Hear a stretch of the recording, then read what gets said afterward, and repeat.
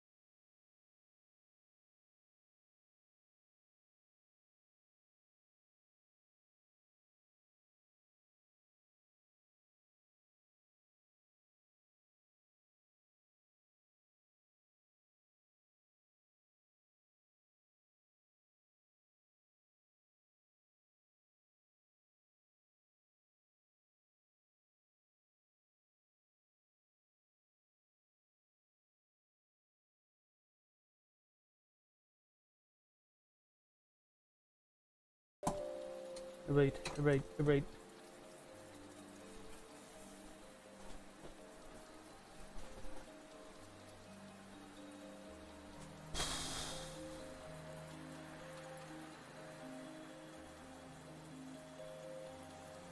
So my X has been shifting, and I think I've determined that it's not a software thing. I think it's a mechanical thing. I think when the bed gets to a certain height, the X stepper motor, possibly the wire connection to it, maybe just gets a little funky, and then everything shifts over to the side. But it's happened on multiple different prints now. This was last night. This is the overnight print. This is last night. I threw out a couple more. I've got multiples of these things. They look, on the top layer, they look gorgeous. It was like perfect. It's got a nice sheen to it.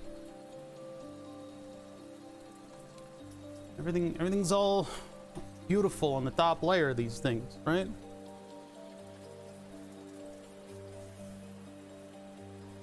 Look at that. Gorgeous. Gorgeous. Bottom layer, you know, whatever. But that top layer is just what it should look like. And then it shifts. And this one shifted so little.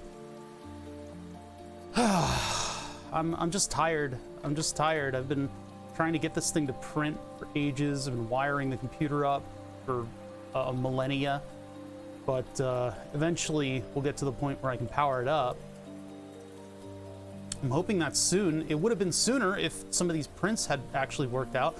Like, look at that. This one shifts over, and then there's nothing to support it, so it just becomes disparate strands. Yeah, I don't know. This one was towards the front of the bed, and, like, man, you know, like, all the layers look great. I would be very happy if this just, well, that was the purple I couldn't get to print. It wouldn't stick to the bed. It would peel up and then ruin the print. This is a shift, though. I don't think this has anything to do with the filament itself.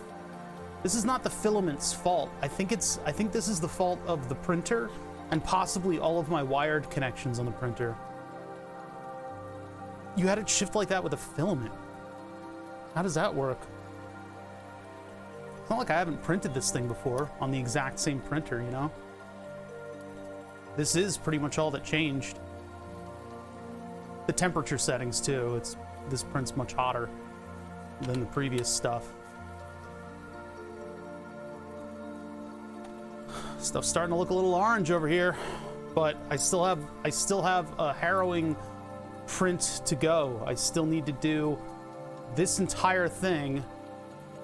Backplate's giving me a bunch of bullshit, and then I got to do the capacitor block, and then I get to do the top pieces. The new method of holding these things together, by the way, the redesign, this is good. This is working out. This could be a millimeter longer. This almost doesn't fit. This is a little concerning. I don't think the magnetic bed is sliding. It's possible. It's possible, but I don't know. But only, I mean, this is one axis. This is very clean in the one axis. But then again, it is on the part where it moves in very clean directions on the one axis. So if it's catching a booger and then sliding the bed, I don't know. But then it happens cleanly over multiple prints. That's the part. I jiggled the cables and I'm printing it again. Yeah, it's oozy and the nozzle gets stuck slightly. It's possible. It's very possible. I'm just so discouraged right now. This wasn't supposed to take that long. This is supposed to be a one-off print. I mean, I mastered it with this stuff.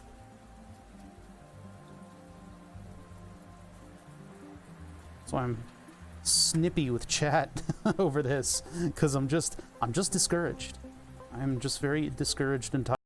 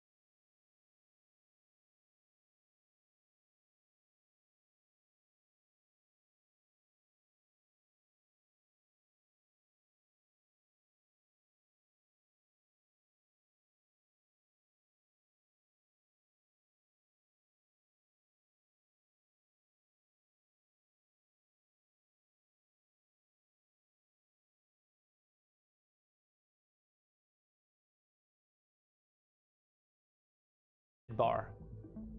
Never mind. This one shifted mid-bar. I don't know. It's like nothing really adds up. Nothing really adds up. Only I could cut it and then weld it back on just to slightly offset. I don't think I'd be able to cut it accurately through that structure.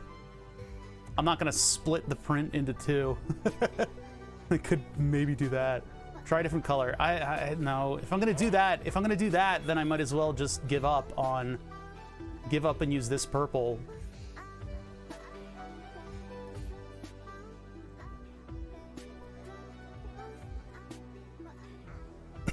Happy Fried Chicken Friday.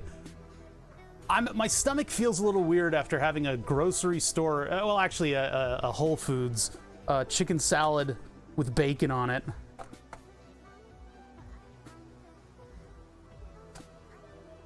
Got food poisoning one time from a chicken and bacon thing from Taco Bell.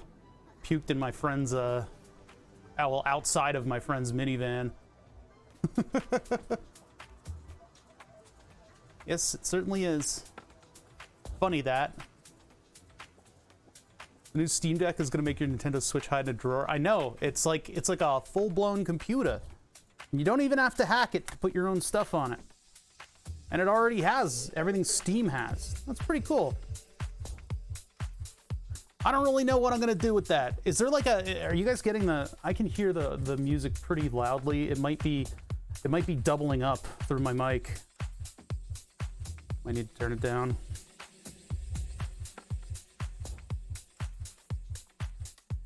I just want orange soda now. It's I don't know, it's a little loud, isn't it? This orange. It's a little louder than I thought it would be. I gotta put these things aside so I don't lose them.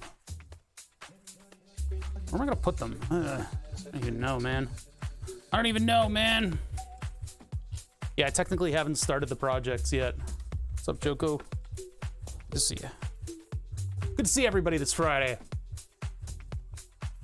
I didn't go on Thursday because I thought I could get a fucking a head start on some of this stuff. Turns out, 3D printing is really fucking boring. Might as well get started if I'm gonna be explaining what was going on. Might as well get started. Starting late anyway. We're having kind of a bit of a hangout day today. Yeah, so what are we doing today? What are we doing today? I don't know. What do you guys want to do? No, I still got a lot of work to do on this computer. And I thought I'd get a head start on it and do a lot of the wiring on Thursday. That's why I didn't stream. I didn't get as much done as I really would have wanted to. I'm still missing wire. I need 14 gauge RC car, like hobby flexible super wire. I ordered it. It should get here today. That's one of the final pieces of getting the computer wired up. I want to get all the wires done, and then we got to tuck all the wires in, you know, suck in our guts and put on the girdle. Get all those wires organized and up in there, and then I was thinking that, hey, why not get all the 3D prints done in one go? Yeah, we're fucking right. You're fucking right. Apparently, I don't know, there's something wrong with the printer, and I looked through everything. It's got to be something physical. It's doing an X shift. It's doing an X shift at approximately the same height every time. I've kind of, you know, I've moved the piece around on the bed. I've done it at a 90-degree angle, in which case it just shifts on the x-axis anyway. And it's always happening around the same height. All I can come up with at the moment is that it's something to do with all the wiring and stuff that I did with the printer. Because the x-axis goes to a connector on a board that's local to it and moves up and down with Z. And then that connector on the board goes to a connector on the board that goes through a drag chain to the base, that goes to a connector on a board, that goes to the D-sub connector, that goes to another D-sub connector, that then goes to the driver inside of the control box. So, in that process, there are some moving parts. And I think the biggest culprit would be that little perforated prototyping board that I have local to the axis. You can actually see the drag chain, it's right there. And it's going up and down and around and to the circuit board that I'm talking about. The circuit board I'm talking about is on camera right now. It's just barely right there. So that might be the culprit. I'm thinking maybe when we get to a certain Z height, the connector moves just right, and that motor gets to just the right position, and then something doesn't make a connection for a brief instant.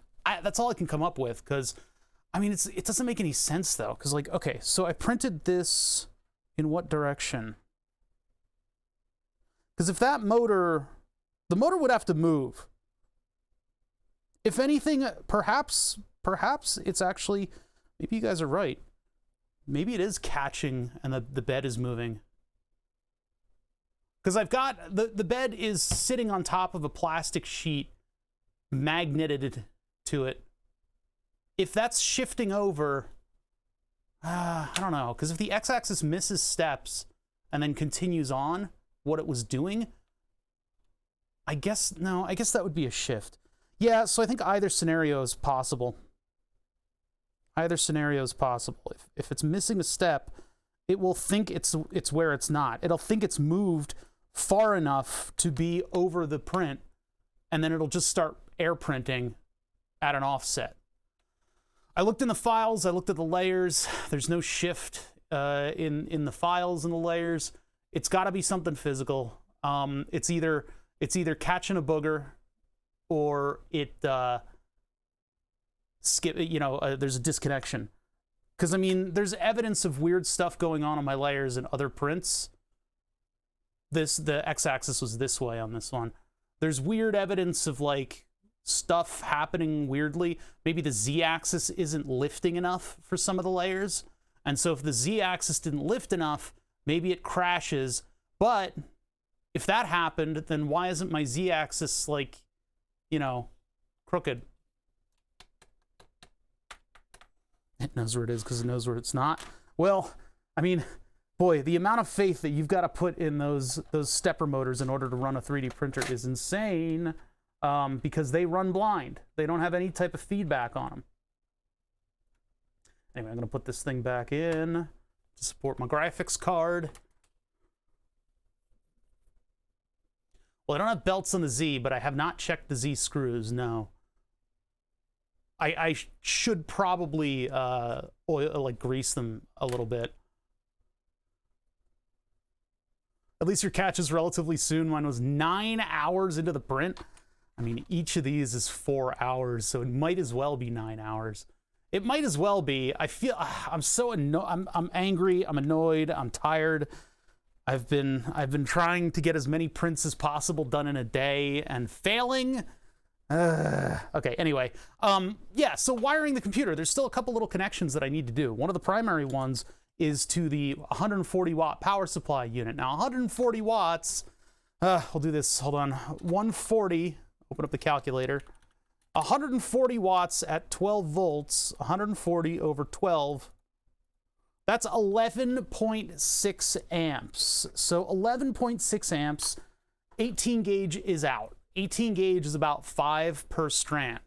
So if I double up on the 18 gauge, I'd almost get there, and that still wouldn't be acceptable. I don't want my wires to, heat up while I'm doing this.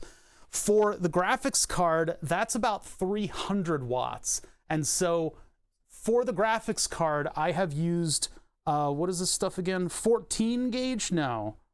Yeah, 14 gauge, and then I need 16 gauge wire. Did I order 14 or 16 gauge wire? Hold on, I'm gonna open up an Amazon page that you guys aren't allowed to see. I actually don't know. I don't know what soldering iron kit I would suggest, because I use them like semi-professionally. I did order 16 gauge. All right, and that gets here 4:30 to 8:30 p.m. It's out for delivery. Okay, so I had to use 14 gauge wire. Yeah, like a starting soldering iron. Or are you looking to get a slightly more advanced thing? Because I've jumped up to professional. So I have the Pace. Let's look at Dr. Giovanni, the patron saint of welding. ADS 200. I use the Pace ADS 200, and that is basically you turn it on and it works.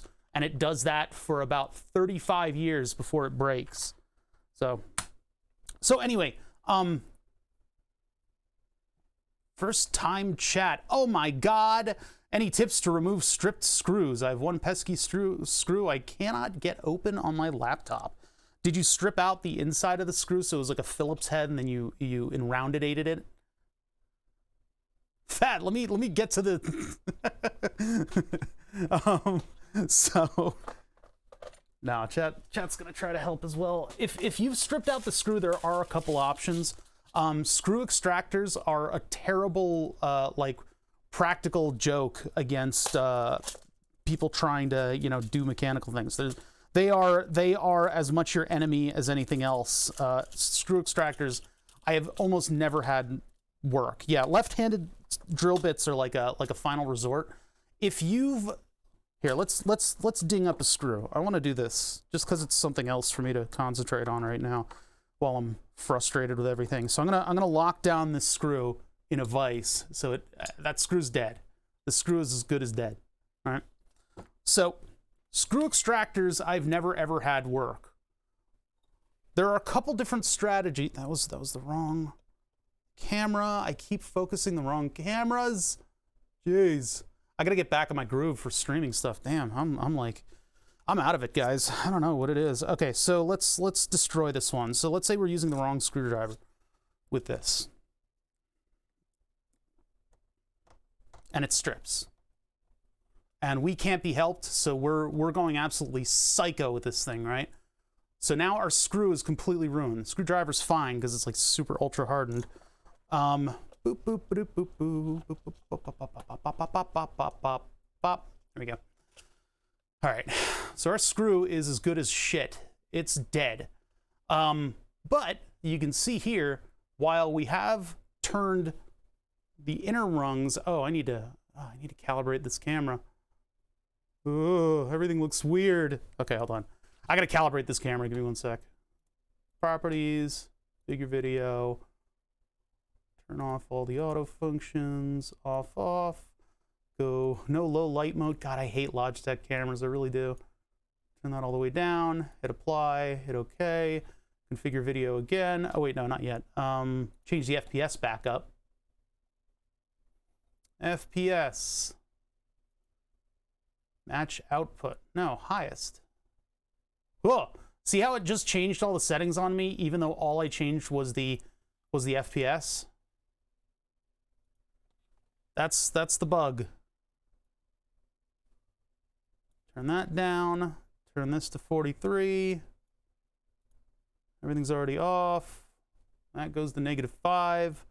And then we have a decent camera output. I can click apply. I can click OK. I can click OK. And then now there aren't weird streaks.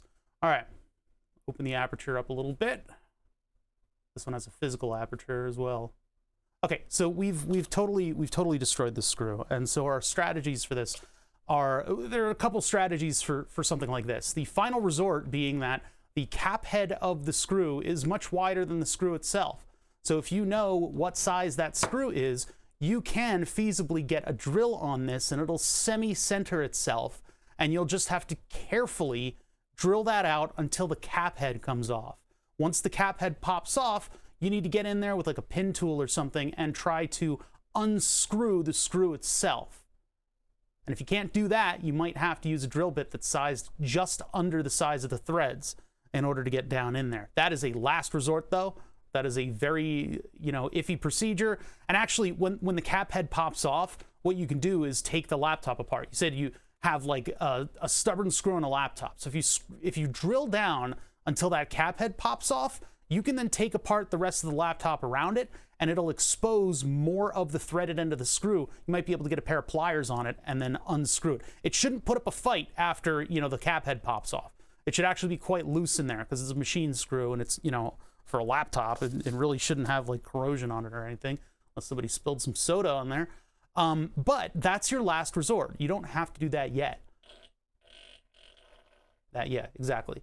So if you've got a screw that's stripped like this one because you were using the wrong screwdriver, the solution is to get the right screwdriver. And so I've got a much larger screwdriver here. And this much larger screwdriver is going to get to the very ends of that screw. It's gonna use the stuff that's furthest away and can put the most torque on this and it's going to grip more of the surface, even if it's bungled up like this. Now you may have to really stick your face in it to see if that's the case. If this is fully enroundinated, then the only option that I could suggest would be to use a drill, but you've got to be real careful. You'll want an oversized drill bit and an undersized drill bit, and if you're really hardcore, you'd use a reverse, a counterclockwise or whatever drill bit on it. Now, this isn't a vise, so I'm not really going to be able to move it. It's actually going to hurt my vise if I keep going. But yeah, I can put a lot of torque into that. But the thing is to go slow and careful. I mean, obviously, you know, hammering at something is the best way to put torque into it, but it's also the best way to machine your Chinesium screws. So I have bits that are actually even larger than this one that could still fit this. But yeah, this is it. Okay, let's take a little diagnostic look at this. Web page cannot. Oh, you put fit at the end. Delete fit. Nope. Oh, it, not fit. All right, hold on.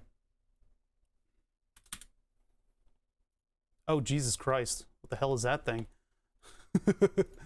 Jesus Christ. Holy God in heaven. What kind of fresh hell is this thing? Ooh. Yeah, I don't know what the thread size on that thing is, but you might want to get a drill bit out. You might want to get a drill bit out. You might want to get a drill bit and just go very carefully. Woo. You think there's like a little bit of space for a flathead to get in there? I mean, I guess you could also try to like get a pair of pliers on the outside of it, but man, that is an evil fucking screw. Square? Yeah, there's a little bit. I see it a little bit. I mean, from what I see, there's like what's left of the Phillips head here, here, here, and here. So if you've got, I don't know if a square bit is gonna, I think that might be a little deceptive. Yeah, it almost looks like a Robertson. Get a Dremel and make a flathead slot. I've done that before. I don't trust, we don't have a good reasonable expectation. We don't know the size of this thing or how thick it is. You could try a star. Hey, by the time you're done trying all these different methods that people are suggesting, you may have machined it down to where the cap head pops off. Good Lord. Good Lord. That is a chewed up screw if I've ever seen one myself, and I have. But yeah, all right, so my visual aid notwithstanding, that is a hell of a situation you're in. You might want to start looking at drill bits. Maybe a flathead screwdriver would do it. I don't think a square bit's going to do anything. I think maybe the photo quality is fooling us into thinking that it's square. Alrighty. Anyway, what I was saying before was that because of the amount of amps that the different devices are going to be maximally drawing, I want to make sure to size the wires appropriately. So I had to order some wire. It's coming in the mail. I could use the larger size of wire, but then it doesn't fit in the holes for the PSU thing that I'm using. So we've got a couple other wiring things that we can do in the meantime. I've decided to not use red wire anymore in the case build because it looks cooler without it. It means that I have the potential to fuck something up really, really hard. The AC wiring, I don't mess with I don't use fancy colors on my AC wiring, but on the DC wiring, I'm just being fancy about it. So we're gonna continue on with that, and I need to put together something to provide the hard drive, the main hard drive, the SSD with power. Much to my shock, SSDs actually take up a lot of current. It's half an amp for an SSD. Is just my initial Google search. Half an amp to power up a solid state hard drive. Now the M.2 ones I'm sure take even more because those things get real toasty, but yeah, half an amp. Ridiculous. If there's an edge, I use diagonal cutters to try and turn diagonal cutters. Yeah, I don't know. It almost looks like you could possibly get a pair of pliers on the outside of that thing, but I'm not sure you get. Superglue makes it so much worse if it goes wrong. Superglue another screw upside down to it. I mean, the thing is wide enough that it looks like you could possibly get some torque out of that, but I don't know, getting super glue that you're trying to glue to metal when there's plastic surrounding it is not really a great idea. I see, the cutter's grip and lift. Well, it's going to chew up the plastic around it too. I think flathead, and then barring a flathead not working, carefully drill. Yeah, if you huff enough of the cyanoacrylate, you won't care. Okay, so I did a thing because the way that this thing previously got power to the, what did I do with that little, I had the chewed up harness like sitting around here. Yeah, the way that the thing previously got power to the processor, which is 95 watts, I think it's a 6700K, or maybe a 7-something K. It's whatever the highest power of the 1155 sockets. Joke's on you, I already don't care about it. It's because it's not yours. So, Pope Pontus. Why, wait, rating with just himself. That's, I thought I disabled that. I thought you had to have at least 3 people for that thing to, wait a minute. Wait a minute. I gotta go into my Streamlabs now. Yeah, party of ones is not, hold on a second here. Oh, I can't deal with this right now. Fine, it's just gonna, let's see, stream overlays. No, that's not the right one. Where is this in Streamlabs?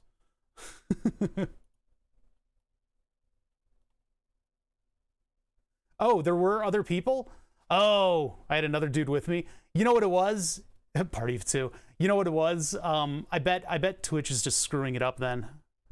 I bet Twitch is just screwing it up because you do need to have a couple people to set off the alert. And I'm guessing that it set off the alert and then something weird happened. Why is there... No, you guys don't see that. There's like a weird box banding going on.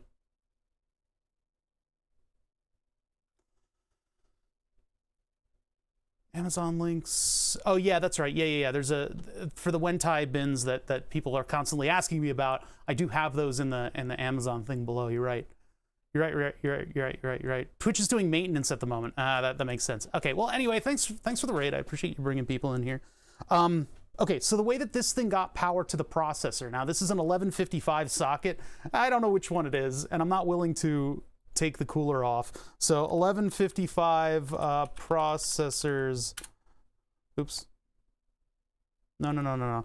I found like a chart of them or something like that. It was like a yeah, LGA 1155.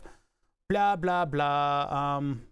Where are no. 1155 processor power consumption. Yeah, maybe it was CPU World. Yeah, so here's all the 1155s, right? So the one that I got, God, if only I knew which one it was. I think it might be a 27, yeah, Core i7 2700.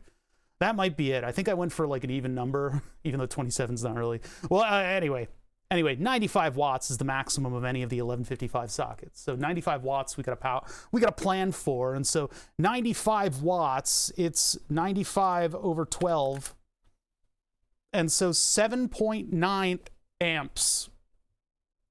7.9 amps going through two 18 gauge wires. 5 amps per 18 gauge. 10 amps. However, this plug right here is probably not too bueno when it comes to running 95 watts. So I got to come up with another solution. Or not. I just soldered wires to the board. What I did is I put headers through there. Where did the headers go? Okay, the headers are put away somewhere. I put headers through there, and then I soldered these wires directly to it. Now these are, what size are these? Are these 18 gauge? Did I screw that up? We're gonna have to find something that'll handle 7 amps, which 18 gauge is not necessarily up for. Damn it. This keeps happening. This keeps happening to me. I keep coming up with these solutions and then they blow up in my fucking face. Yeah, I think I gotta replace these with thicker wires. We need something that'll be able to handle 8 amps plus, which yeah, this is 18. So yeah, these are not up to the task. Okay, so I gotta replace these. Damn it. Well, at least I came up with that solution of just having headers go directly into the board. Now, I have no idea if, I mean, I guess these are 95 watts and this thing says it can handle 140, not specifically to the processor. The rest of the 140 is for everything else, including fans. I think I'll be okay though. So yeah, I need to put thicker wire on this. God damn it. I didn't think I needed to do that. But here we are. All right, so we got to put thicker wire on this. And then I need to do 1 amp, well, half an amp to the SATA or whatever this power plug is called, right? OG King 187, thank you for following. I also need to make sure that this is long enough to get back to the board and has some type of a connector on it. Now I'm going to use JST because it just goes into normal headers and it doesn't have this funky little plug and it looks better, etc., etc., etc. So this is where I am with wiring right now. Oh man. Okay, so we got to redo this one. They tweeted that the maintenance was done almost an hour ago. Oh, so maybe that's not it. All right, well, we'll just keep going. We'll just keep moving on this thing. So I also made a circuit board for this. This is what I spent all my time on. Let's be honest, this is what I spent all my time on. I took all of the connectors out of the Molex thing. I used a knife to chop off the end of this thing. This is from a sacrificial power supply that donated quite a few of its parts to my nefarious designs. So I took like one of those $35 like Micro Center like 200 watt power supplies and snipped off all the connectors on it because I needed them. So I snipped off all the connectors, I prepped them, I uncrimped the wires. I actually had to find my crimp kit and modify, sorry, what is it? The thing that the crimp extractor kit, and I had to modify one so that the little thingies went on either side of the Molex connector, because that's why this one is out. You can see how the Molex connector is held in. Everything Molex makes is just evil. It's just evil. So it's got these two little wings on it that are pieces of metal that sort of splay outward, and those two little pieces of metal are catching on the plastic. And so this one is at least merciful enough to have a little bit of a track right there where you can get the tool into. But I didn't have a tool that had the right width, so I had to actually make one. I had to make the tool. I had to bend it properly in order to extract these guys. And then once I did extract them, this one is doubled up. The ones that weren't doubled up, what I did is I peeled open the end and then I cut the wire, because it's like impossible to undo the actual wire crimp at this size. In the past, I have done that, but I didn't do that for these. What I did is the same thing that I did for these power connector ones. I just cut them there. What I'm going to do is pinch them up again on the jacket of the wire that I want to use and then solder the wire at the top. You really shouldn't solder these, but I am going to. It should be fine for the computer. So yeah, I had to extract these, which were much easier, even though this type of connector will, where's the one that I popped? No, wait, did I not? I guess that one was okay. Oh no, yeah, I broke this one. Yeah, the plastic that they use on these things can't even sustain a slight bend. So when I went to extract the pins on this just broke, just completely. I mean, there's still like a thread holding it on, but like that's gone. These do not have a lot of flex in them. It's best if you pull on these slightly and then you give it just a little bit of motivation. You just barely bend it, because if you bend it any more than that, it's going to pop up and permanently break. So just give it a little tiny bit, and then that'll extract. That's why I had to cut up that other power supply, because I ran out of stuff. Okay, so that's where we are with this thing. I mean, I have some 14 gauge wire here, but this isn't nearly long enough to get all the way to the power supply. Here, get the screw example out of here. So we got some work to do, folks. I gotta undo this. Oh yeah, and then I also redid this one too. The So for the graphics card, I have all of the Molex connectors here. And actually, believe it or not, with this Molex connector on the graphics card, at least on the EVGA, this thing draws up to 300 watts. And if you do the math on that, that means that it's taking, what was it, like 30, almost 30 amps, right? So we can say, okay, 30 amps is going to this graphics card.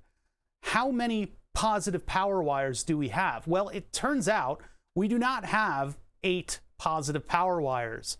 We have 6. And that's because there's a sense pin. For some unknown goddamn reason, there's a sense pin on this. And I guess maybe it's so that they can power it down. They can not power up your graphics card if you don't have the right connector plugged in or something. I don't know. I guess they want to make sure that the 12 volts that gets into this thing is clean. But I mean, a sense pin, come on. It's a ground pin. It's an additional ground pin for each connector, which is a huge waste, because that means that 30 amps is now distributed among six positive power connectors, which means each one, I mean, 6 times 5 is 30. Each 18 gauge wire is running 5 amps at its absolute max. I did not know that they min-maxed all those ratings on the computer. But because this thing has the potential to draw 30 amps, that's going to some 16 gauge, 16 or 14, I forget which one it is. 14 gauge, maybe? Yeah, that's running to 14 gauge wire, which is this stuff here, and that can handle, I think, 28 amps. So technically, I'd be running 2 amps over the rating of the wire, I think. 2 amps over the rating of the wire. No, I don't think it's to sense a short. I think it's just so that you use the right plugs in there. But then again, some of them have those 6 things, right? Yeah, that's rated at 85C. And the jacket on the wire is rated up to 200. I don't want my wires heating up, though, so I'm going to use the appropriate size wire for everything on this. What was I looking up? I was looking up... Oh, yeah, we'll just do it in chat. Dude, wire, pop. Awesome, okay. Wire, amp, chart. I've heard on the new 3070s you're supposed to use 2 different cables for the GPU. Okay, so the logic of that I don't like, but I guess they're trying to make sure that you're not using like a multiple connector kind of thing. Because like 2 different cables, they want to make sure that all of those strands of wire are there. That's really their concern, right? Because I mean, I guess some people like double it up or something like that.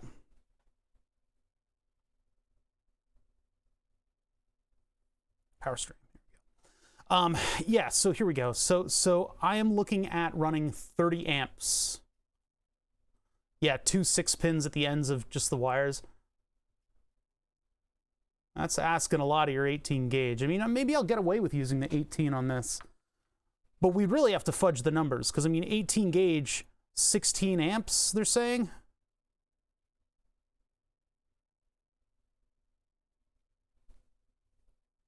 Could I get away with that? I mean, 7, I got 16 here. Yeah, I guess maybe I'll get away with it. But for the main thing, I'm using 14 gauge, which takes up to 32. So 14 gauge gives me 32 amps. That's plenty of power for this puppy to run. So those wires are safe. I guess I don't need to redo the CPU power, because 95 watts, 12 volts, what was that? 7.6 amps. And I got a potential for 16. Then for the hard drive, for the SSD, we're talking about half an amp. So 22 takes 7 amps. Jesus. So we'll be fine using the 18 gauge wire, or sorry, the 22 gauge wire on that. And I am going to not color coordinate it. I'm going to use all black wire because I want to be fashionable.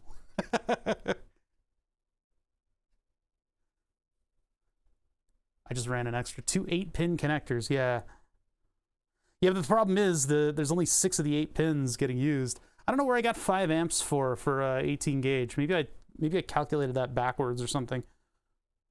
You know, from the solution to the problem.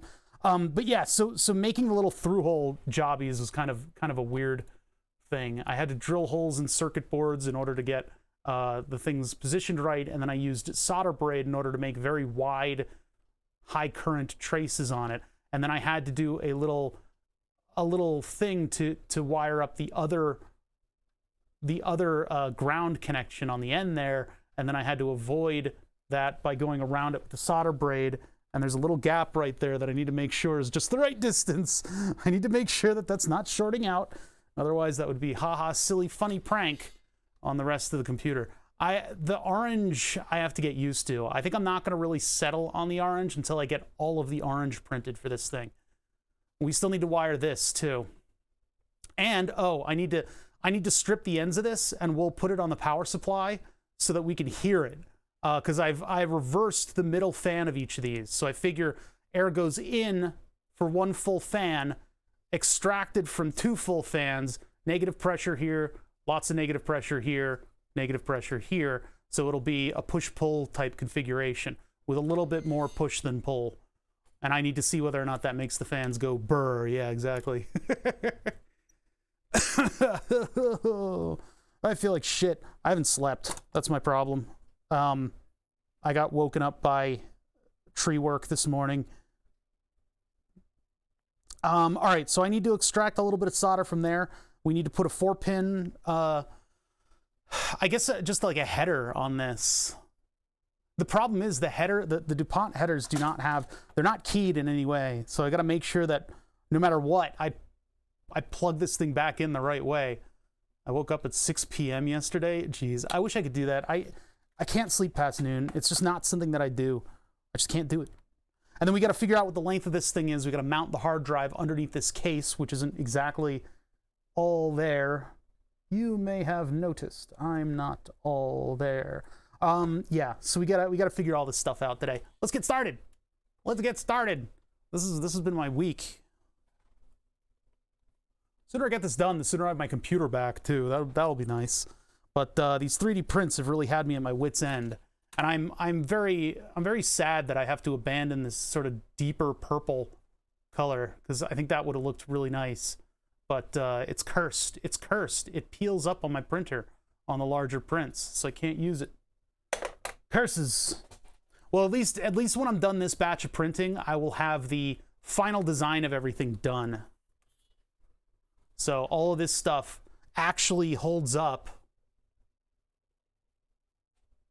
When I have the lid off, it doesn't like disassemble itself because it's got the little locking pieces in there. The other thing about this, it's very UV reactive. So if I really wanted to, I could really make a weird illumination with some UV LEDs. I don't know if that's a good idea though. Oh my God, look at all the stains. Okay, anyway.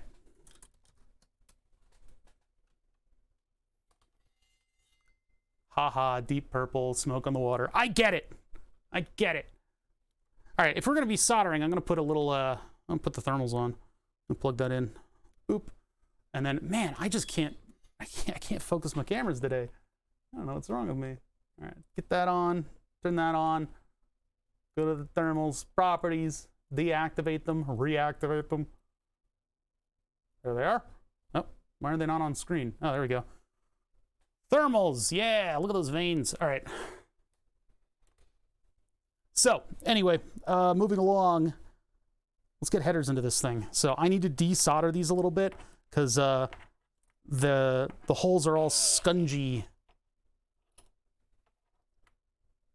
Yeah, I don't know why I was under the impression that 18 gauge can only carry 5 amps. I guess that's maybe how the power supply people treat it, not the not that wire chart. On the, oh, that's where I got, well, 14 does 5.9 for power transmission, but that's not what we're doing. All right, so I've been using this guy for a lot of the wiring tasks, which is good because we're dealing with a lot of copper and a lot of solder all at once. I need to clean these up because apparently a header does not fit through there, which is really obnoxious. Really, I'm now. Can't even talk today, guys. Can't even talk. I don't talk good. Got no pronunciation.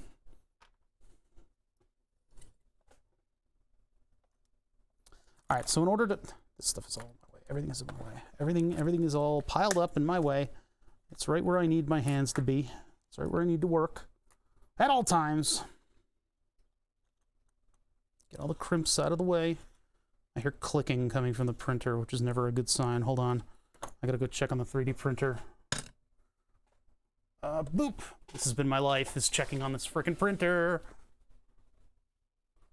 No talk, you just do. Well, that's what I was doing yesterday, but actually looks pretty good.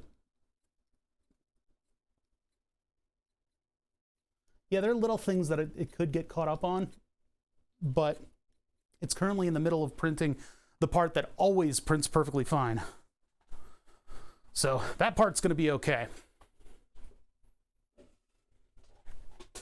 as it works its way through the clear filament. All right, so yeah, these holes a little scungy. I don't know if they're sized for the 0.1-inch headers.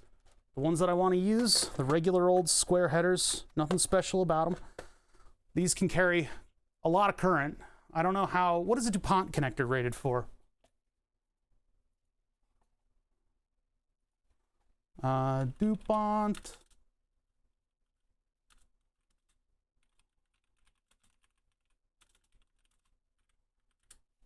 What's that rated for? 2.5 amps. So that'll give us the 5. That'll 5 out of the 7 though. We're going to be overdriving potentially these connectors again, unless I solder them directly. But then if I solder them directly, then I can't get the SATA connector through the hole that I made.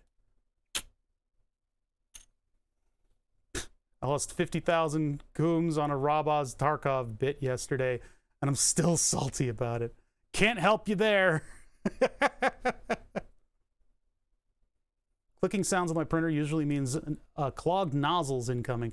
I've never really had a clogged nozzle. I've never had that. It's printing perfectly fine. It's just level shifting. The X is shifting at an interval, so I got to be careful of it when it gets to a certain height, that it doesn't do that again, but it keeps doing it. There's nothing I can do about it either. He's got that Bitcoom emote. He didn't do a transparency on it, did he? Weird. Okay.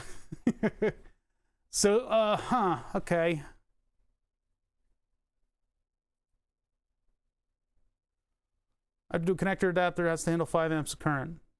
It's totally fine to use them for the prototype, just be aware they can introduce a voltage drop and heat up in the worst case. Double or triple the number of connectors, blah, blah, blah, blah, blah. I think those cables are 26 AWG. Connector supplier, example, pins for 3 amps AC or DC.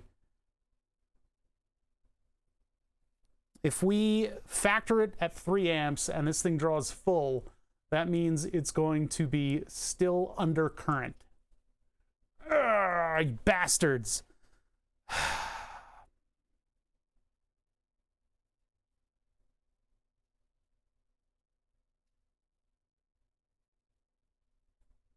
Safety, it should be derated a bit depending on how much overall blah, blah, blah, blah power. Okay, all right. I mean, we'll probably get away with it. It's just in like a weird scenario. Over time, over corrosion, things could happen if I totally max out my CPU. You know, I was actually, giant copper bar bus is what Gonad said, and I know he's joking, but at one point I was thinking, like, what if I took, because I've got brass tube stock. If I took that brass tube stock and like in Satisfactory, I made like a conveyor belt system that was like soldered and kind of like posh and steampunk looking, made like pipes that went to the different things in my computer, and that could have been on the top level, and then I could have had these pipes that go from thing to thing. It would be like the water cooling equivalent of using whatever it is, custom bent pipes for everything instead of tubes. Yeah, I know that's yak shaving. I know, but those ideas are always the best. Those ideas are always the best. You have, yeah, you'd have exposed wiring. You gotta risk a little bit to have fun, you know? Man, can't keep the water wings on forever, you know? So that's kind of cursed. I mean, there's a lot of material here. And I guess the interface for that material possibly won't be up to the amount of current that it's going to draw. I will probably get away with drawing 7 amps through a potentially 5 amp setup, because the typical operating amperage is not going to reach that maximum. Oh, wait, no. Oh, I'm dumb. Guys, chat, I'm dumb. I'm really dumb. We're not talking about this anymore.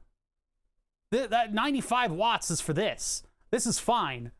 This can handle 18 amps through the 18 gauge. And those are perfectly fine in terms of the size. Okay, so I don't need to give a shit about that. This will handle 2.5 per wire, and we've got 4 of them going there for half an amp. It's perfectly fine. We're well under rating. Okay, I could relax. Jesus Christ. Yeah, so these are like the only 4-pin connectors that I have that kind of fit the bill. I have some of them that have like a locking connector on it, but I can't find them. They're like deep in terrible old Bruce modes. Bruce is so nice. Every time I go into Bruce's chat, he's like, "Hey, what's up, man? How's it going?" I'm like, "You don't know who I am. Stop being nice to me." So anyway, all right. So we're perfectly fine to use these. Jesus Christ, I'm too in my own head with this stuff. Yeah, Bruce is just a good all around American guy. All right, let's get all this stuff out of the way. I'm so discombobulated, chat. I've been so discombobulated over this fucking project. I'm ready for this to be done. It's just the printing has gotten to my head. Get out of my head, Charles. Okay, so this little guy right here, that goes here, the top one. And then I absolutely, definitely have to make sure to plug this thing in the correct way, because 5 volts is on one end, 2 grounds in the middle, and then 12 volts is on the other. You really, in electronics, really, I mean, preferentially, in electronics, you really kind of want to make sure that you're not sending 12 volts into your 5 volts, or vice versa. 5 volts into your 12 volts is not really going to kill things. It just won't power things. It'll be unideal. Maybe things won't turn on. Hopefully they won't. 12 volts into your 5 volts, and you're going to be shopping for new stuff. So, I don't want to shop for new stuff. We're trying to make the best of the stuff that I've got. Also, on one of the servers, the one that I have monitoring for 3090s, the person who runs the server posted a link of them buying a 6900. He posted a link of his shopping cart, or his checkout procedure on the AMD website. $1,070. You got a 3090. Sorry, 6900. And I didn't. I got there the same minute as the alert. The same minute, but apparently that's not good enough these days. You have to be the same, like, millisecond, microsecond, attosecond as the alert pop-ups. I feel like maybe I just need to, like, randomly, on, like, Thursday at 10:30, I need to just randomly refresh that page. Yeah, a Planck second. I need AI, predictive, quantum, something. Anything quantum should be good enough, right? Yeah, I've been striking out for months on that. God damn it. See, what's happening here is that I can't get heat into the ground connection. These don't have those little heat pads around them where they separate the pad out and have little connecting things, because they're trying to pipe as much current through that as possible. So I can't get heat down into there. Hey, C. Irie, thank you for subscribing. Appreciate that. Let's put you up on the board. You're not gonna get me with that. Up on the board. I gave up on checking. Yeah, I know. I'm on the EVGA wait list. Oh, this is actually activated, so we just need to wait for it to, for Hayes Ciiri to go up in here. Thank you for subbing. As soon as the Twitch API, there it goes, gives us the name, we process it, we put it up on the board. Hey, Ciiri. Here and now. Who dat? Who dat also subscribing? That was a Prime, by the way. Nameless 770 for 8 months, also with a Prime. You guys pumping those Primes into here. I love it. Give me those Primes. I dare you.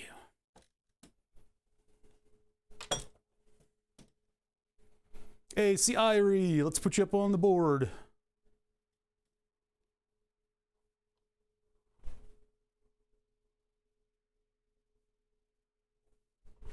If you have to ask, you can't afford it. That's the policy.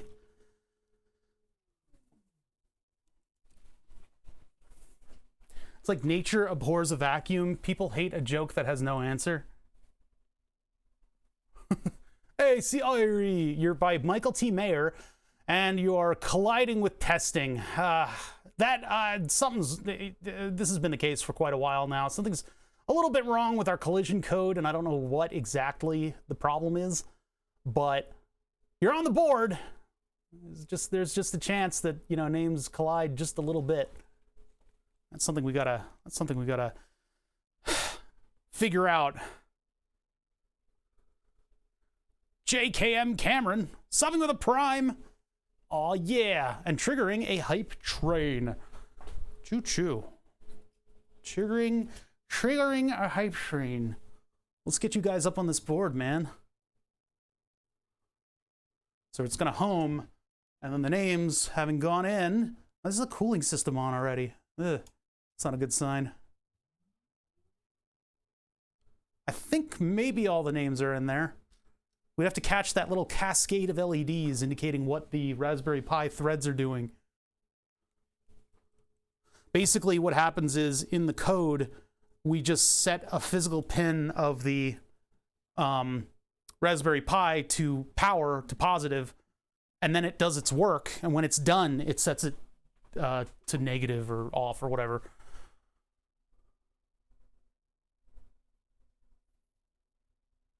Hype train. Oh, thank you for the bits. Wayne Johnson gifting a sub to FlatulentGonad. JKM Cameron. Welcome to the board. Thank you so much for that sub.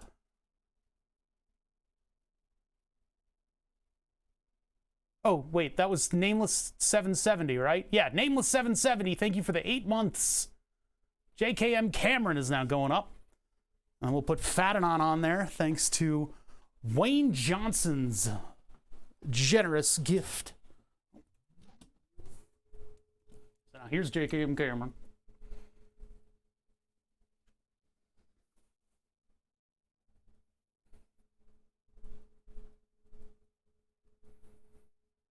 Whoa, careful.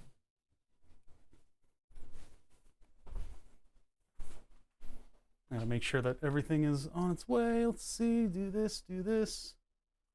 There we go.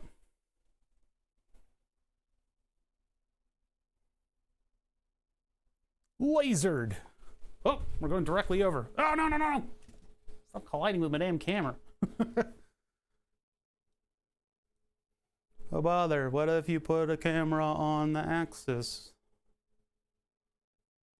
I don't know. I don't know. You know? Ow! I hit my knuckle. Camera is on a magic arm mount, and when I don't tighten it up enough, it'll just kind of like fall over.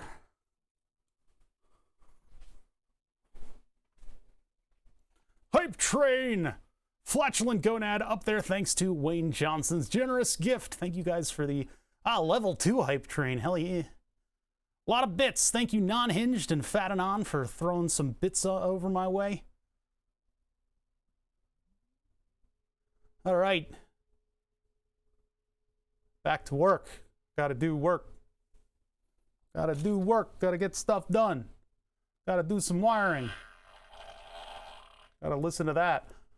Yeah, if you gift a sub, their name goes up on the board. So there, you know, there have been some names.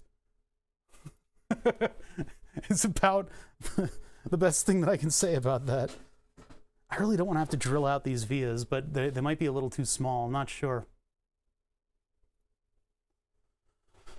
So let's put flux over this and just see if I can clean out this via properly. I need to clean out this via so I can put the 0.1-inch header on this. And then the 0.1-inch header, I will plug into that the DuPont connector. And the way that I do the DuPont connectors is so that the little shiny bits are always facing up because they're not keyed. These can be plugged in in any direction. So I'm going to do it so that the shiny bits are, pin 1 is over here, and the shiny bits are up. So just like, So it'll plug in like this. I mean, I could put one colored wire. I could put like one red wire on it in order to indicate that that one is in fact the 5-volt wire. But then again, in other parts of the case, I haven't been strict with the color coordination. That's why I'm making it look good instead of doing proper colored wires, because sourcing yellow silicon jacketed wire when I'm already sitting on a big pile of it, of the red and black variety, is I'm just not going to buy brand new wires for everything. So yeah, so I'm just not including the red wire, and I'm opting to make all the wiring black and designer designer wires. See, the heat's just not getting down into that. I can give it a head start by adding a little solder to it. I've already got flux baking in there. A little bit of a head start, maybe more of a head start.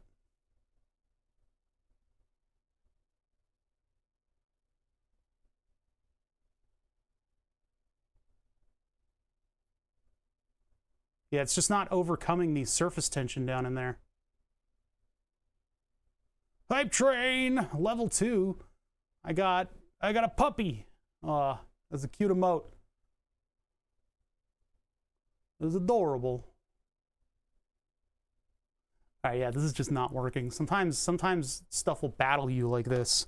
So I'm having a battle, the battle of the century here, which is me trying to get this thing to friggin' flow over and overcome surface tension in order to desolder. Using the braid from below is the exact same experience though, because it's stuck in the middle. So I'm going to use the solder sucker on this one.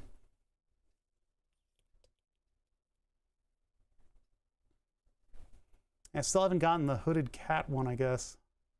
I don't know if I'll get that this round. So I want to give it time.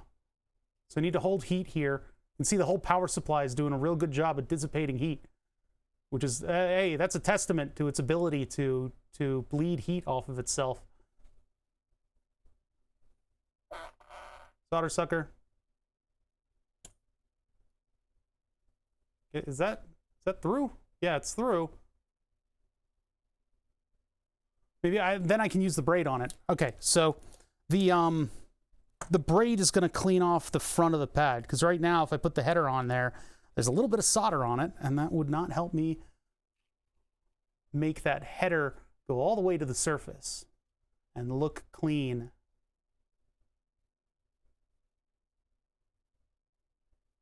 So I'm using the big iron tip because I definitely need a lot of heat to get these big power lines to flow over. Let's get over here because it looks a little slobby.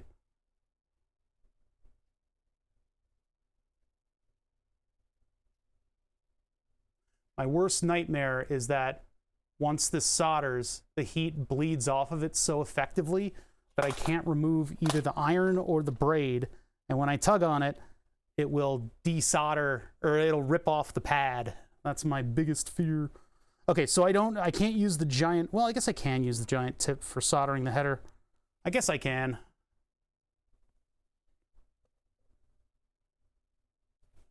That should fit in. Okay.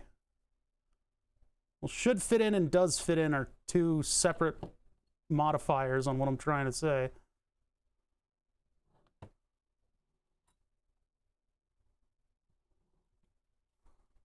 Let's take a look at the other side. Maybe the other side has stuff going on that we don't know about. Oh yeah, the other side has stuff going on that we don't know about. I think I can get rid of it with the desolder braid though. The problem is if this power supply dies, then I need to do this to a new one. I need to do all of these same modifications to a new one. I haven't had any problems with these power supplies before. I've had one die on me, and so I've got a spare, but it's, I don't know, it's pretty rare for these things to die.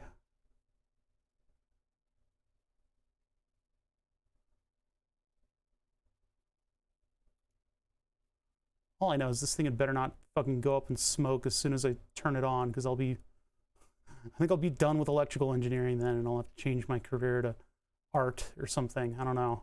Or fart. I'll just fart into microphones for a living. Why isn't that desoldering? Yeah, see, like that. I'd be pretty good at it. That one's a little misshapen, and I'm wondering if that's the reason why this thing isn't plugging in.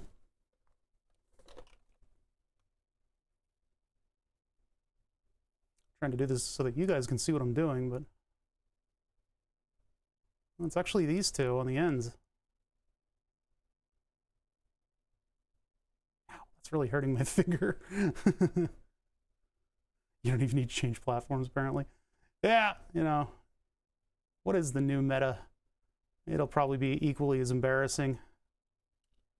What do you do for a living? I'm on this website that also has people farting into microphones. But I do engineering on it. I don't fart into a microphone.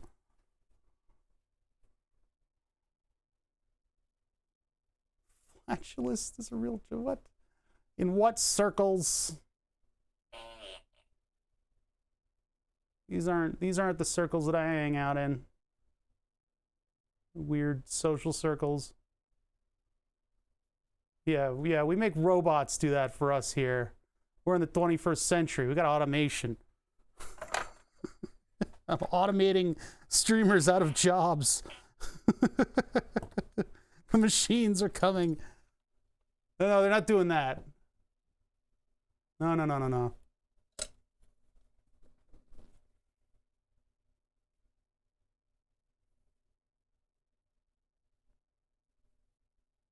Lots and lots of heat. Try to get that last little bit of solder to kind of get up into the braid, which I don't think it's doing. I don't think it's really heating up that much. Look at that. It doesn't even look like we got in there. Come on.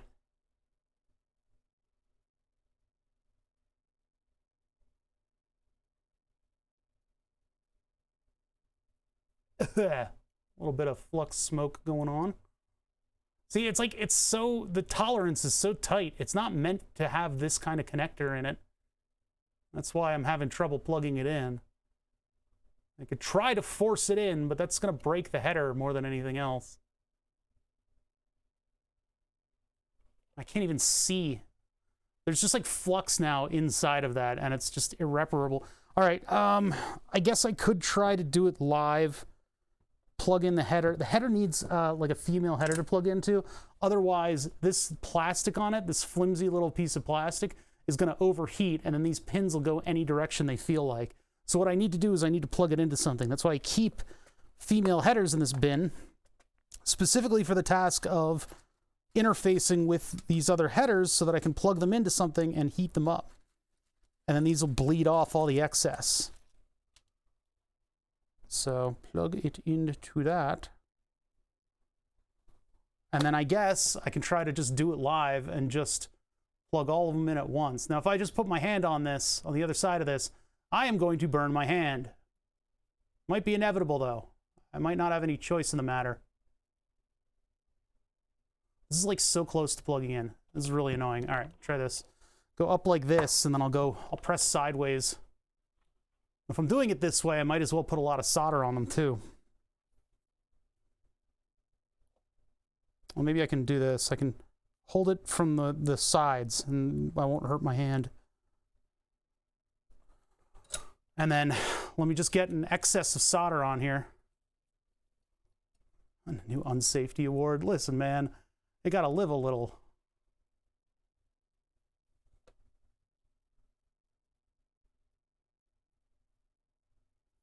Not necessarily unsafe, it's just very uncomfortable. See, I'm going to take the same strategy as I do with desoldering stuff. So I'll just put a little pressure on the back of this and just sweep back and forth. And then, oh look, magically it fits. Man, extracting solder is for noobs.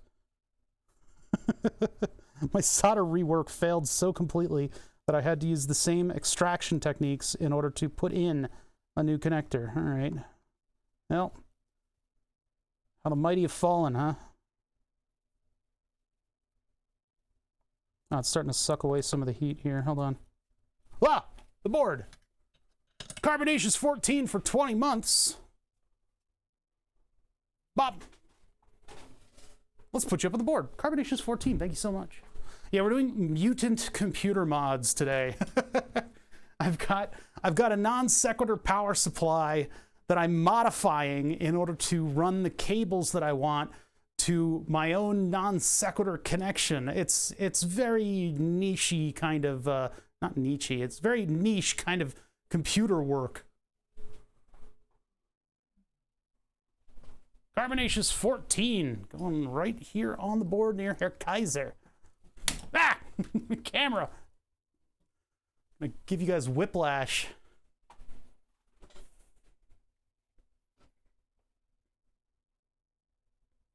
Carbonaceous 14, thank you so much for the sub. You're in kind of a weird spot. Panda Grappler, this is the coolest thing ever. I mean, if you're somebody who wrestles pandas, I don't know, because that kind of rivals everything else. But yeah, this is the board on my wall. It's a lot smaller than people think it is. It uses a Raspberry Pi 3B Plus to get onto the Twitch API, wait for subs. When it gets a sub, it's got a couple different threads that work on a database. So it goes through stages. It goes through a verification stage. It drinks a verification can. It then gets turned into G-code and then logged for burning and then streamed to not like this streaming, but like the G-code gets sent sequentially over to a little XY controller that then is responsible for moving the board around. We are working on the third version of this thing. It's just I've gotten too many distractions and projects. So we're going to be working on a third version of it that uses more hardcore industrial controllers and servos so that the device is conscious of where the axis is. It will include a second axis as well, which means that it will be able to have its own camera crew in order to give you guys the visuals of a name getting burnt, which means I'll probably have to do something fancy with OBS and activating scenes in order to do the sort of like a picture-in-picture of a name getting burnt up onto the board. But it'll be able to we should be able to script all of that and coordinate it, and then I don't have to get up every 5 seconds. That's basically it. I don't have to get up every 5 seconds. Alrighty, right as rain, right? That thing looks like it's in there. It's at a right angle. It didn't melt. Now I got 4 pins.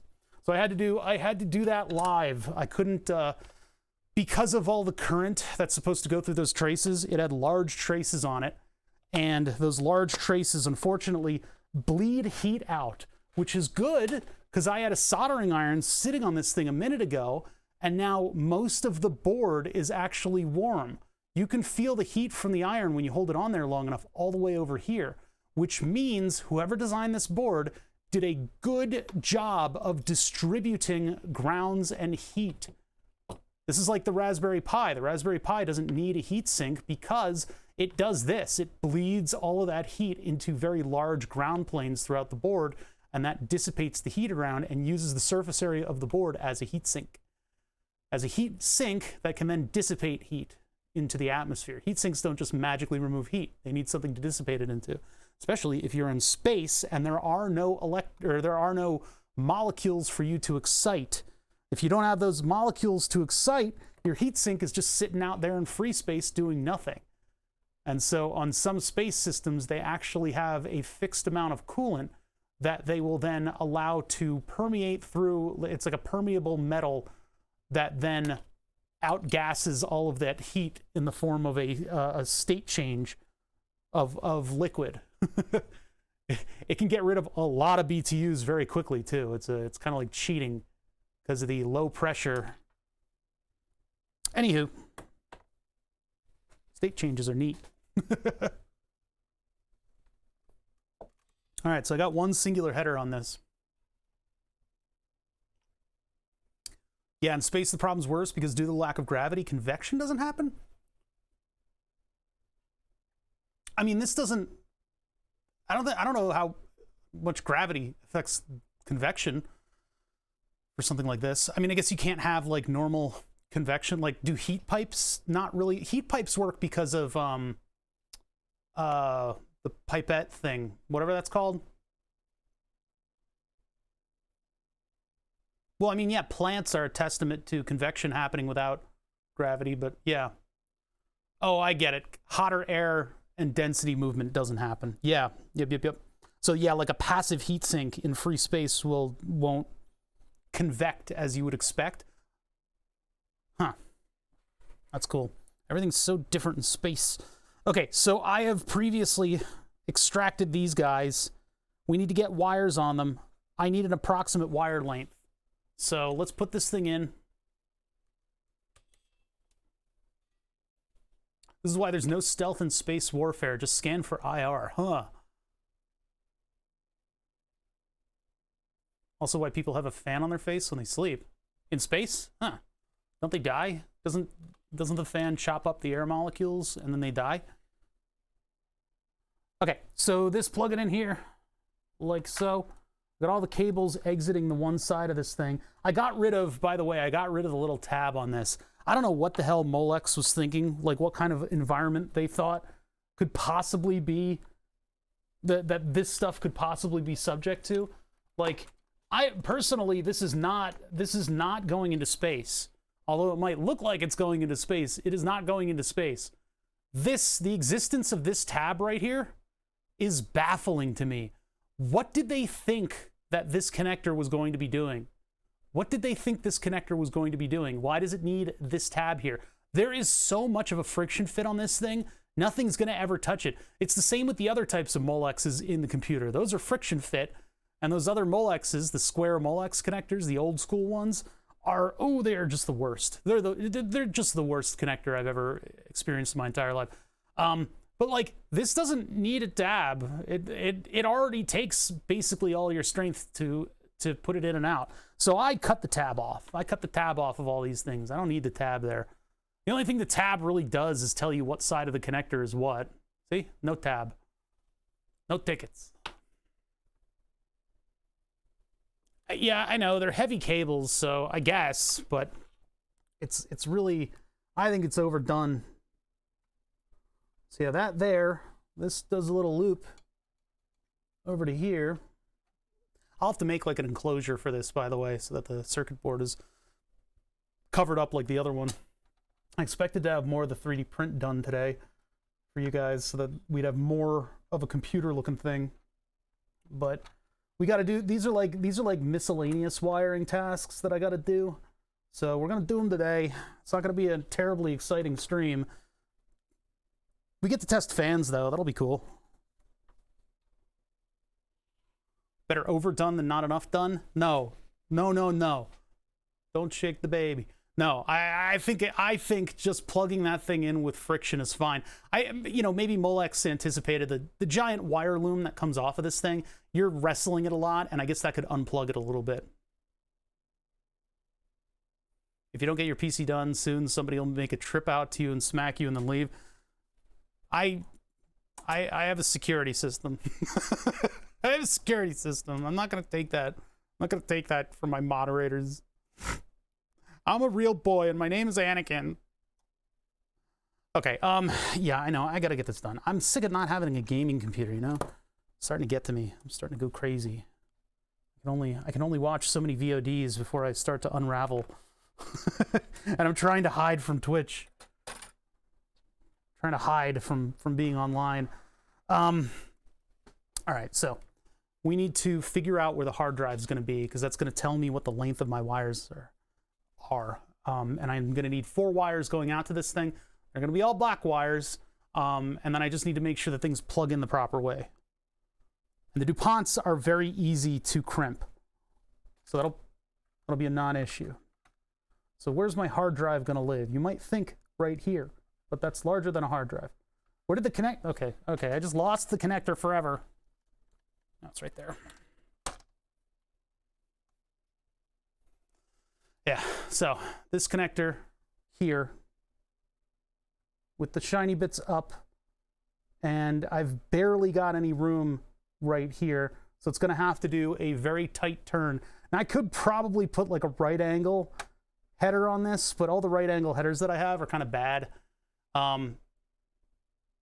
It'll be obsolete by the time you get it done because of Steam Decks. I know, right? Steam Deck looks pretty fun. I don't know. I've been toying with the idea of unlocking my Switch, which the Steam Deck does. It just basically, it fulfills the exact purpose that I wanted my Switch to fill, which is being able to play the archive of shitty indie games that I have sitting on Steam. You can see right now that I'm being very organized about where the wires are heading. This is how the final PC is gonna look. No, I might make stuff that'll hold these wires up against this. We're probably gonna use gaffer's tape on this for the time being. We'll probably use gaffer's tape on this. I am kicking myself that I'm not replacing all these wires here for the front buttons, because I've got some better wiring that I could use for the front buttons. I'm not going to do that. I'm trying not to let scope creep totally kill this project. So, all right, where's the hard drive going to go? Let's get the hard drive. This is, unfortunately, because I'm using an older motherboard on this thing, an old 1155 socket motherboard, I don't have 2 slots for an M2 drive, so my OS is still on this Samsung SSD. You guys have ever seen inside of an SSD? There's not a whole lot. There's not a whole lot inside of this. It's a couple chips on a circuit board. It's not that big of a deal. It's just this was sized to be laptop sized, you know? So, yeah, x86. Yeah, I know, everything is old in this computer, but that's the reality we live in. We would have been doing a hardcore version of this with water cooling, and the power supply is pretty much going to be maxed out at the 600/500 watts that it's capable of providing with a fully modern good system on it. It's kind of worrying, but instead I decided to do the vanity project and make this computer work a little better. I say that, but this thing is all like fucking like Coleco right now. It's all like, I wish I could finish these 3D prints. But yeah, this solid state drive, it's my everything. This 850 Evo 500 gigabytes. This thing is over 4 years old. So I'm a little concerned. I'm a little concerned about the longevity of this drive. I thought I would be upgrading 2700K i7, I believe. Yeah, i7 2700K gigabyte motherboard that was not my choice. My EVGA motherboard died. I don't know what it is with me and these British companies that make stuff. EVGA, SteelSeries, but their stuff works for a certain amount of time, and then I guess they lose the cup or something like that. They fail to bring it home, and then the hardware dies, and then I'm up shit creek trying to get another socket 1155 mini ITX in the middle of a LAN party, and so I ended up with that gigabyte board because of it. Steam Deck AMD APU, probably 5700. What for what? Oh, in the Steam Deck? Yeah, I have no idea. Duct tape, not duct tape, gaffer's tape. There's a difference. Gaffer's tape will stick dust to more dust and then peel off clean. So I've got 3M dual lock on the underside of this thing. So we'll put 2 strips on this, and we'll just choose a space for it. I'll put it at a 45-degree angle underneath this thing. It doesn't matter. It doesn't matter where it goes. So I just need to make sure that it goes somewhere so that I know what length of wire to be using. It's not like this thing needs cooling particularly. It's going to be sitting under the computer. Oh yeah, and I need to dig a ducted fan out of a drawer. I don't know if I can put, I mean, I could put a ducted fan for the M2 drive under there. I could just, I could find 3 volts and then put this thing just like near the edge of the board so that it moves a little bit of air to the M2 drive. You're an Asus fanboy? I haven't had the best of luck with Gigabyte products. For me, Gigabyte stuff just exists. That's all it is. It's just always there. That's all. I don't look to them when I go to buy stuff. Some people love them. I'm the same way with Asus. EVGA is the only one that's really stuck out to me for some reason.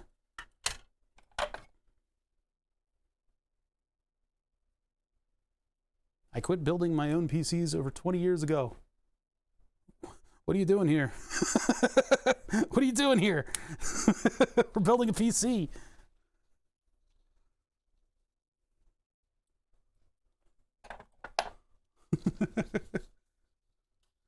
I keep buying stupid things in lieu of a video card that I can't buy. Steam Deck seems next on the list.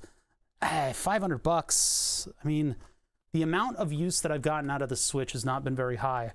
However, in the event of a power outage, I could put my...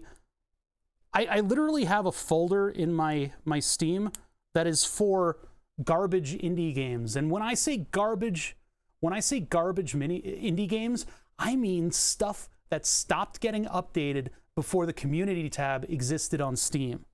I've been on Steam since 2005, 3 maybe? No, it wasn't 2005. I think it was 2003. Back when it had a lot of problems with stability. And yeah, indie games, you kind of collect them. Some of them are completely terrible. And so if I had something like a Steam Deck, I could use it for exactly what I wanted the Switch for.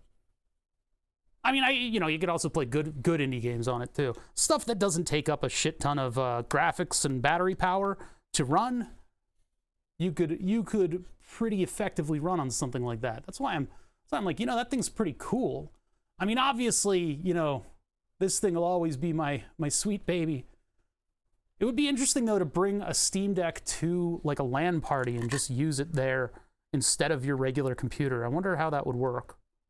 Because if you're going to be playing like, Ultimate Chicken Horse and stuff at the LAN party, you could just bring a monitor and a keyboard and a mouse and the Steam Deck.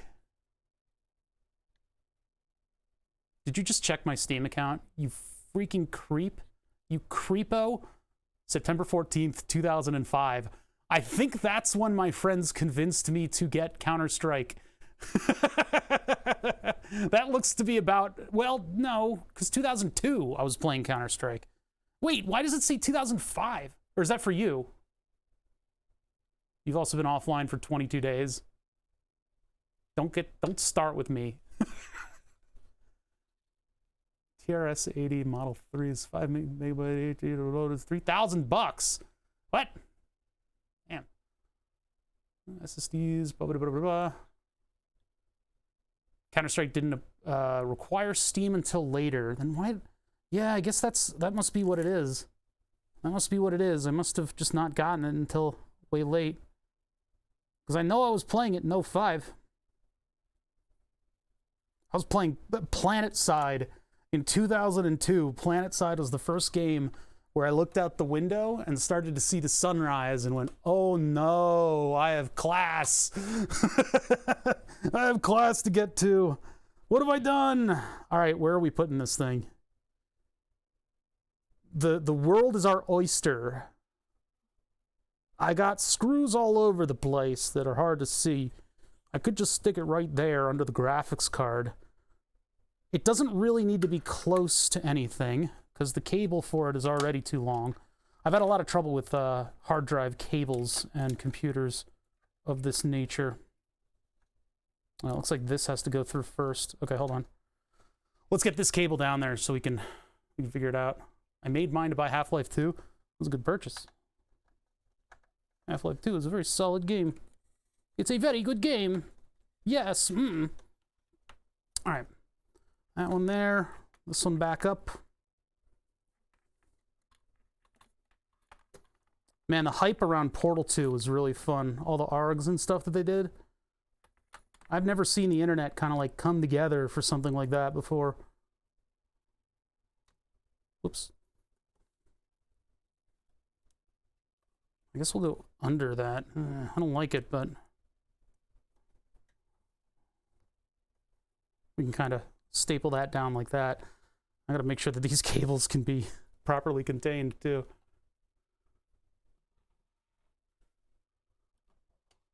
Portal's are my top 3 games ever. Yeah, I think a lot of people would judge them that way too. It would almost need to garner its own category though, of like games you can play once. Games you play once and that's it. Because I still don't know if I can do a playthrough of it again in any reasonable amount of time. Because once you figure out the puzzle, well, that's it. And they knew that. They knew that. I think right here is good. You played the Portals multiple times, you have a terrible memory then. That's all I gotta say, man. Yeah, we'll go right here with it. Now the problem is the 3M dual lock probably makes this so much taller that, yeah, it still sticks out a little bit, and I don't like that. So I may need to what are we talking? Wait, what? Huh? Huh? Wait, what? That sticks up a little bit. I don't really want to use like double-sided tape on it. I could potentially come up with like a bracket, or I could come up with a bracket that also still tapes down. But I don't have the 3D printing resources right now. The 3D printer is taken up. It is just barely taller than the feet. Let me just make sure. Well, actually, if I put this down, it's gonna be a problem. Yeah, I think it's a little taller than the feeties. Yeah. Play Portal for the storyline. Oh man, you know, I love Portal for the aha moment that it gives you. The aha moment. Oh, I get what the puzzle is. I know what to do here. This SATA cable is really annoying. I wish all of my hard drives for this thing could be M2s. Because this is like a solid cable under here that I need to have it fold to go to the destination properly. And it doesn't exactly do right angle bends very well. The right angle bend is a utility here. It's so that I can actually use up a lot of the cable underneath. I can't just attach it like that and ignore it. It needs to sit a little flatter than that.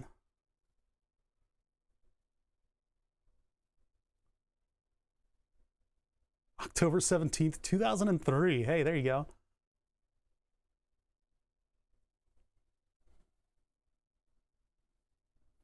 Yeah, I need to have the cable do a long run in order to take up space. But yeah, that's going to be a problem.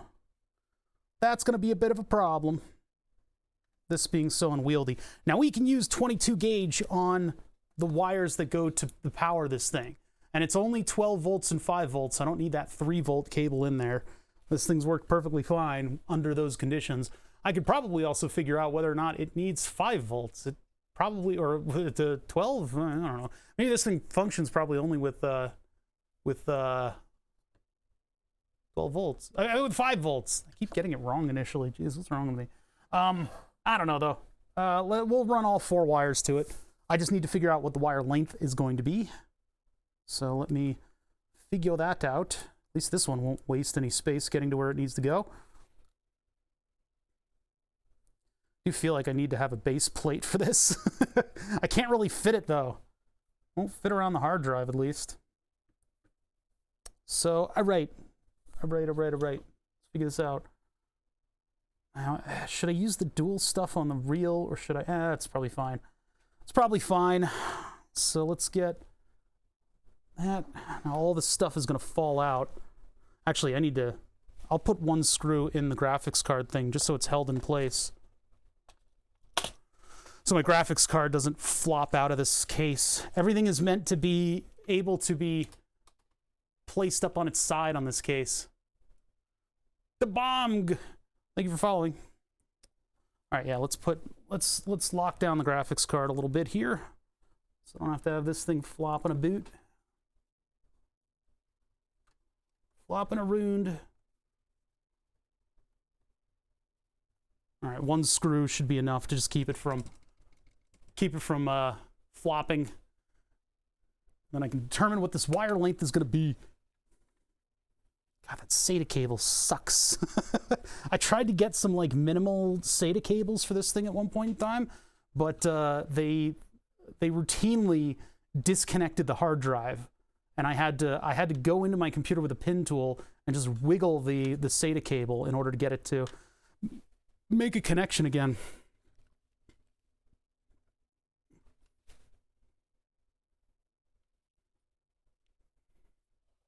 What's with this world? No Steam Decks until Q2 of 2022? What?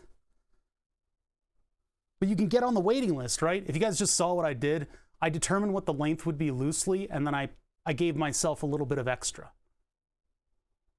Am I the only one who isn't really excited about the Stream Deck? I'm not excited. I think it's pretty cool. But until I see numbers on paper for reviews and stuff, I don't know if I'm really gonna... This is gonna be so wasteful for my red wire. Oh well. Yeah, I really want to see numbers, just because, you know. Never really played a handheld, so I'm not sure. I think a lot of the games that I have on Steam lend themselves to handhelds pretty nicely.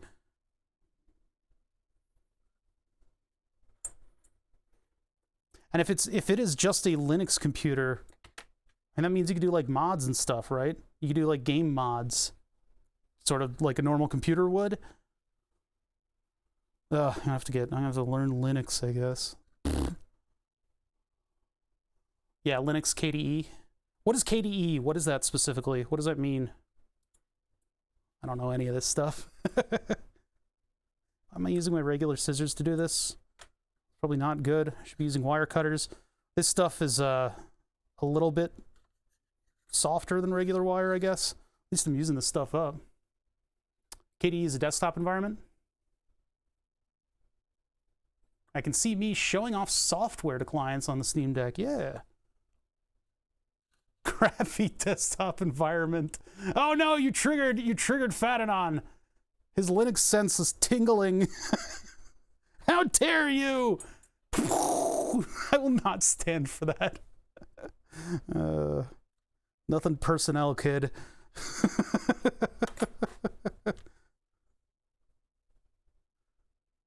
The K desktop environment.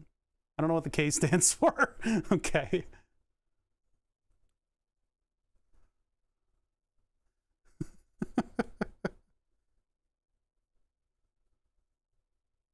Oop, wait, no, I'm one behind. That's what's going on. All right, there. I'm gonna try to keep my wire organized. I don't remember when I made my Steam account. You can check.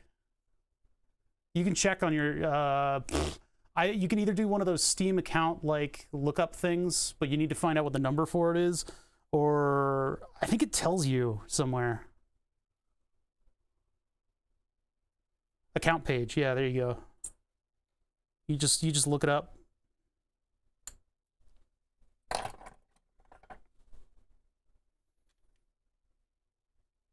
Yeah, I wish I had signed up for it sooner. I've been in the game long. I know what's what. Guessing since Proton is so advanced now and games mostly work, they figured it was time.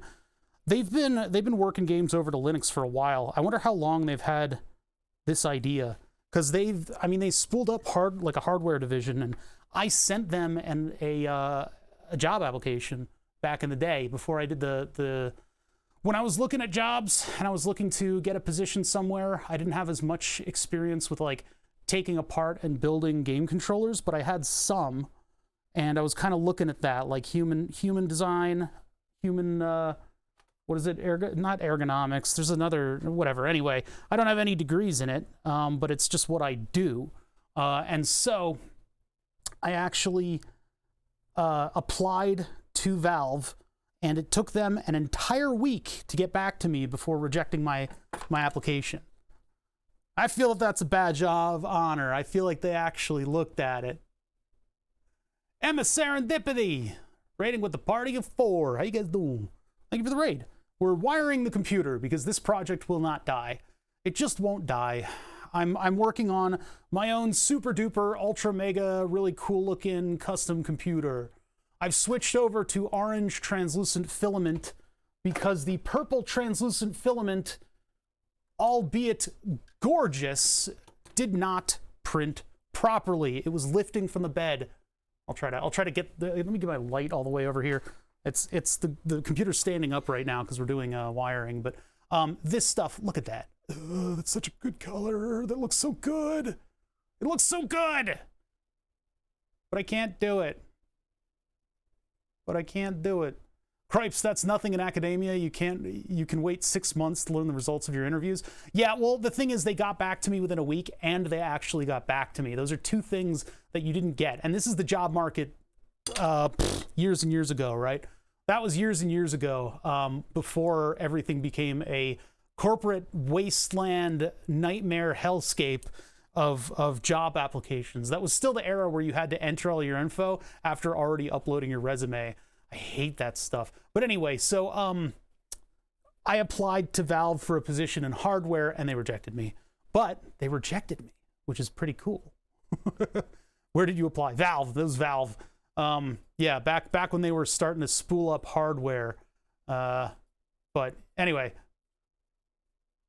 this was the color that I was going to make the case, and I'm very disappointed that this did not print properly. Some people are excited that it didn't print properly, but I'm not one of them. I bought gray, orange, and purple, and so orange is the next color down the line, and that appeared to have been printing all right. I got some good prints out of it. It's just when I went to print this, it shifted. My top layer shifted over to one side, more so on this one. This one was the latest one. Everything is out of focus. Everything's out of focus. Hold on. God, there's like one number that I'm looking for. There we go. So this printed grade overall, it's really nice. It's very shiny. It's got that clear aesthetic to it, and you can see the hexagonal support structure that goes with the hexagons that I'm using for all the gradings and stuff. But it shifted to the side, and so I've been in hell. I didn't stream on Thursday because I didn't stream on Thursday because I was doing this. I was just printing and monitoring prints. So here we are, still working on this stuff. But yeah, there's no new hardware here. This is all my old gaming hardware. So this is an i7 2700K EVGA 1080 for the win. I've got a 140 watt computer, car computer power supply here that runs off of 12 volts. And then I have my custom 52 amp 12 volt power supply powering everything.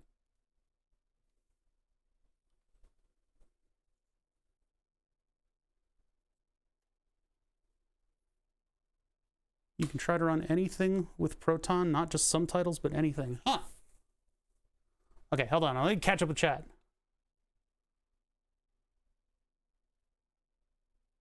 Could have been working with applied science. I could have applied for that that Linus position too. They were looking for somebody to do pretty much the exact same thing, huh? So hyped for proper Linux gaming, yeah. One application where I'd use Word to fill out the form, reconvert it to PDF. What? That's a job in Iowa. Wish my desktop had a sleek form factor like that. I have a massive ATX. Yeah, so I decided like back in the day that I wanted to do like kind of a passion project. Cost be damned. And so at the time, I was working in Northern Virginia, contracting, reverse engineering IEDs, which means that military hardware would often end up on my desk in need of identification. And so I identified one of these power supply conversion units from, probably from a Humvee, maybe from radio equipment, I'm not sure. The entire encasement of the thing had been blown away, and all that was left was the circuit board. That circuit board was gorgeous. It was brilliantly produced, thick circuit board with good power traces and gold-washed contacts and a transformer with plenty of meat on the bone, and it was very advanced. And so we traced it down to a PDF that the company had hosted, showing off some of their work. It was one image in one PDF on the entire site that was trying to sell these modules. And so, looking to do a computer project, I sat down and I originally made a small form factor PC that had no fans. It had heat sinks on either side that were heat piped to the main processor. And even my dinky little terrible Zotac that I had at the time wasn't up to that task. It would blue screen almost immediately. One of the things it had was a plug-in brick that was it was like an 18-watt plug-in brick. It was like this big ugly thing. And I was like, you know, I wonder if I could fit everything into this form factor of this small PC. I wonder if I could fit everything. How would I do that? And so this has evolved from that. It's been stage after stage after stage of mild improvements. This started on a perforated prototyping board. I used the modules from that company, claiming to be from the consultant firm, not telling them that it was a personal project, although you can order these directly from the company now. But these were like $180 a pop. These were not cheap. Scientists use these things for like laser power supplies because they're that good. But I went through a couple revisions of this thing. I blew up some of the modules accidentally. This is all back when I had a steady job that gave me a big paycheck. So I was able to do this stuff instead of like investing in my retirement or anything. So I put together the power supply and I got it all functioning and working just fine. It requires 2 giant capacitors, which is what this thing is hiding. So I figured that if I create 12 volts and I have this car power supply adapter, all I need is 12 volts.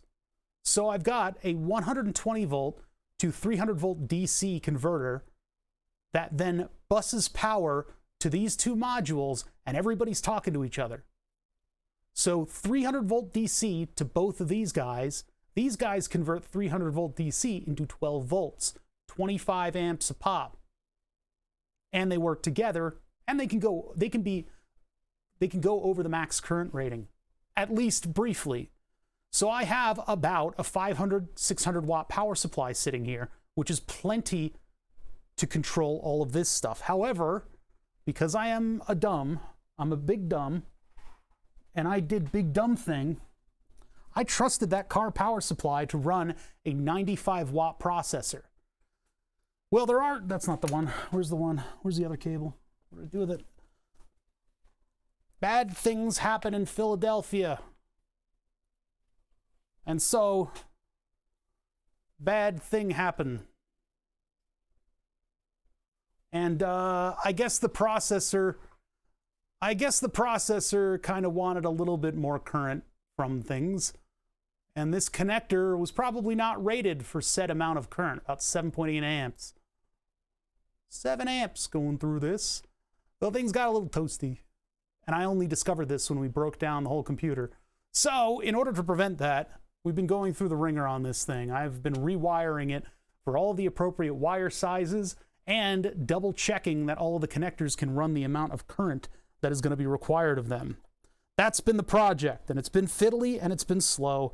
And I think chat is about to throw me off a bridge if I keep working on this thing. So I'm trying to get it done by the weekend. It seems that the 3D printing facet of the project is going to be holding me up. But the thing is, this computer has worked for me for many years. Since 2015, the computer in this configuration has worked. We're just kind of dressing it up better. Before it was in a similar enclosure, but used metallic speaker grill. And so this is the look of it before. It had this stuff, which was a neat look, but the metal being kind of gross and rattly, I just figured I'd update the look with a little bit of 3D printing and a little bit of carbon fiber. $35 for that base sheet of carbon fiber off of Hobby King. You know, mount the buttons a little better so they look good. All that business. I might still print out something to go in the slots just to cover them. Maybe not. You guys are still talking about Linux, damn. Check my badges on my Steam account. See what it says. Years of service. 700 XP locked. May 8th. 6/21. 2007. All right. Got some old Steam accounts here. All right, so let's crimp some DuPont. DuPonts are nice and easy to crimp because you're using bigger wire and the crimps are nice and manageable. So all I need to do is get out the good crimper, and then I'm going to use this one right here, the circular one, and then I'll make a perfect crimp out of all of these. These crimp kits are annoying. I mean, with DuPont connectors, at least sometimes you're making jumpers out of them, so it makes sense to have the male crimps. But like they give you half and half, and then they give you exactly the number of headers as they do crimps. So if you mess one up, you're never going to fill all of the headers. I guess that's just the reality of it. When the kit gets old, you've got sort of an odd number of crimps versus headers, and it's just time to buy another, what, $14 kit of these things? So, been up for too long. Hey, no problem. Oh, you're talking to somebody else. You're talking to somebody else. You guys are having side conversation. That's fine. Side conversations are great because I'm not doing anything that's that exciting. Thank you guys for hanging out with me while I do this kind of stuff. So all we need to do is make this cable. I'll put a wrap around it and then we can install it. And then I think the only remaining cable is the one that I'm missing the wire for. So we can start dealing with some of the wire management under the computer.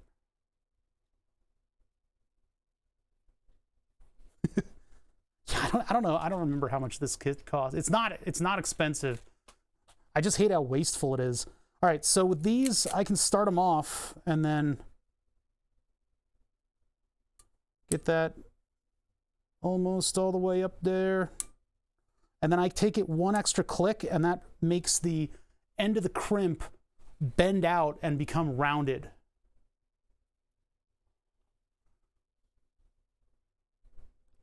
Mind if I give myself a shout out? I'm so close to affiliate. Oh yeah, man. Yeah, we can give like a shout to Emma Serendipity. Thank you for the raid. Working on getting that affiliate. That's a good spot to be. Then you get some emotes. Thank you, Fat and On. I appreciate that. Yeah. So what I do is I take it up to one click so that it bows out a little bit. But yeah, guys, check out check out Emma Serendipity. Sorry, the neighbor's corgi is named Emma, and she is cute. But I might be biased towards corgis. You do electrical engineering? Oh, hell yeah. Hell yeah. It's a niche content on the platform, but it's good to see. Good to see. I love corgis. Who doesn't like corgis? Did I crush this one weird? No, it looks like I'm on target. I think maybe I need to put the wire in it first. Crimping is always a bit of more of an art than a science, huh? Because how did that one turn out? I just ruined a crimp. Oh yeah, it's all fucked up. Yeah, this is too far out of the crimp. It's all messed up.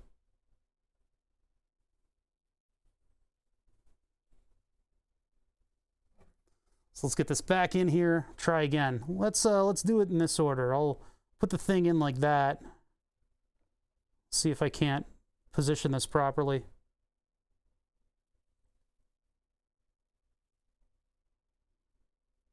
Nope.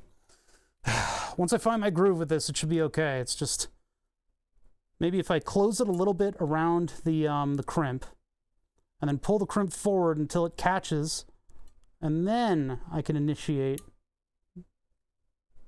Oh, Jesus Christ. What have I done on this side? Oh, speaking of grooves. Groovy something. Something for 31 months. Oh, let's put you up on the board. Hell yeah. Bonk. Oh, I hate crimping. Crimping ain't easy. That's why the tool for specifically crimping the things is like hundreds of dollars. Because like they'll only ever sell one. But like when you buy it, it becomes such an easy process. Oh my God, it took it a long time to find Groovy something to spot. We do have room.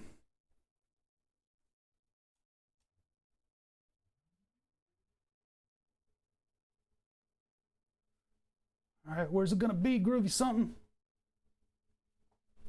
Oh, the printer's doing the, it's just about at the part where it gets stuck. It's still on target. We'll listen up for any horrible noises coming from the printer in the next couple hours as it gets towards the part of the print where it's doing long spanses that are of very hot material. Long spans, not spans. That's not a word. Groovy something, welcome to the board. This is the smallest size. Any smaller and the lines start to kind of like blur together. Your E's and your A's don't have holes in them anymore.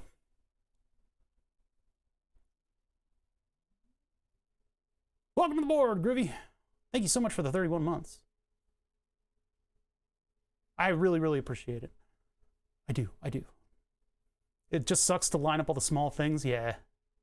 Fully automated crimping robots. I wish! Worth every penny. Whoa, boy, I just moved that scene to somewhere it shouldn't be.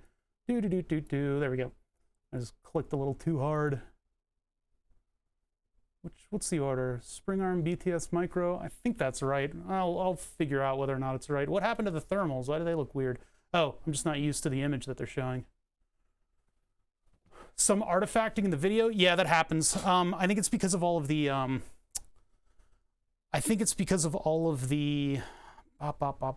the extension cables and stuff. Logitech cameras use a lot of USB bandwidth, and they don't appreciate extension cables. Yeah, it's the BTS cam just gets a little glitchy. It is what it is, you know. It's pushing a lot of data. I kind of like the glitches. I've gotten used to them. All right, crimping. Crimp. Problem with this stuff is that this wire frays very easily. It's got a lot of very small strands in it because it's like super highly flexible, which I like. But when it comes to crimping it, if I just try to push the crimp in like that, push the wire into the crimp from behind, it will catch on stuff and then go all over the place. Glitches are content. There you go.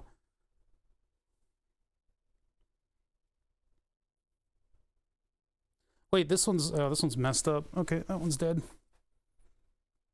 think that was the one that I just pinched wrong. Okay, so that goes in like this. And I gotta make sure that this thing sits in the crimper just right, which is tough. Tough to do. I think the only way I'm gonna get away with this is by pressing in the wire.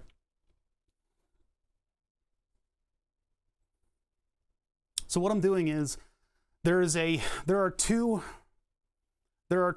different crimps in one on this, right? One of them's for the wire part, the other one's for the jacket. And so I need only the jacket part to be on the jacket of the wire, and then the front part, I need to only hit the front part. If I push this thing back in the crimper, what happened before will happen again, which is where it will make the jacket crimp way too far up, and then the wire crimp will be way too far up, and it'll just ruin the connector.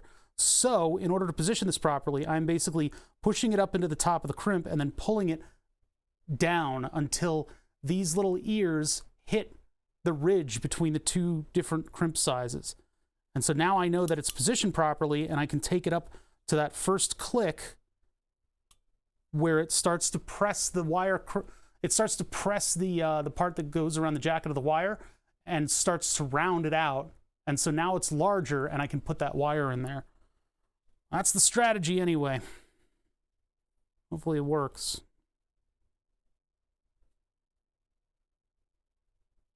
Feels like it'll work. Can I accept that into my heart? I think I can. It's not great, but I think it'll work. Yeah, and then with your third hand, you put the wire in. Exactly. While I'm trying to click on the scene. Yeah, that's where the Stream Deck XL will come in handy. I won't have to click on the screen anymore. So I could have probably advanced the wire a little bit further up. I like to see some of that silicone jacket on the other side of that, because if I pull on this wrong, it will pop out. But I don't think I have it in me to care at this point. That's good enough. I mean, all the strands of wire are in there. You can see they're under the crimp. So we're going to continue on our way. And hopefully the other ones turn out as good as that, if not better, betterlier. As far as the distance to strip the wire goes, it is me. I'm just guessing. I mean, I got that one perfectly, but for the most part, I'm just guessing. There are wire strippers that allow you to set a depth. There are also crimps that allow you to set a depth. I've seen people do stuff where they attach like a pin header to the side of this thing so they can plug these in and load them in at exactly the right distance every time. I'm not going through those lengths though. This is already lengthy enough. But you know when you, oh boy, oh. No, I got it. When you improve your tools like that, the next time you go to do a job like this, you'll have all the advantages right from the start. Where did the wire go that I just... Oh, there it is. I got it. You guys better view the actual computer. There we go. This computer's been my baby for quite a while. It'll be nice to not have it screaming when it gets warm. Because, man, that thing was loud. People could hear it over voice chat.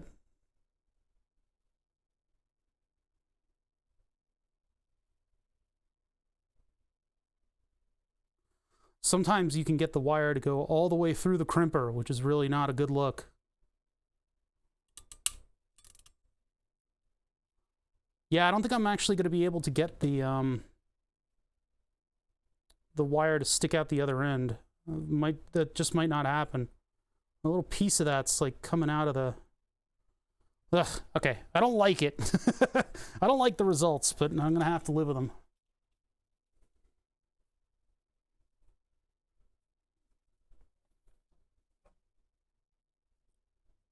That's the wrong way. That's the wrong way. All right, I got 2 more to do like this, and then we got to do the weird ones. Got to do the weird ones, which is the ones that I have to solder instead of crimping because they're already crimped. They can't get crimped more. And I don't have the means to buy uncrimped ones. I mean, I could hop on DigiKey and wade through an ocean of possibilities in parts in order to figure out exactly what crimp I need to buy that, wait for it to come in the mail, and then screw up crimping it, I guess. Did you run out of SATA power pins? What do you mean? Got them right here. But I don't have the like crimp tool for that, you know?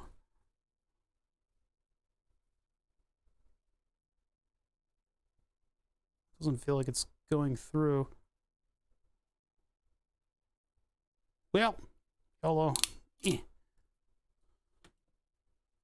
Oh, that's in there. That worked. It worked out. This is so automatic that it feels like it's failing. Oh, it is. That did fail. This is why we give ourselves that little extra bit of wire, because sometimes things fail. So I don't want to reuse the strands on this because they've already been pressed into a crimp. So I just got to cut the whole thing, start fresh.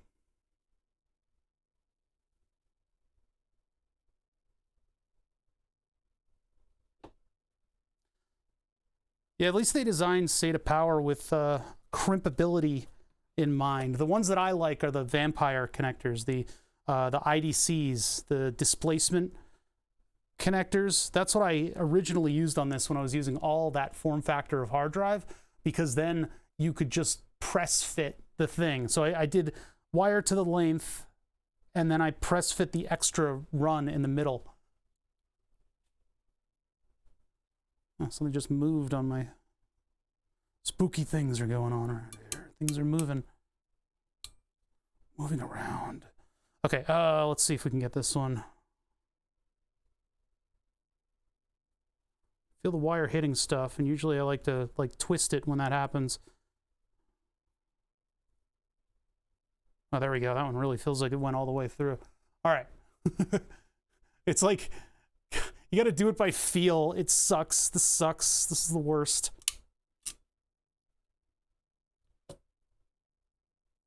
It failed in exactly the same way. All right, my method sucks. My method sucks. This is bad. Everything's bad.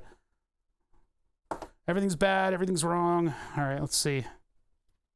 Because, like, you know there's some tool that this fits into, and it's all, like, super mechanical, and you just go clunk, and then it'll automatically crimp it, and you don't need 4 hands.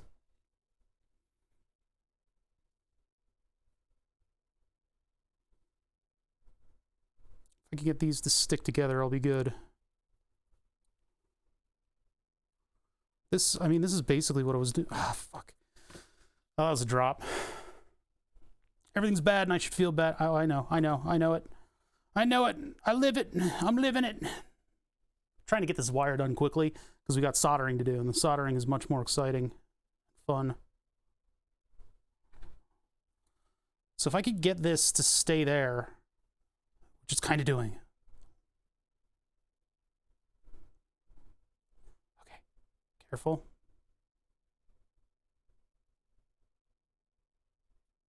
Fuck. No, everything. No, fuck. This is cursed. Oh, that just fell. God damn it. All right, where'd that pin header go? Maybe I can use that to hold on to. That's not really going to help me, though, is it? Having another hand holding stuff? Or at least just having stuff held in place? Maybe? I don't know. What do you guys think? Might as well just try it. DuPont luckily plugs into just regular old pin headers, so I can just use one. Is that going to get in the way, though? That's going to get in the way. Yeah, I won't be able to crimp because it'll be right in the frickin' way. So that's a bust. That's a dumb idea. Damn it. I can't win. I can't win this. All right, I guess I got to go with the other method of just trying this way. I'm trying to get this right because, you know, it'll come back and bite me in the end.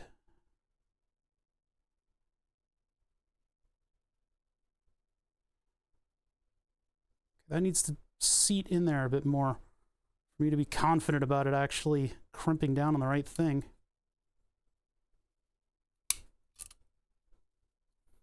That did not feel like it crimped the right thing. I think I got a little bit of it actually. Well, I don't know. See, okay, what's happening is it's getting all the way into the crimp and crimping properly, but the jacket of the wire is not. It's not feeding in properly. Here it looks like it crushed it a little bit. Nope. See that? See how much that bent right at the wire? Well, okay. This one might pass. It's close to not passing though. Because look, the end right there, that little hard angle right there, that looks like the part that I stripped, and I think it is, which means this is only contacting at the metal. Well, yeah, that might, because that might just flex here after a couple cycles. It'll start to fray, and then as it frays, as you can see like that, as it frays, it'll conduct less current, or be capable of conducting less current before it heats up. And then it'll heat up a bunch, and then it'll start a fire. So, I'm not trusting it. I mean, remember, we're kind of pushing stuff to its limits here. I don't know why I'm suddenly having so much trouble with this, though. I didn't have that much trouble with the other ones. Okay, the printer just made some noises. I mean, it's making normal noises, but I'm going to check on it. Checking on the 3D printer. This has been my life. My life has been checking on the stupid printer to make sure that it doesn't shift. Looks unshifted at the moment. Yeah, it's still good. Just doing little fill-in tasks. I don't know where the focal point of the camera is, and there's no light over here. It's doing its job. Please, please finish this print. I really need this print to finish. I've done it like 4 times. You have the Prodigy stuck in your head. Good stuff. You just gave it 30 years of stress. Nah. No, no, no, no, no. No, no, no, no, no. Look at this scorched connector. I don't want that to happen again. whether it be scorching at a connector or at the wire crimp location or what.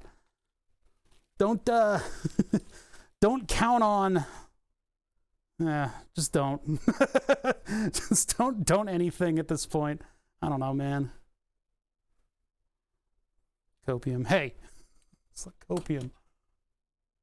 On a CD from the Goodwill.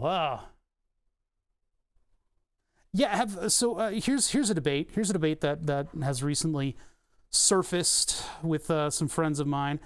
Are people worse at driving after lockdown? I know a lot of you may still be in lockdown scenarios, but I mean for the Northeast, for North America, everybody's too dumb to still be in lockdown, I guess, or to be careful about a pandemic. So everybody has just kind of decided that it's over, which means everybody is driving like maniacs out there. I was shocked at how bad people were driving yesterday. What happened? Like, what happened?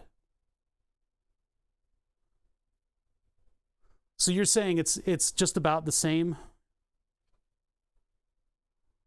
as it always was? Maybe we're just not used to how dumb the people are? Oh, there we go. That one went all the way through. Oh, because there isn't anything in there. The crimp fell out. God damn it. I can't win this one today. I don't know what's going on here. The crimp completely fell out. This is... okay. All right.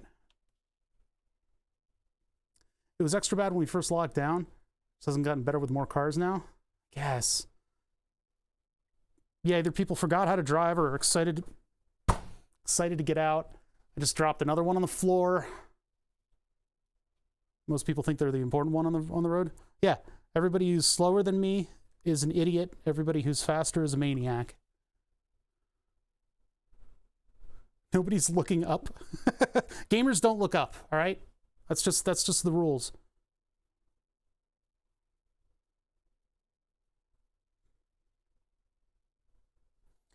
I mean, can we get away with like pre-pinching these? Maybe that's the way to do it. Oh yeah, was it that? Maybe that was. I think that was George Carlin. I mean, that's just life. Ah, damn it! I can't pre-pinch. Like, I need 5 more frickin' arms in order to do this.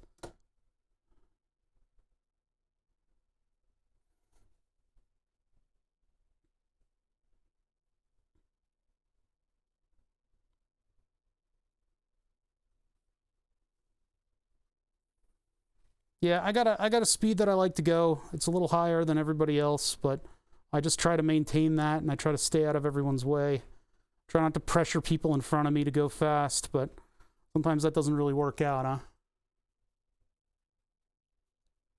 Where does that mentality come from? Why does everybody think they're the king of the road? I don't know.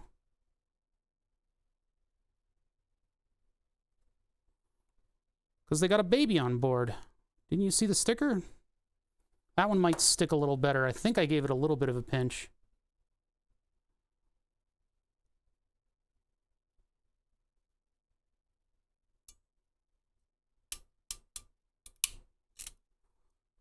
Aha! Got it. All right. Well, that's 3 out of 4. Those other 2 are a little dodgy, and I'm wondering if I need to redo them.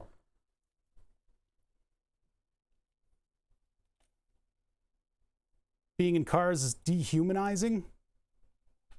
Yeah, there's something to that. It's the 2 dogs barking at a fence thing. The what is it called? The barrier anxiety. Where when you put a fence in front of a dog, they'll flip the fuck out, barking at a dog on the other side of the fence. But when you remove the fence, they're suddenly very friendly to one another. No, this one isn't done properly. All right, I gotta redo the others so that they match that one, and so I can be sure that they've got a good crimp that'll carry current and not fray over time. This is where I'm not cutting corners. But if I can get the others to follow suit in the way that they have before, this shouldn't be that bad.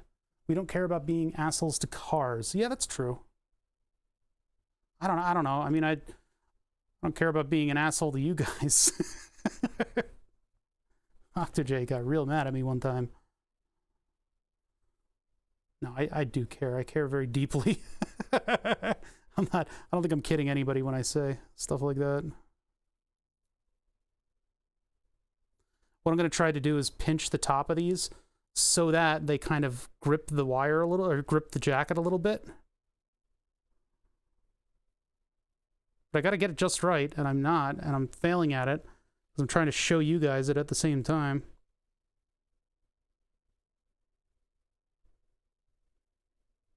Oh my god. Could this be any more annoying? I could... No, that would be kind of silly. Could use the other crimp tool in order to crimp just the wire part, and then... No, there, I got it a little bit there. Man, that was annoying. Okay, hold on. Hold on. I'll come back to you guys in a sec. I'll read chat in just a sec. This is just like fiddly, annoying work. Daddy's got to work. He's got to get the job done. That one is textbook, except for the silicone rubber that's shooting out of the sides of it. Here, take a look. If I can actually click on the right camera. There we go. Textbook. That's what I want them all to look like. Because that means that the part that's crimping the jacket itself is hugging it very, very tightly, and the part that's supposed to be crimping the wire is only crimping wire. So I get the maximum amount of interface material there. So that we don't have another situation where this stuff scorches the connector. I really don't want another situation where it scorches the connector. So this one's a failure. I'm reevaluating, and I determined that they are all fails. All right, let's catch up with chat. I don't mind speeding too much. It's the damn lane changing and traffic. Yes. Yeah, and you know what? I drive a BMW and it gets in your head. If I'm not careful, I tend to put the turn signal on and immediately initiate a turn. And that's dumb. I got to stop doing that. It's really the worst when yeah, people don't know to warn you about stuff, and they get pushy about lane changes and stuff. My dad once would do the thing where he thinks he's the only person on the highway, and then he changes lanes without putting on a turn signal. I mean, he's a product of the 70s, so whatever, but I mean, geez, that's bad. Because there will be something there one time when you don't put on that turn signal.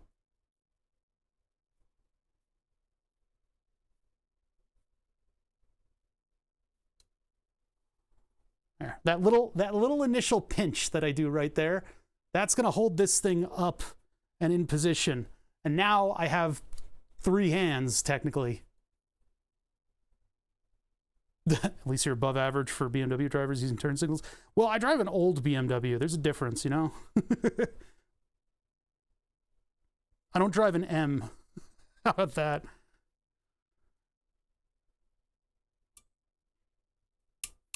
Good old E39. Whoa, that one looks a little overcooked. Well, it's still gripping the way that I want it to, though. More crimping. Yeah, I know. We're almost done. We're almost done. One more to go.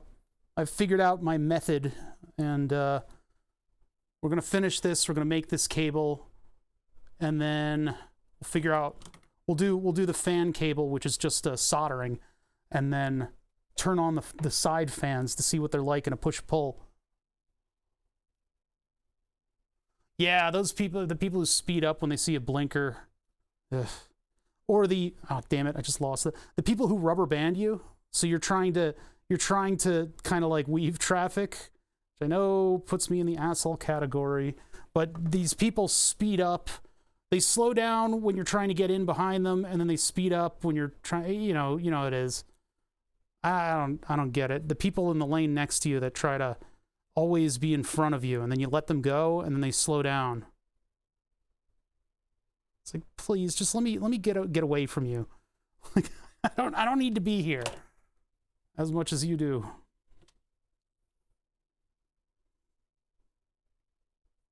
I don't know. It's a nightmare out there. But the topic originally was, you know, have people's driving habits changed because of the pandemic. That didn't feel good. That crimped all right. It's like the crimps are like bending them to the side. I don't know what that's about. It's like, this is like leaning. It's very weird. Okay, so 4 pins, not color coordinated. Ooh, heartburn.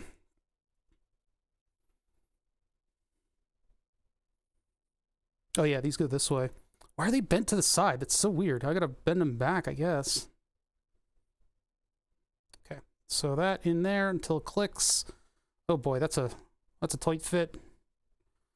I'm gonna have to see this wire doesn't have much flexibility to it. Or sorry, it has too much flexibility to it. Jeez, misspoke. This wire has too much flexibility to it, and so it's hard for me to advance this into the slot until it clicks, because it'll just kind of crush in there. It looks like I'm actually doing it, though. Not on this one, though. Yeah, that one I've got to manipulate. And part of it is because the crimp, I guess, in the process of crimping it, crooked, made all these crooked.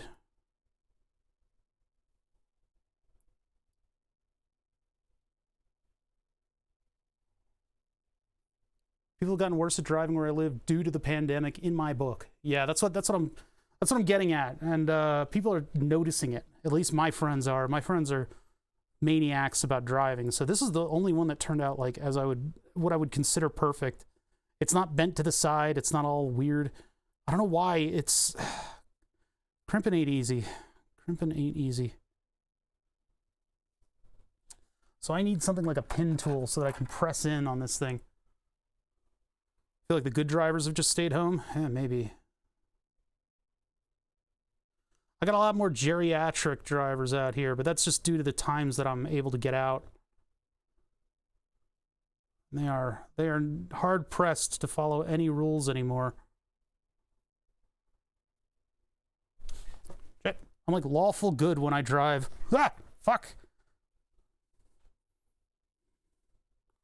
This one is giving me a lot of trouble. It's not going into the crimp tool properly. It's probably because it's crooked. So I gotta very carefully, I'll show you guys on the microscope.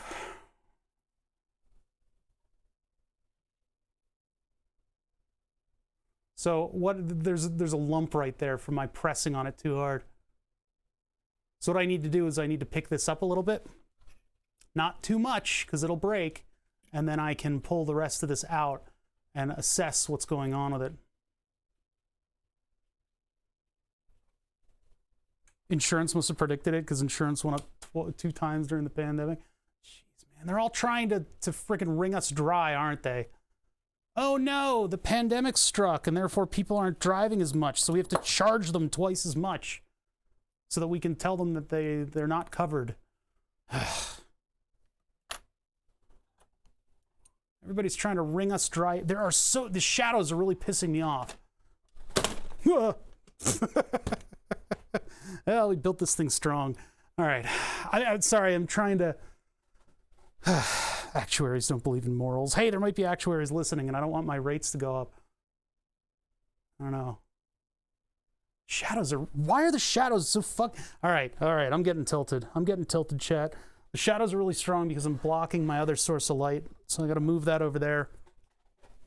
I'm trying to give you guys good visuals of the stuff that I'm doing, and having it always be in a shadow like this is really annoying, where I can't differentiate between the stuff on the table. I don't know why this has become such a problem lately. Has it always been like? It's probably always been like this. It's just that I can't see what I'm doing. I can't see myself think. So get under it, peel it up a little bit, and then pull back on this. I need more hands. Do this. There. All right. Like a surgeon getting annoyed in the OR. So yeah, it's because it's all fucked up. It's all bent weird.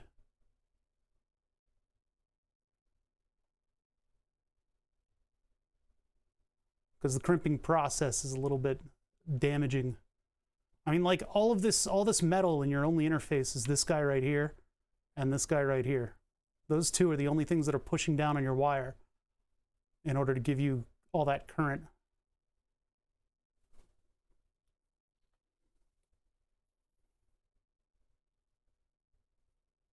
Maybe this one will go in a little bit more easily.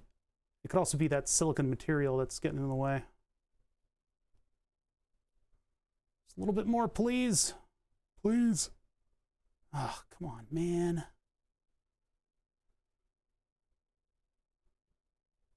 Need the pin tool and just encourage it. I'm gonna break the plastic if I'm not careful. There. Click. Man, that did not make my job easy right there. That was satisfying. No, it wasn't. It should make a click noise. All right. You should hear the little click noise, and we didn't get that. I have to get a glass of water in a minute here.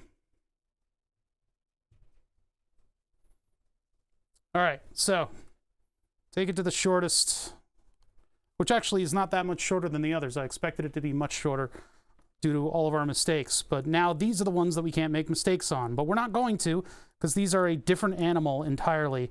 That did not do a good job. Where are my flush cutters? That did a really bad job. All right, there we go.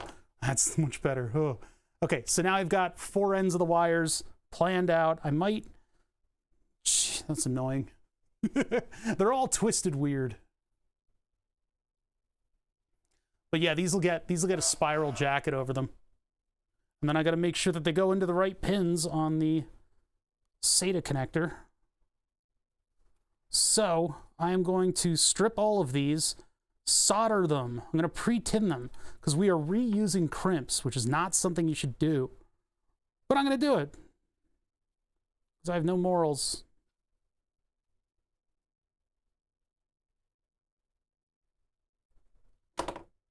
Because of that one guy that came in and said this will overheat and fail.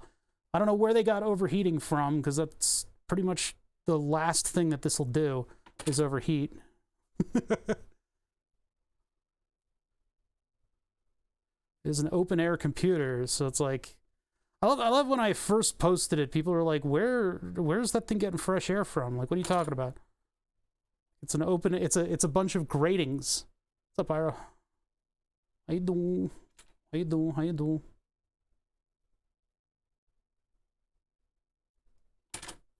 All right. The good thing about silicon jacketed wire is that when you pre-tin the ends of the strands, the jacket doesn't pull away.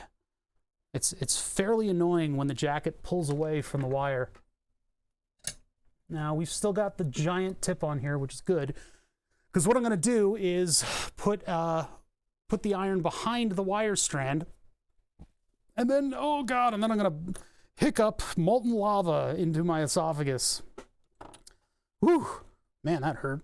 Yeah, what I'm going to do is put the soldering iron behind the wire, and that's not going to initially transfer a good amount of heat to the wire, just because the wire is going to just be sitting on top of the hot plate of this soldering iron. So, in order to facilitate the heat transfer a little bit, I'll put a little bit of solder onto the plate of the iron, just a little bit, in order so that it can make a nice clean interface with that wire and heat it up. Then I will put more solder to the front side of this stuff is trying to curl up and it's really pissing me off.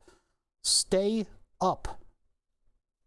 You know, like the frustration is palpable. I am blood pressure, just my veins are all going to explode at once. And I'll be able to like power wash the side of a house with them. The brick, I can clean your brickwork with my blood pressure spray. Yeah, so what I do is I prop the wire up in a stable area. I don't like to use helping hands because they damage stuff a lot. Prop the wire up, get the soldering iron behind it, get a little bit of solder on between the iron and the wire. That'll heat it up quickly, and then I can apply solder to the other side of the wire, and it'll wick through to the opposite, to the opposing side. So like that, that's heating it up, and now I can just bloop, bloop, and then I just wipe it clean like that, and that's it. That's pre-tinning a wire. What that's done is it has allowed solder to wick in to all of the different areas of the wire. And by the way, I put a twist in the end of the wire so it doesn't, you know, splay out and fray all over the place. It keeps it nice and tight. So a little bit of solder, heat it up, then apply solder directly to the wire. We can get a closer look at that. Like that. And then I'll move the, well, all right, I'll move this. I'm not going to like it. I think the desk light's dimmed on me a little bit too. I'll need to fix that. Oh, there's still a blob on this one. Hold on. Yep. Move that over here so that it can then curl up again and be an absolute dick. Stop doing that. God, you friggin' jerks. All right, hold on. This wire has been on a spool its whole life, and so as such, it is trying to return to spool. I saw Spoolio stream the other day.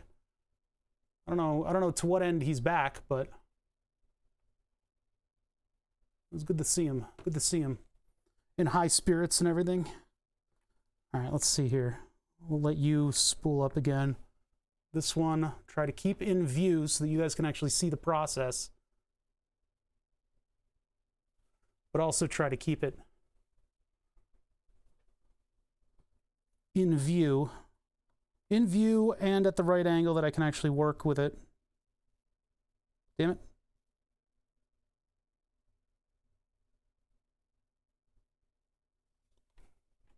Just like that. Okay, one more to go. Now the reason I'm pre-tinning this is because we are reusing crimps, and as such, I need to solder them to the crimp. But I'll still have the jacket of this thing properly locked into the crimper. And I'll have to change soldering iron tips because I can't work with this size tip with that size crimp. Clean the tip off a little bit. Nice and clean. Get a good example of what this looks like. So that, up against there, not a lot of heat. It's not even pressing against it. Add a little bit of solder. That's going to start to stick to it. And then give you a greater contact surface area. And then I apply wire to the other side of the wire. Sorry, I apply solder to the other side of the wire, and it gets pulled through by the iron. So if you're working with a lot of little wire strands and you got to solder to stuff, that's the process of getting it ready to solder down to something. Owie, owie, owie, the clamp was hot. Ow, ow, ow. Okay. So now that we've done that,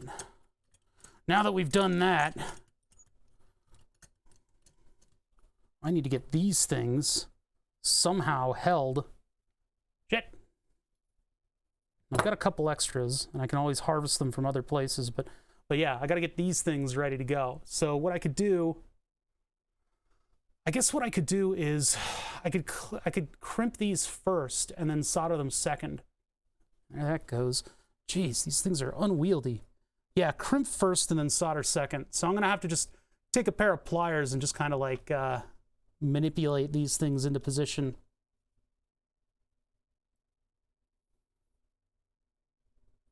At least then I'll have an opportunity to cut them. So I don't have a crimp for this, so pliers it is. Just going to try to kind of crush them so that they hold the wire properly.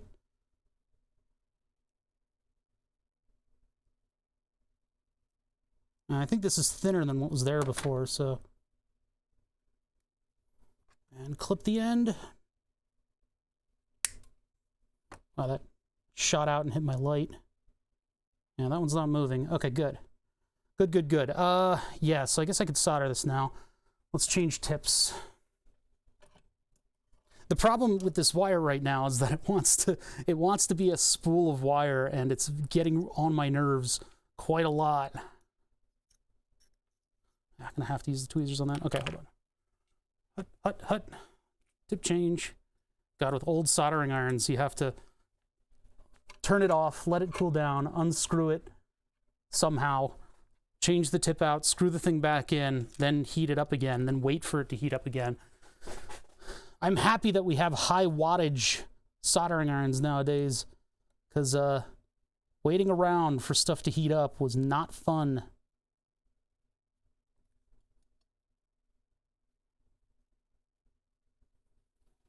Don't want to put too much on this. Lucky that these things solder easily as well.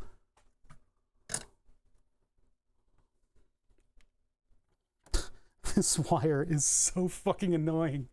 It's so annoying. Look at the... Stop it! VR controlled helping hand so I don't have to fiddle with tiny parts. You just want a Da Vinci machine. I do too. If anybody in chat wants to send in a Google Da Vinci machine, surgery robot, and the operating station, like, you know, that, yeah, I'd really thank you a lot. That would be great. It'd be so fun. We do a teardown.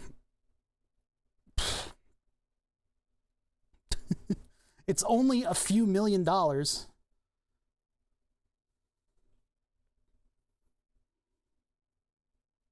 All right, so this one I have to actually like curl back a little bit. That might break.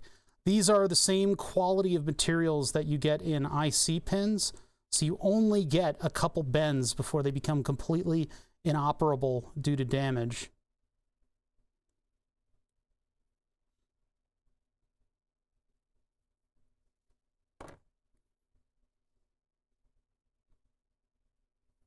Yeah, it's not going to hold it strongly, but it'll at least give it a little grip.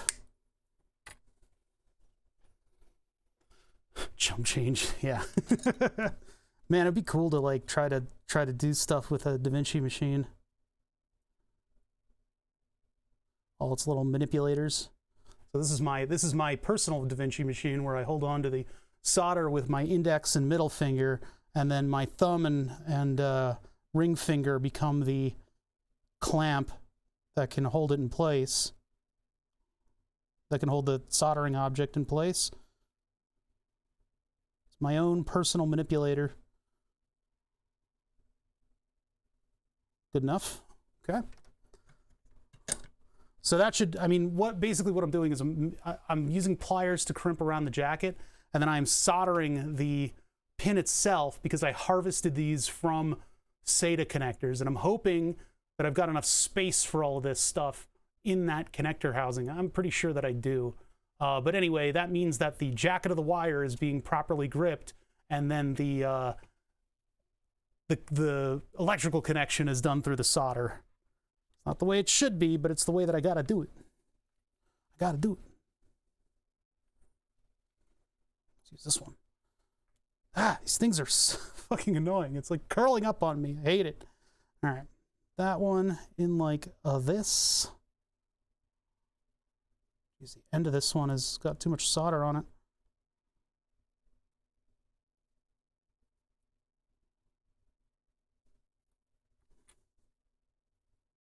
Oh, come on.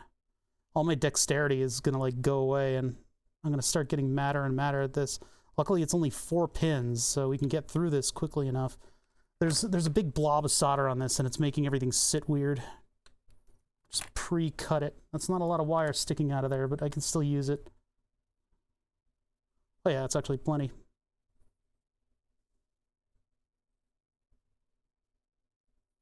Okay, I need this thing to initially hold on to it, but I can't hold on to these two things that are in opposite directions at the same time.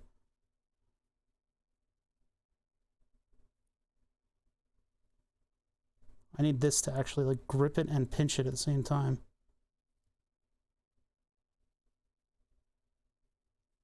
That actually worked perfectly. That worked perfectly. Shit, that did not work perfectly.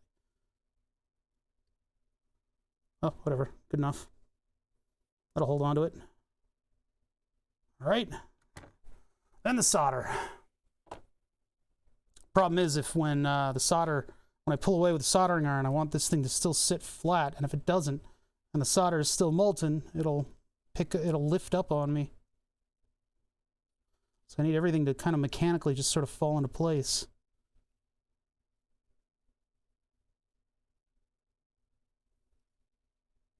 Good, good, good, good.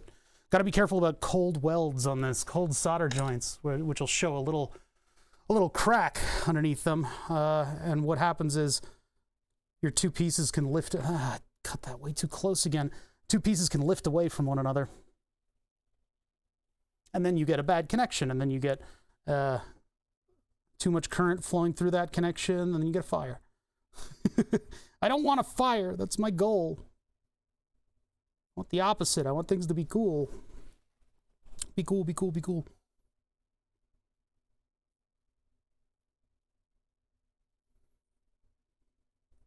There we go.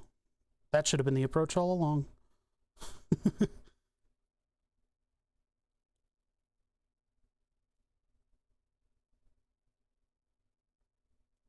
I feel like I haven't heard anything from the 3D printer in a bit, and I should probably check it once I solder this last one, because this is about where it shifts. This is just about the spot where it's going to shift over. I know, and totally ruin everything.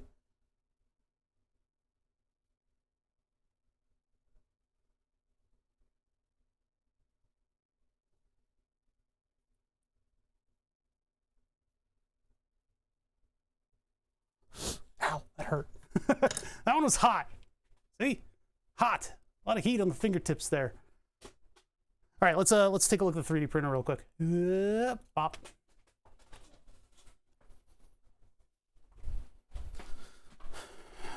Please don't have shifted. Please don't have shifted. It is still on target.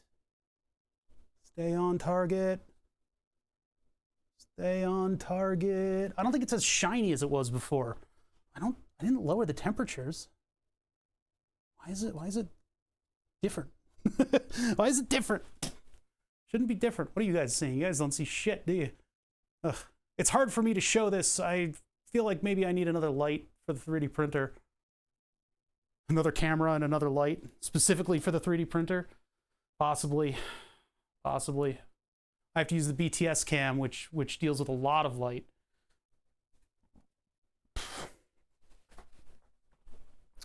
Well, it hasn't shifted. Yeah, the room temperature.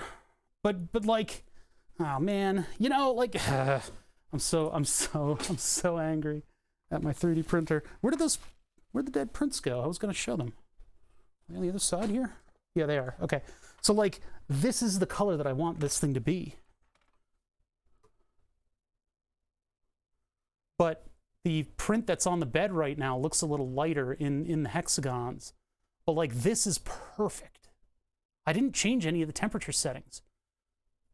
Unfortunately, it's like these parts here, the parts that got hotter, are more clear, and that's sort of the look I'm going for. It is very unfortunate that all of the prints that I've done to date for this back plate in orange have shifted. We're thinking it might be something mechanical. I jiggled the cables a little bit, and that has affected, that may or may not have affected it. I think maybe as the Z-axis moves up, it's possible that the wires were getting into a very specific situation where the one stepper motor didn't get a pulse. Yeah, I know it'll probably be fine in the solid layers, and maybe it's just, I don't know, I feel like I'm seeing lighter material in this, but it might just be that it's against something that's reflecting light up through it, and that's why it looks a little bit more Bush League. It might actually look just like this, because this is all the exact same temperature settings, and it was in the same environment. I don't think room temperature has deviated that much. I could always take a look. Well, the brew controller doesn't keep a temperature log, I don't think. It would be cool if I could get it from the brewing controller and see what the temp swing is. Okay, so we've got 4 SATA connections, 4 connections to the power supply. Why is this one looking bad? Why does this one look bad? No, it doesn't look like the other ones. Hold on. This one look all messed up. Is that the one that I had to manually put it? I think it was, but I don't know why it just looks... Oh, it twisted to the side. Oh, weird. Why did it do that? Why did it twist to the side? Oh, okay. Well, now they look normal. So yeah, this is what's going to plug into the power supply unit. And then these have to plug into the SATA connector. And I got to get these right, or else I'm going to blow up my drive. I don't want to blow up my drive, okay? So here's a connector. And here's a No, this is the wrong... I keep going for this one. This is the wrong one. What did I do with the other one? I had it out. Probably ended up behind something. I put it over probably behind the computer. I gotta get up, move myself over, not unplug my microphone. Oh God, God, this keeps freaking happening. You just stand on it. Let's just stand on the mic cable. Let's just stand on it. That's great. It's just fucking great. Ugh, okay. All right, anyway, there's the cable that I was looking for. Up. Okay, back over to here. God, this has been my life for the past couple days. It's just this kind of stuff. Blowing out your drive. What? Blowing out your hard drive. Ooh. He said a bad thing. All right, let's sit down again. Do the Riker maneuver on my stool. You guys didn't get to see that. What's up, me ice? What's up, meow? Okay, so here's the deal. We got the 12 volts, we got the 5 volts, we got the mid-range voltages. So we're gonna start off with 12 volts all the way on the right. And I plug this thing in, pin 1 all the way over here is gonna be, I don't remember. We get the power supply out of the motherboard. Referencing, cross-referencing, recross-referencing, double recross-referencing, check, double check, redouble check, check twice, check once, check, 1, 2, 3. Pop, popsicle, bike-sickle, test, 1, 2, 3. All right, yeah, okay, so these pins here. Sir, I'm gonna have to ask you for a liquor license for all of this wine. Listen here, you fucker. You listen to me. All right, 12 volts is on pin 4. All right. Nuclear vessels. So, pin 4 right here, 12 volts. Double check, pin 4, 12 volts. Okay. Pin 4, 12 volts, all the way over, goes into this one. These are weird. These are designed to, oh man, I gotta swallow that hiccup. All right, these are designed to go into the plastic so that they create a little spring interface, a little pressure interface with what they slide into on the drive itself. The drive itself just has tabs, which actually from an electrical standpoint is kind of nice because then you can actually get like a probe on them very easily. But this guy right here, that needs to go into the housing properly because the housing is going to have all of the stuff that keeps these flimsy little metal structures in line and able to do their job. So we have a tab on this thing. My shadow is getting in the way. First of all, I need to turn up the desk lights so that they're actually bright. Okay, apparently those are on. Weird. My little setup is very weird. I need to redo my setup from the ground up. That's a beard hair. That is a beard hair. That's all. Oh no, that's actually a mark on the desk. That just looks like a beard hair. All right, focus camera. Focus camera on the floor. 4 on the floor. Okay, so yeah, there's little ridges inside of this thing that I need to follow. Hard to see. There you go. There's little openings, man. We've gotten good at molding plastic. 3D printers suck. They just suck butt. But actually molding plastics, we're pretty good at doing that. So I've got a tab here that needs to hold everything down, and then I've got these little pawls that need to go into the right location. So I'm going to compare that to this one. This one is 12 volts. I'm going to put that in there like this. And then that slides in until it clicks. And that clicks, and then it's held in. Yep, this is the SATA power port, not the data port. I wish I could make my own SATA data cable, but that requires, they're like differential pairs that have to be individually shielded. It's not impossible. I just can't. I just don't have it in me. Sorry, I'm going to try to get the cables to not, with crimping, like it's good to have them twist the same, but they're just not going to. So the next one that I have is ground. And that is a ground on this. No, I didn't. I cut apart a $35 Micro Center power supply that I keep around for test setups and stuff. I hated to have to do that, but that's just what I did. I cannibalized other parts of my shop in order to do this. I didn't mean to. I was going to back the connectors out of this one, but I went to do the first one and it immediately broke. These are made out of the worst plastic. It's the most brittle plastic that I've encountered. When you peel these out, basically what you need to do is get in there with something and barely move it until you can get this wire out and beyond the little things that hold it. Why did I just peel 2 of them out at once? That was weird. But yeah, you need to be really careful with these because like that piece will break and then you're going to be forced to chop up a power supply. But I had already been chopping up that power supply because I redid this connection here for the processor's additional power so that this wouldn't become a scorched connector. I didn't put a connector on this end because I didn't have anything that I liked that could carry that much current. There was a 4-pin connector here, but it wasn't quite up to the task. It wasn't quite up to the task of running an i7. And it had a little bit of an issue. Dun, dun, dun. Oh, where is that? Come on. Dun, dun, dun. There we go. You see that?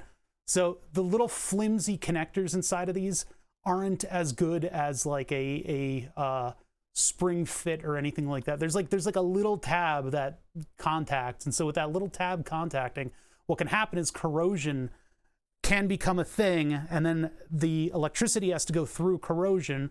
And so it ends up heating up as a result.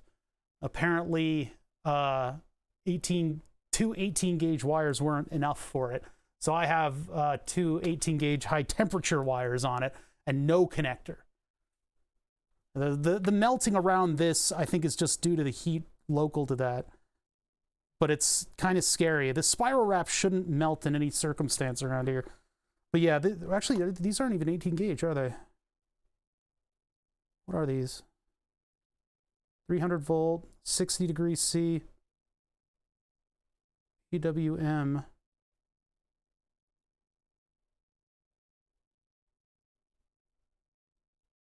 They don't have a gauge written on them. They got all this information on them and no gauge.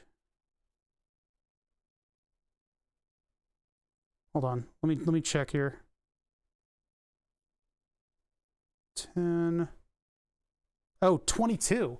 These are 22 AWG. So instead of 2 22 AWGs, I've got 2 18 gauges on it. There we go. I bet you can't wait for ATX 12 volts. You're goddamn right.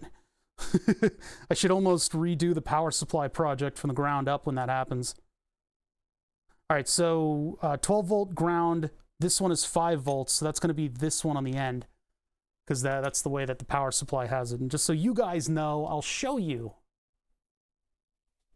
Hello? Hello? Why are you looking at me? I clicked the wrong scene. Oop. Just so you guys know. Hello? Hello? Who's there? 5 volts is all the way on that end. No, it's not. 12 volts is all the way on that. Jesus Christ, that's confusing. That is confusing. Look at that. They swap them around. That's kind of crazy and confusing. 5 volts is definitely all the way over there, right? Right? Unless they're labeling. Wait, which end are they labeling? Oh boy. Oh boy. We don't know, do we? Well, here's what we could do. Just so I can be sure about which one I'm using, because yeah, this would be a nice place to not get that wrong. Let us get the multimeter out. I love the Pico PSU, but that's confusing as shit. I thought they would have just wired it the same on both sides, but they did something with flipping it around. So we're gonna ohm it out. I almost stabbed myself in the stomach with this thing.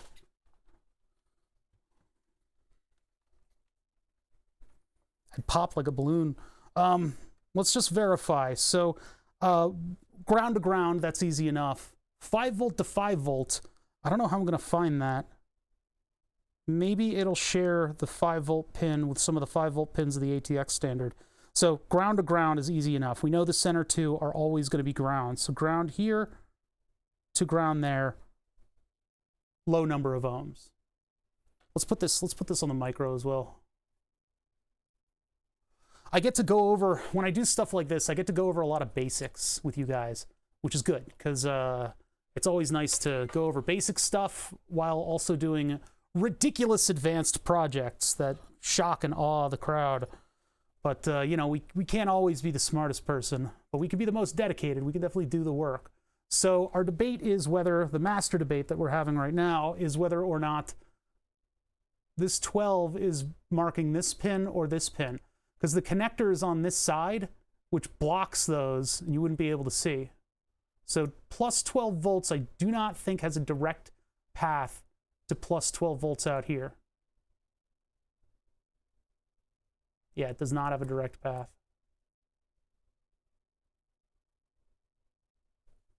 Unless this is 12 volts. Nope. Okay, so we don't know.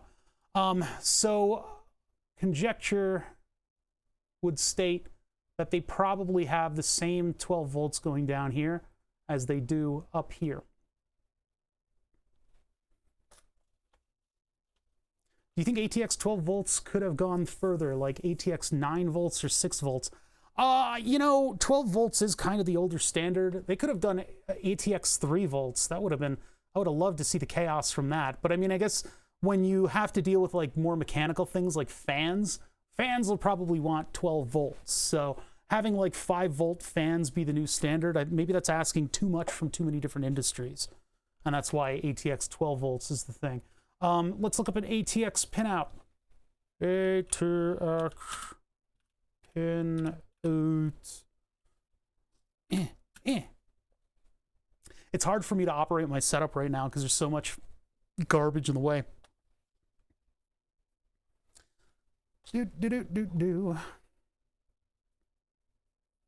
Let's look at the fancy one. All right, so now I've cut the connector off of this thing, but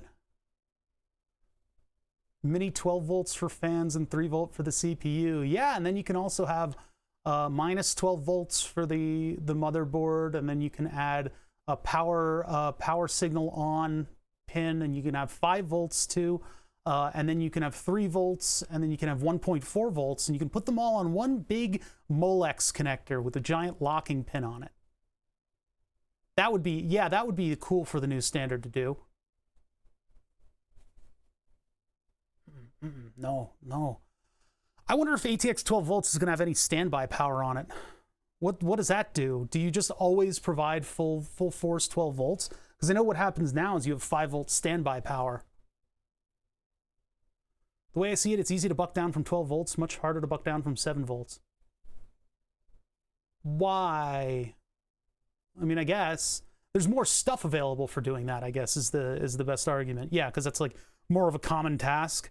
Anyway, let's take one of these 5 volt pins. So let's see, all the way down in the corner, I've got a 5 volt right here. No, that's the wrong one. What direction is this? Oh, I see, it's this way. Maybe. Square, oval, yeah. So this one right here, and this one right here. Ha! Okay, so 5 volts is all the way on the left. Pin 1 is 5 volts. It is the label that is right under the header. That is correct. So just to verify, if I go into the corner of the connector here on the square pin, and I connect to 12 volts, I'm not getting the same 12 volts. Am I on the wrong pin? Oh, that's a 3v3, sorry. That is ground, and then ground, 5 volt, 12 volt. This one is 12 volts. Ohms.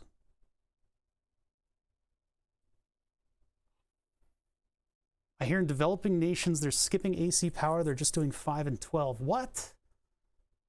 That's weird. I'm assuming it's just because of the amount of power involved. It's better to use higher voltages so you don't need crazy thick cables and connectors. I would go for a 300 volt DC computer. All your traces could be so small until you buck it down. Yeah, less material at 12 volts. That's a consideration. I mean, like with the developing nation thing, like AC versus DC, I mean, you think about how AC works and the electrons are doing this in AC, whereas in DC they're flowing all the way. I don't know. I don't know. All right, so blah, blah, blah. That's not a great example, but whatever.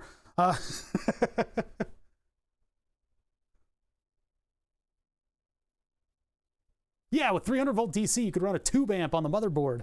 Actually, those up converters, those up dogs, are very small, and actually that's what we're gonna have in that blank spot in this computer. This blank spot right here, I'm putting a Nixie indicator on that. Don't dare me. I'll do it. I'll do it. Okay, so double check what we're putting together here.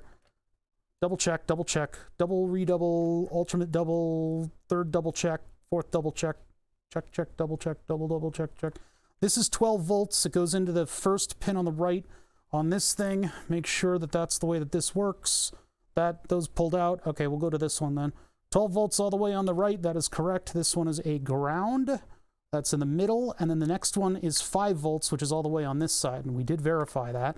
5 volts here. That one goes into here. And you know what? I'm going to make sure that these wires don't get all curly cued on me. The wires that were on these spools are really annoying to work with. Yeah, don't tempt Tesla to do any more bullshit. Or sorry, Edison. All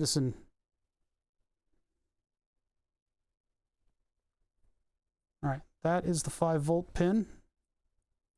We get these wrong, and all my data goes up in smoke. So I'm gonna spend the effort to double check everything.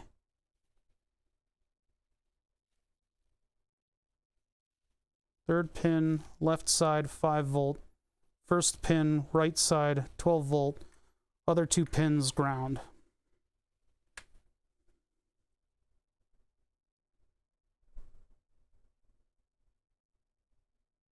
And that was all it took to make my own custom drive power. What the fuck are these two doing?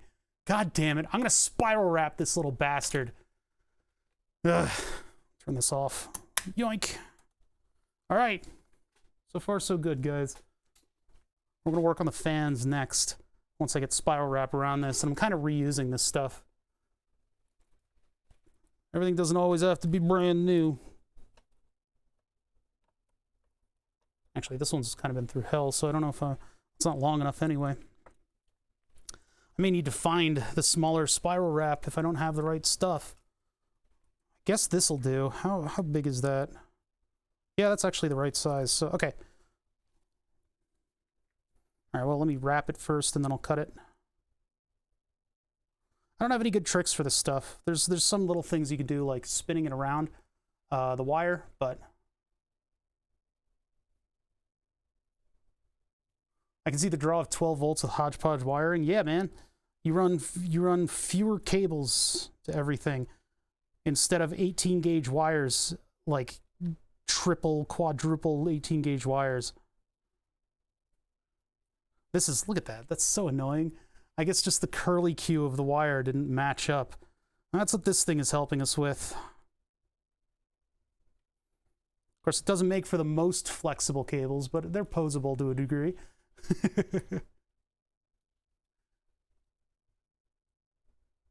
A lot of mobile home living people swear by 12 volts. Heat shrink. Yeah, I mean, if I wanted to, I guess I could source a more flexible heat shrink and use that over these wires. That would be a way to do it, for sure. But I'm living within my means here. I've got a lot of the spiral wrap, and I got a lot of this stuff, so I'm using it. I'm using all the stuff that I source instead of just being a constant dumping ground. I'm too dumpy. I got a big dumpy.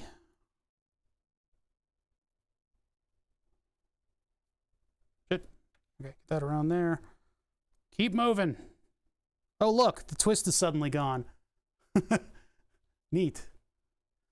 I still think doing one day, chat, one day I'll do it.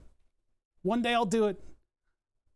I'll make a computer's interior look like an industrial oil refining area and use brass tubes to carry current to everything, and I'll suspend them like as if I was playing Satisfactory on 3D printed tower things.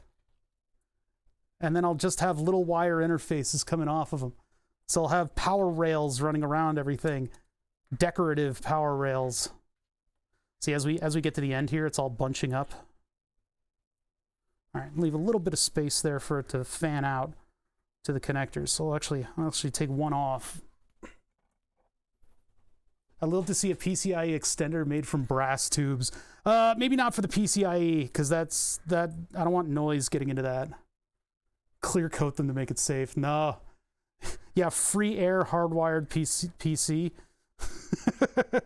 That's a little too much. That's a little, no, we got to temper expectations on stuff like that. All right, so it's a little clunky up here. This right here I need to hide. So let me take this out and then move the clunky part to another location. Never follow an electrical engineer to a second location. Just don't do it, Chad. Don't do it. So if I move that there, is that going to be too visible?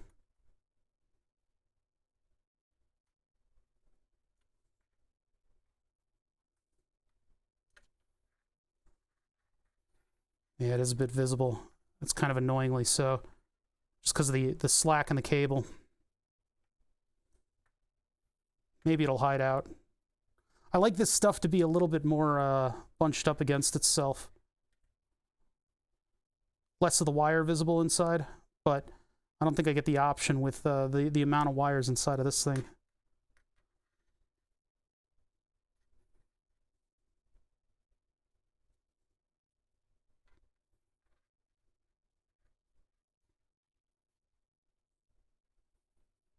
Good enough.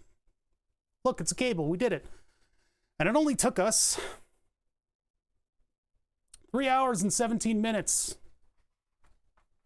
to make one wire. Oh my God. What am I doing? We're making a computer, believe it or not. This has been the slowest goddamn build ever. But the purpose of the slowness is because we are artists. We are artistes. We are making art. We're putting the F in art. What I'm doing is I'm building my own gaming computer, which was already built and functional. But I decided, since my friends were getting really pissed off about how loud the power supply fan was, that I should probably clean it out for a LAN party and rebuild a couple things real quick on stream before the LAN party. The thing is, my computer, it's special. My computer is a special and unique snowflake. In fact, it's been quoted by many other content creators as being why I'm such a psycho. Oh, Bother's out there making a computer, but not like you'd think. He's literally building a computer. Well, they say that. They're not as cognizant of what we're doing as we are. What we're actually doing right now is hiding all the wiring and stuff in order to make my computer sit flat on a plate. My computer also utilizes a custom-built power supply made out of power supply modules. Mwah! So I have 3 modules on this thing. One of them is a 120 volt to 12 volt adapter. This one is a 120 volt to 300 volt DC adapter. 300 volts then goes to the 2 DC to DC converter modules, what turn 300 volts to 12 volts. I have 52 amps of 12 volts to use. This computer has been used for quite a long time in this configuration. This is an i7 2700K on some whatever gigabyte mini ITX I could find that fit an 1155 socket.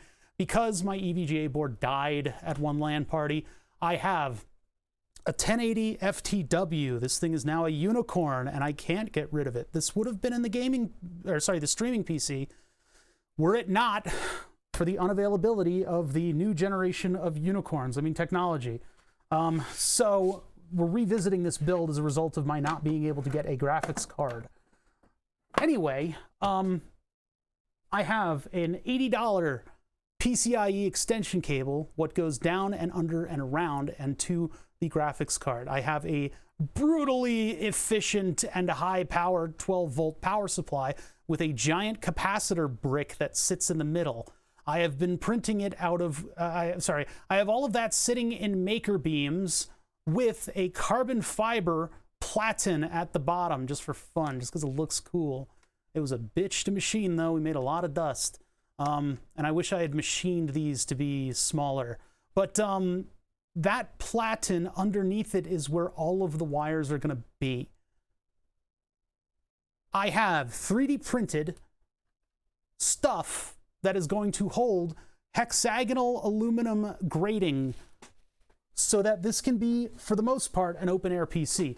It used to sit in Makerbeam that had a metal, it was a steel speaker grill, but this stuff will tear your hands apart just because of the edges that it produces when you cut it, and it's rattly, and I wanted to get rid of it. I wanted to make my computer look a little bit more fancy, and I wanted to lock down everything. You see, the graphics card is being held on by two flimsy little 3D printed pawls, P-A-W-L-S, up here. So those are actually holding the graphics card in place. We had to remake the back plate, which is currently printing on the printer, which has an X shift problem. That would have been done today were it not for that. I'm moving over to orange because I want translucent.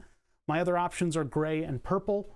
The purple looked really, really good. I would have loved to have the PC in this sort of like loud but dark purple. Unfortunately, this couldn't handle the long spanses of this stuff. So what it would do is peel up from the bed. And so I had to switch to orange. And then my last ditch resort is gray. Gray, I printed on the build surface directly, and it was like near impossible to get off of the print surface. Gray is very, very sticky. But anyway, so I've 3D printed these little cage pieces that sort of bolt together and hold these quietly in place. And the hexagonal grating is much higher airflow, so that's going to be pretty cool. It's just to reduce your finger poking. So that's what we're building. It's not what you would typically consider a PC. Now I like to have a minimal amount of stuff in here. A minimum mushroom man. Minimal amount of stuff in here. So graphics card, motherboard, buttons, no lights. There's one M2 hard drive underneath the computer, underneath the motherboard. That is the game drive. That's the 1 terabyte Samsung. And then I have the 500 gigabyte system drive. What is slung under this thing in what can only be described as a lazy last-ditch effort. It is literally just Velcroed to the underside. No exaggeration, my PC case is at least 20 times larger than yours. Why do PCs don't need all that space? What do you got, a free reign PCB?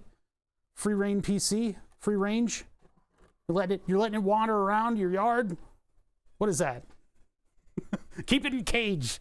Keep it in a tiny cage. So yeah, anyway, I'm waiting for wire, by the way. I'm waiting for wire that goes from here to the main power supply. It needs to be 16 gauge because otherwise it won't fit through the hole that I've made over here. This gets 14 gauge because that's maximum of like 30-ish amps. And then this one does not require 30 amps, so it gets a slightly smaller gauge wire. But there have been a couple little modifications to this thing because previously, this thing has scorched wires from connectors. The connector is usually the lowest current thing in the wiring system if you've done things right. And so this scorching right here is no bueno. That's not good. I've got two 22 gauge wires going to the motherboard connection, and that's 95 maximum watts. So I'm running two 18 gauge, which technically might be a little bit, well, no, 16 amps. What is 95 watts again? 95 over 12 is 7 amps. Yeah, so this can carry 7 amps. And I've redone the connector, the Molex connector on a circuit board. Same thing with the graphics card. And once I can get that printed out, I have a cover that goes over that. So I'll have to design a cover for this so that everything can kind of have a unified look. I would love to do a cover for this thing, but I figure there should probably be some airflow around the power supply. especially if I end up using all of the processor. Last thing that I want here is for my computer to suddenly smell like burning plastic. A lot of 3D printed material on this now. Yeah, so that's the computer. The power supply, of course, since it's like 90% efficient or something, it still does belch out a lot of heat. So I have 6 I gotta redesign these, and I'll start printing this soon. But yeah, new heatsink, larger surface area, less space between fins, 40mm fans, 6 of them instead of one big squirrel cage style fan. That's going to basically be a push-pull system where I've got 2 pulling and 1 pushing. So air goes in the center and gets pulled out of the 2 on the sides, as well as pulled in from here, the middle, and the corresponding end cap. I hope that's sound reasoning. I think I've put enough thought into this. I hope it all works. All right, let's install our wire. So that's got to come down from below, from the depths. Yep. That's going over here, so I guess I'll go under this wire.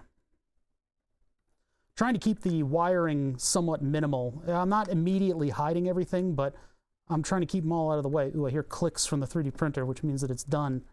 Those are the I'm done clicks. All right, so that has to make kind of a sharp bend. Maybe I can do like that. And then let's check out how much we've got on the other side. Too much, of course. Yeah, I wish I could tie these down a little better, plan them a little better, but this is just this is what we got to work with here. What we got to work with. At least some of these are a little bit more flexible, because the underside of the case is where you dump all the wires out. Where you do all your dumpies, down here under the case. Is that backwards? It's always backwards. Yep, it's backwards. Other way, other way, other way, other way. All right, so oh, what a mess. I'm gonna have one more big wire going from here to here, but all these need to be tied down somehow. And I think the way I'm gonna do it is with tape. I think I'm just gonna use tape and tie all these down. And I would like to have a blower down here. I love it when the spaghetti is ready. How dare you say something like that about what I've labored so hard on? Ugh. It's such a goddamn mess. At least there aren't too many wires down here. And I could do this. That would get that out of the way a little bit. Ugh, that would mean, well, actually, yeah, here we go. This is just the front panel stuff. As usual, I think about that last.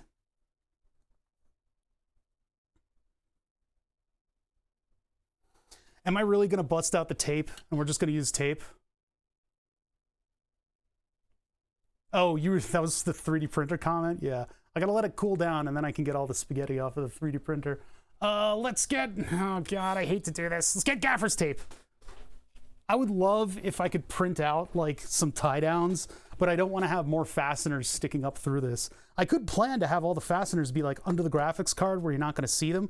But then, I don't know, I mean, I could print out little like clips that this stuff would just press into. That's more drilling into the carbon fiber at the moment though. Make a cool cover, but it's literally under the case where nobody's going to see it. You know? I got to free up the place that these screws are going to go in so I can get to them. But I think that one is just like a straightforward, tie it straight down.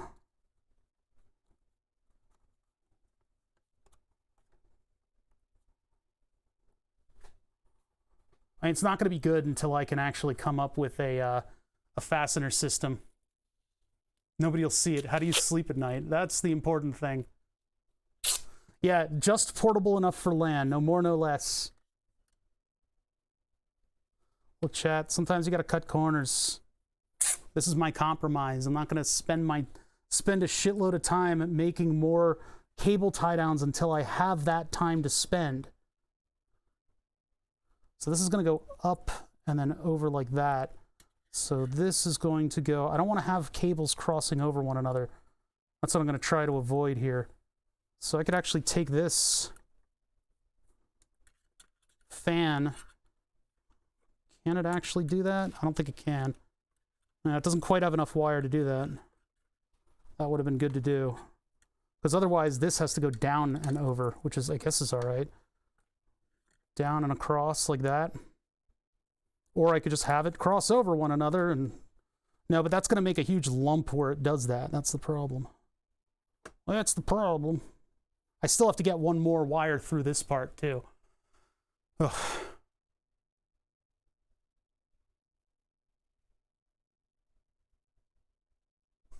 I have another carbon fiber plate, but these are 35 bucks. But I don't know if a false wall is going to do it, though, because the drive sticks out from that. I could literally just use these tie downs again, too. Those will just sit down there and then hold it up.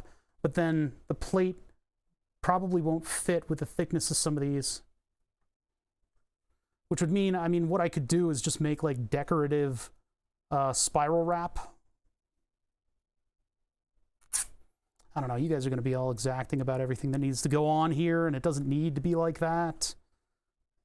This can be janky for a little while until I can come back and fix it.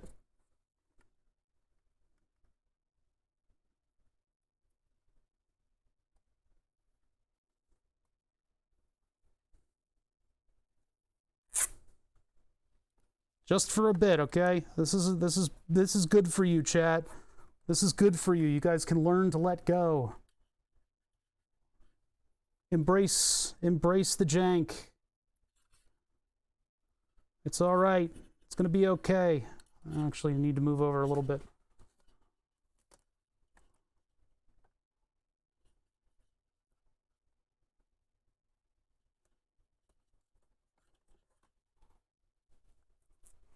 Are you guys gonna make it? Are you gonna make it? I don't think chat's gonna make it. This stuff doesn't love dust either. It's not great with dust. But it's also completely replaceable, so got that going.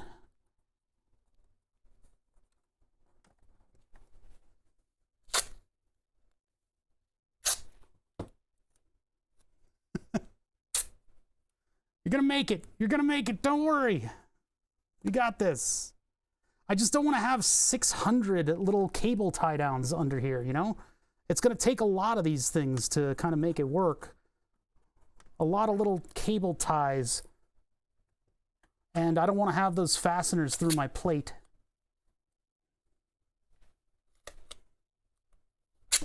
Not yet, anyway. I mean, you know, I can explore it at a later date. This twist is really killing me. I don't know how to make that come through easier. So we've got this coming in like that, and it's got to go to there. How? Ugh. They're all bad. It really needs to change. Like, this needs to, I guess, do the twist up there, and then I can do it like this. And then that's going to pack a little flatter. The SATA cable just does not want to be flattened, even though it is flat. It just doesn't like to perform that angle change, which means I could probably put this at more of a straight interface or something. Or I could just tie it down like this, the way it is. I need to take up all the excess cable, though. Here, let's look at the top.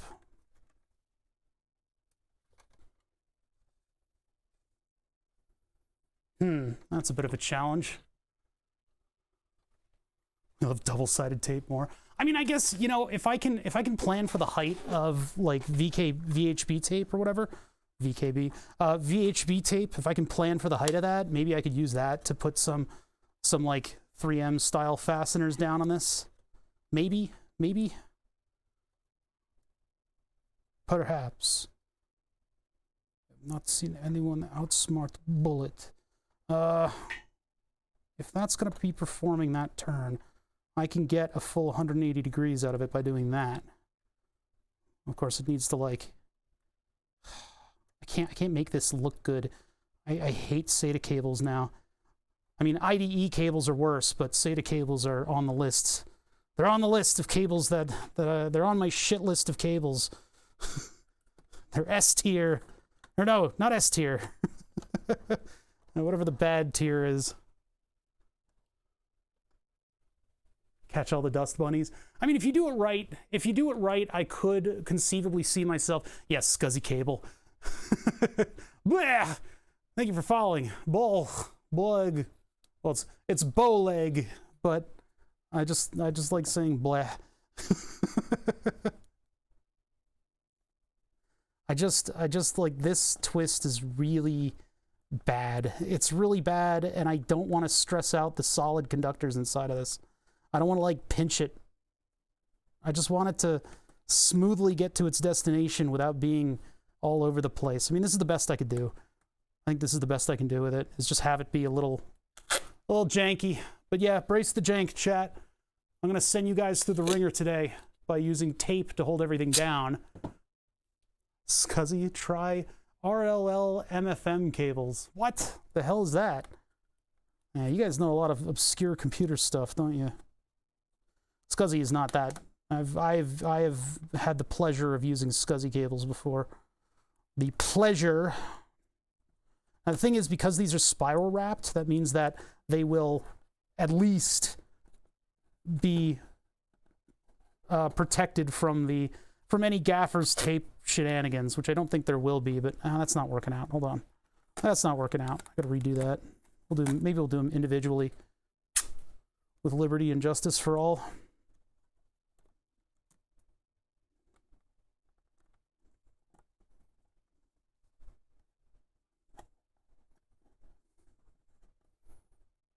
The hard drive cable is my friendship ended with Scuzzy hard drive. Sorry, SATA. Friendship ended with SATA hard drive. M.2 is new best friend. Oh, I don't like that at all, but I'm gonna live with it. Ugh. Yeah, floppy cables and stuff. Man, he's dealt with them all.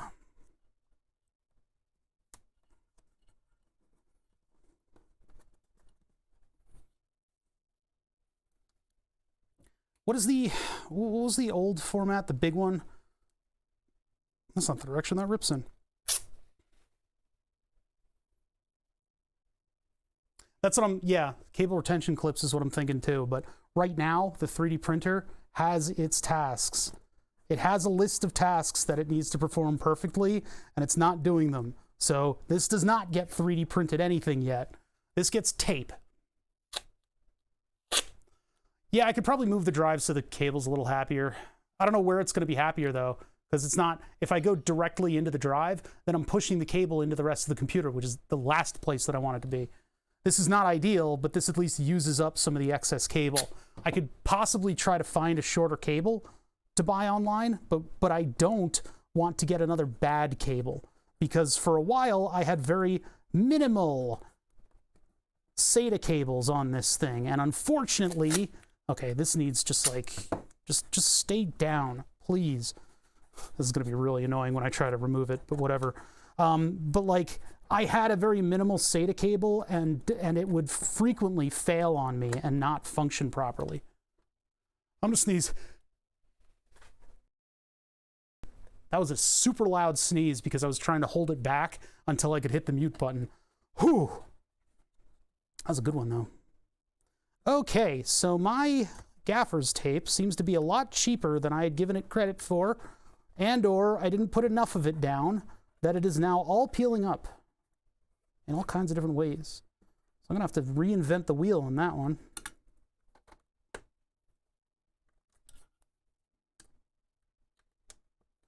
Now I need to get a package today, or else, you know, this is not gonna happen, this computer thing. We're getting real close with this, though. Aside from all of the cosmetic stuff, we're going to work on the fan stuff next, because that's pretty much the last physical wiring thing that I need to do that I have the parts for. The parts that I'm waiting for in the mail are, in fact, the It's the wire that is going to carry power to the motherboard. This is one of the more important pieces of this whole thing.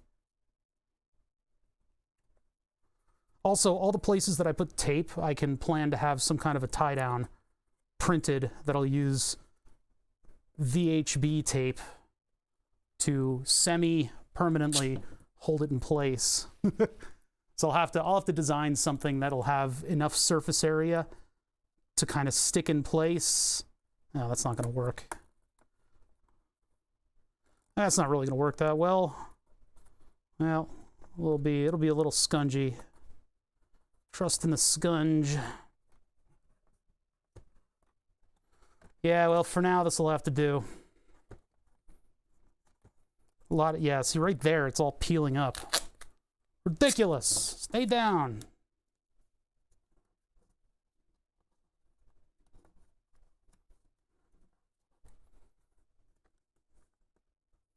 Yeah, that wire is just not going to be, that wire will not cooperate, and that's sticking down below the case right there.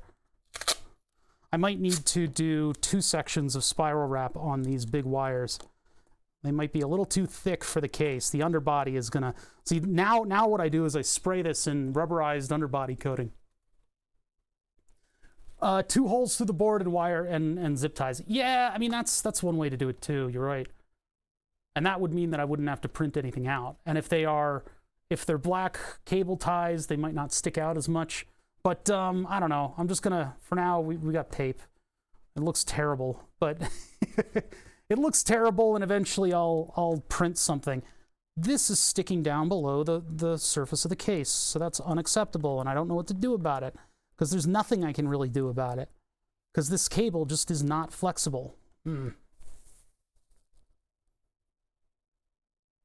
Think about that for a minute. Yeah, it's like that just needs so much area to turn around in. Is it hitting the ground? Probably. Yeah, I know taller feet, but we don't have to compromise on the feet yet. I don't want to. Let me get my pen light. Pen light! Yeah. Okay, where is it? I gotta reach and get the pen light, and then we'll see what horrors. Oh, that's UV. Hold on. That would be ultraviolet, and that's not what we need.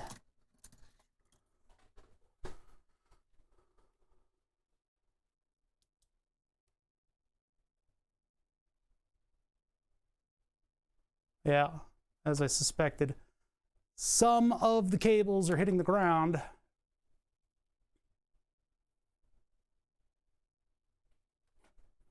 And for the most part, I see stuff, I see the stuff beyond the end of the case. I'm trying to bring you guys along with me and looking at this stuff. Looks like the fan cable, doesn't it? Ow! Looks like the fan cable is just loose enough. Is that the hard drive back there? Man, it's close. I may need to find larger feet to put on this thing. Yeah, a bunch of stuff is hitting the ground, and that's really unprofessional. Hard drive's all the way over here, but that right there, that's hitting the ground. But I mean, all that needs to be is pressed further in so it doesn't go down like that. That's definitely hitting the ground. There's no getting around that. But I can't really do much about it because, like, I just can't. I can't do anything about it. God, that is so annoying. I don't know what to do about that.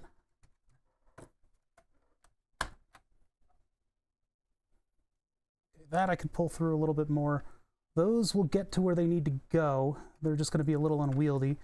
Hard drive is plugged in. I mean, I could get rid of some of the hard drive cable if I plug it in all the way over at the other slot. But that doesn't...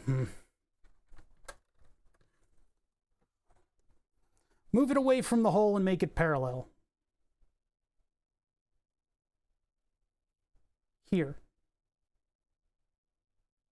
And then it would go up and over and around. But that's so much shorter.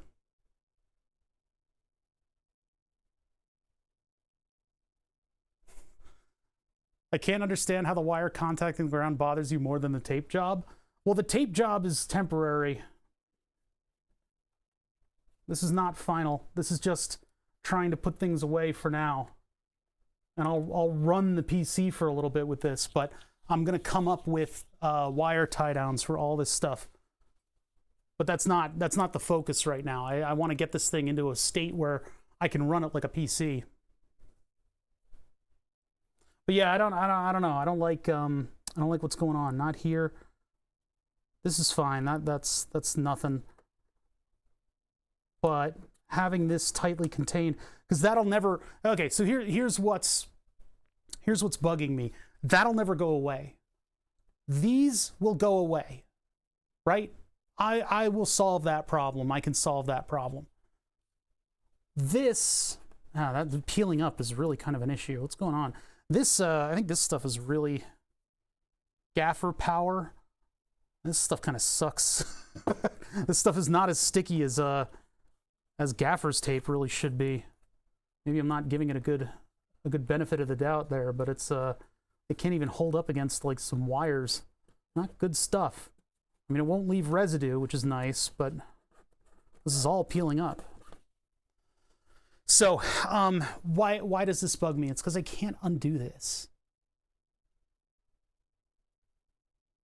No, you shouldn't. You shouldn't need to do that much prep work with gaffer's tape. I know there's a lot of oil and residue and stuff like that running around the shop, and I've been handling a lot of this stuff with my mitts and getting it all gross. But that should be fine.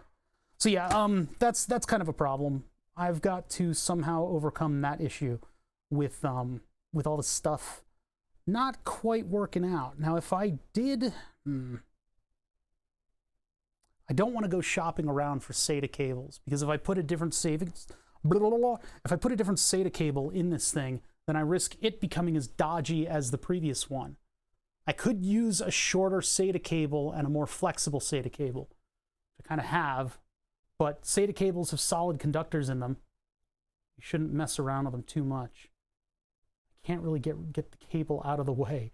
This is where, you hide all the scunginess, but I don't want that to touch the ground. Man, I mean, I could move this over to the right more. That would just straighten this out, but that wouldn't solve this problem. I'll have to think about what I can do for that, because I don't think, like, if I put that parallel over here, then the cable has to go out and over, and it does the same thing. It still needs to have a bend in it. If I put it all the way over here, well, that might be a little too close to the power supply where it's going to get warm. But then the cable has to go down and over. It's the same story. It's just going to flip in a different direction. If I do it like up here, I'm blocking screws. I don't really want to block the screws. That's why these are temporary, because those are blocking screws in some locations. Yeah, man, I'm kind of stuck for routing the SATA cable. It's too bad I can't make it like this.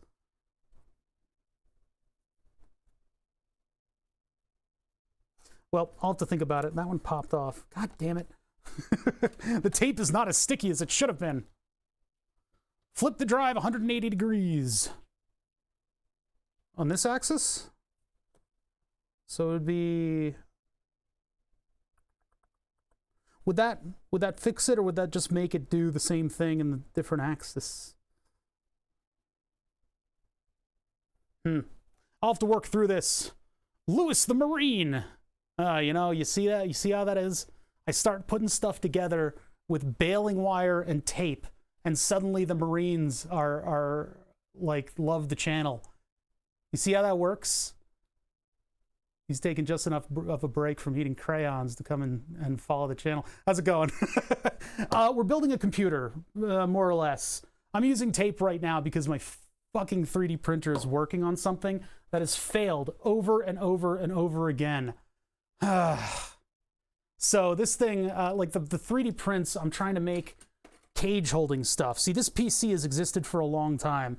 Since, well, in many different forms. In its latest form, it's been around since 2015. I actually, when I was doing the reverse engineering IEDs job, I would see a lot of military hardware on my desk. And one of the things that I saw were these modules from a company called Vicor Power, probably from a Humvee. I'm not, well, some kind of advanced equipment, maybe radio equipment, who knows? But I looked into these things because all I had was a circuit board, and I figured, wow, these things are really well made. So what I did is I basically got ahead of the ATX new 12 volt standard, and I created a 120 to 12 volt power supply in a very minimal amount of area of the board. Now, nowadays you have designer power supplies and stuff, so you can build tiny little PCs that have these tiny little power supplies in them that are cheaper than this.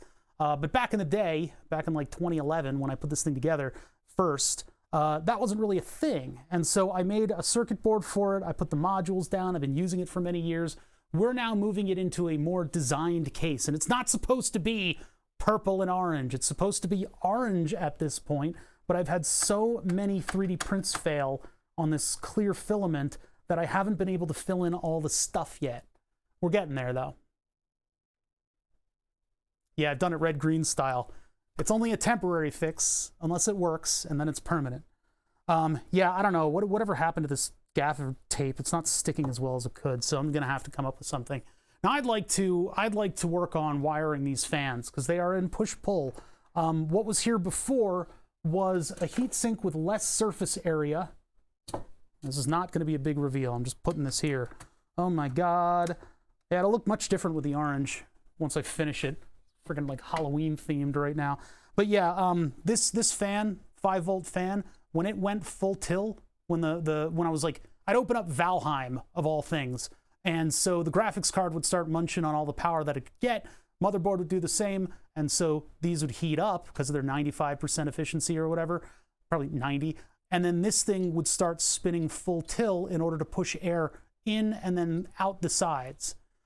Well, that was unacceptable because of the sound that this thing made. It sounded like a vacuum cleaner. Quite like a vacuum cleaner. And so what I've done in doing all of this, what I was originally going to do is put 4 60mm fans on this power supply. 60mm fans, everything stays cool. These last as long as possible.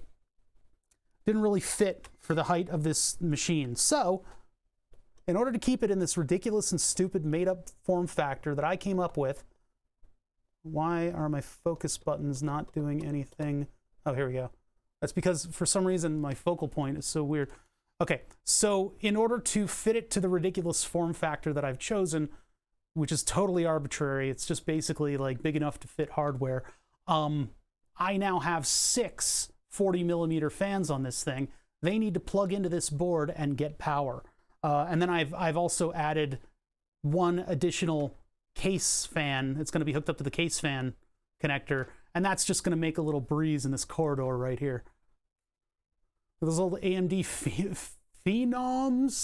phonemes, I don't know how to say that. I think it sounded like a friggin' jet engine. Yeah, the blower cards were vacuum cleaners back in the day.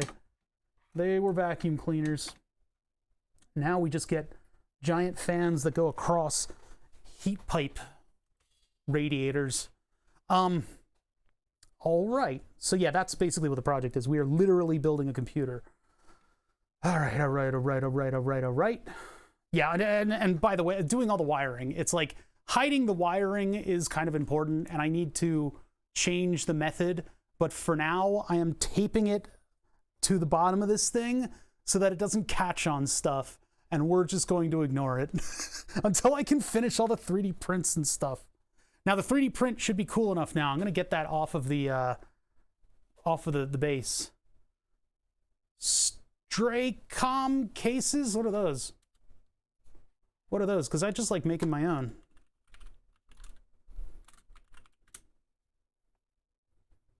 Oh, are these fanless? They're creepy. Yeah, I know about these. The fanless media PC cases. A fanless PC is utterly unnerving. I know about this one too. I think, yeah, some of these have fans, but they are utterly and completely unnerving because there's just no sound there.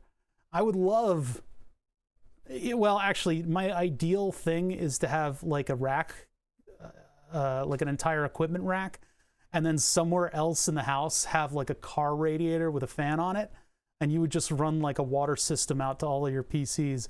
So you just plug the PC into the rack. You crank the fan to 100%, it still sounds like a vacuum cleaner. It's fun and keeps the card cooler. It also makes it faster for boosting. Yeah, I don't know. Yeah, these are pretty cool. Cool looking cases. They're very smart looking. Look at that. You got a radiator in there. Pretty cool. Okay. Okay, forums. Who hurt you, forums? Yeah, I'm not going to run a case like this, though. They're expensive. And it's not like this thing has been cheap, but yeah, there you go. See all the heat pipes there that are transferring all the heat out to the outer things. Looks like, well, yeah, because it literally is a portable radiator. This looks like a Victorian radiator, yeah. Let's put all the heat to the outer wall. That's essentially what the old PC did. It moved all the heat to the outside. It didn't do it well enough, but I was able to like almost boot a game and have it run it. It is creepy though. It is creepy not to hear a fan on a computer, and I would love to build one at some point, but at work we have 3-phase motors with no fan. It's just all enclosed in a big heat sink. What? I guess it dissipates enough heat to not hurt the magnetics of the motor, right? All right, so to get stuff off of my print bed, I use a giant spatula, and I smack the crap out of the side of it to get the spatula under, and then I keep it as flat as possible to peel the rest off. I'm telling you guys that now because I'm about to do this off camera, because I'm going to be just outside of the camera. Zaw C1 Micro ATX case. Ran only saw pics of it last week, and they're pretty nice looking. I'll look in a second, but you know, I'm not gonna just go buy a case. I'm like 85% done this project. You know, moving to a new case is silly. Good for inspiration though. But yeah, I've already kind of settled on the look for this. Man, this is the largest contact area print that I have. And I need to spool up prints of the fan holding stuff next. And then we can move on to the top grating holder, and I can have that done probably by Tuesday's stream. Probably by Tuesday's stream. We can do a big reveal. CPU and GPU aren't the only components producing heat. True. But they make water blocks for just about everything these days. I have a water block on the Raspberry Pi. You could feasibly like completely cool everything. Trick is to make your machines passively cooled so that you add slow silent knock to a fan on top of that. Yeah, that's the thing. You always got to move air. What's that called? Zaw C1. Oh, Bokidly. That's pretty neat looking. They're good at making gratings these days, huh? Yeah, it's a pretty simple, minimized, minimum. Didn't Linus review one of these? Didn't I see that at one point? I like that. I like that. That's a smart look. That's cool. Yeah. If I wanted to have a normal computer, maybe I'd look into something like that. I like my cases to be very minimalistic, says the guy with a bunch of friggin' with a Halloween. I've got a Halloween Express moving in with this color combination. The laws of thermodynamics are your arch nemesis. Mine are the consequences of my own actions. If it isn't the consequences of my own actions, trying to outsmart me again. Joke's on you, I'm 3 steps ahead. All right, let's take a look at, well, let me spool up the print before I install this new stuff. So over to Prusa, get rid of this guy.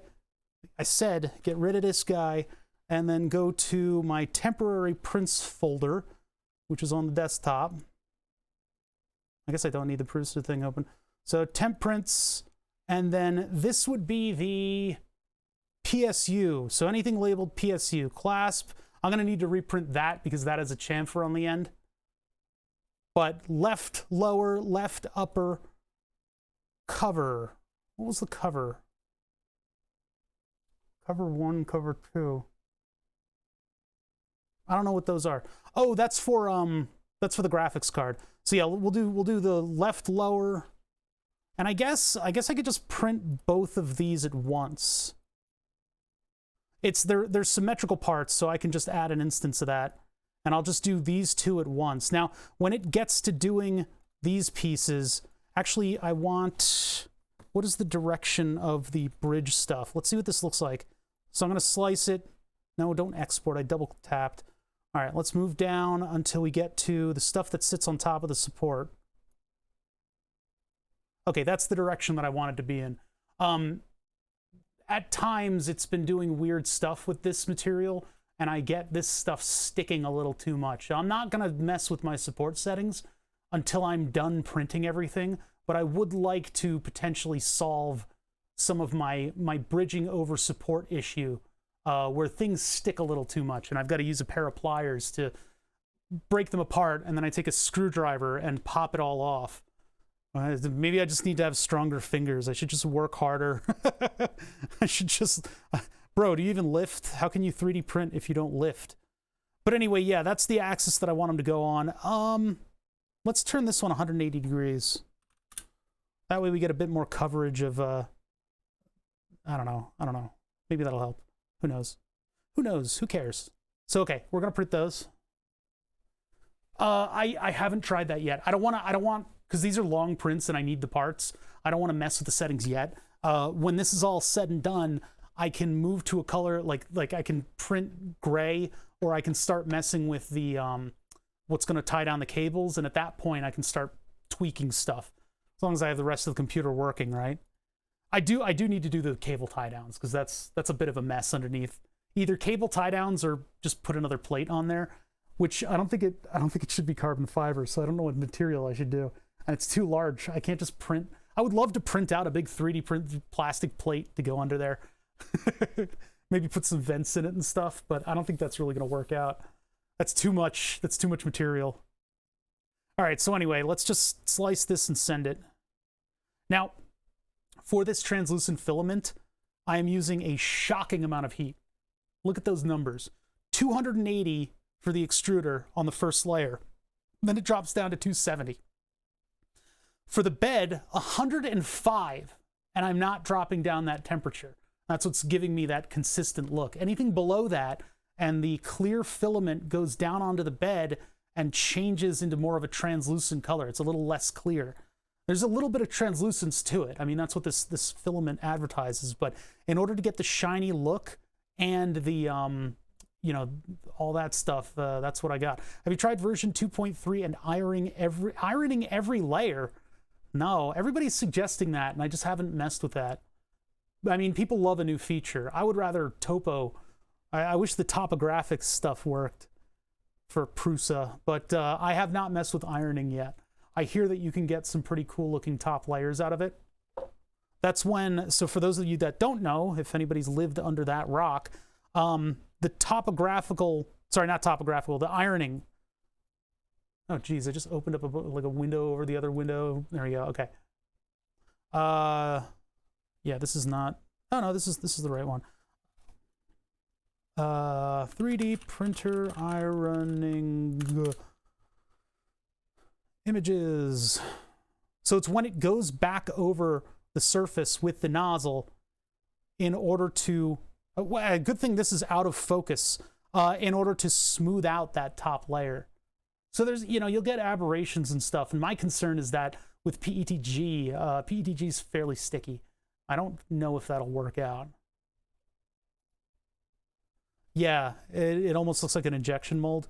That's pretty cool, but I don't trust PETG with ironing.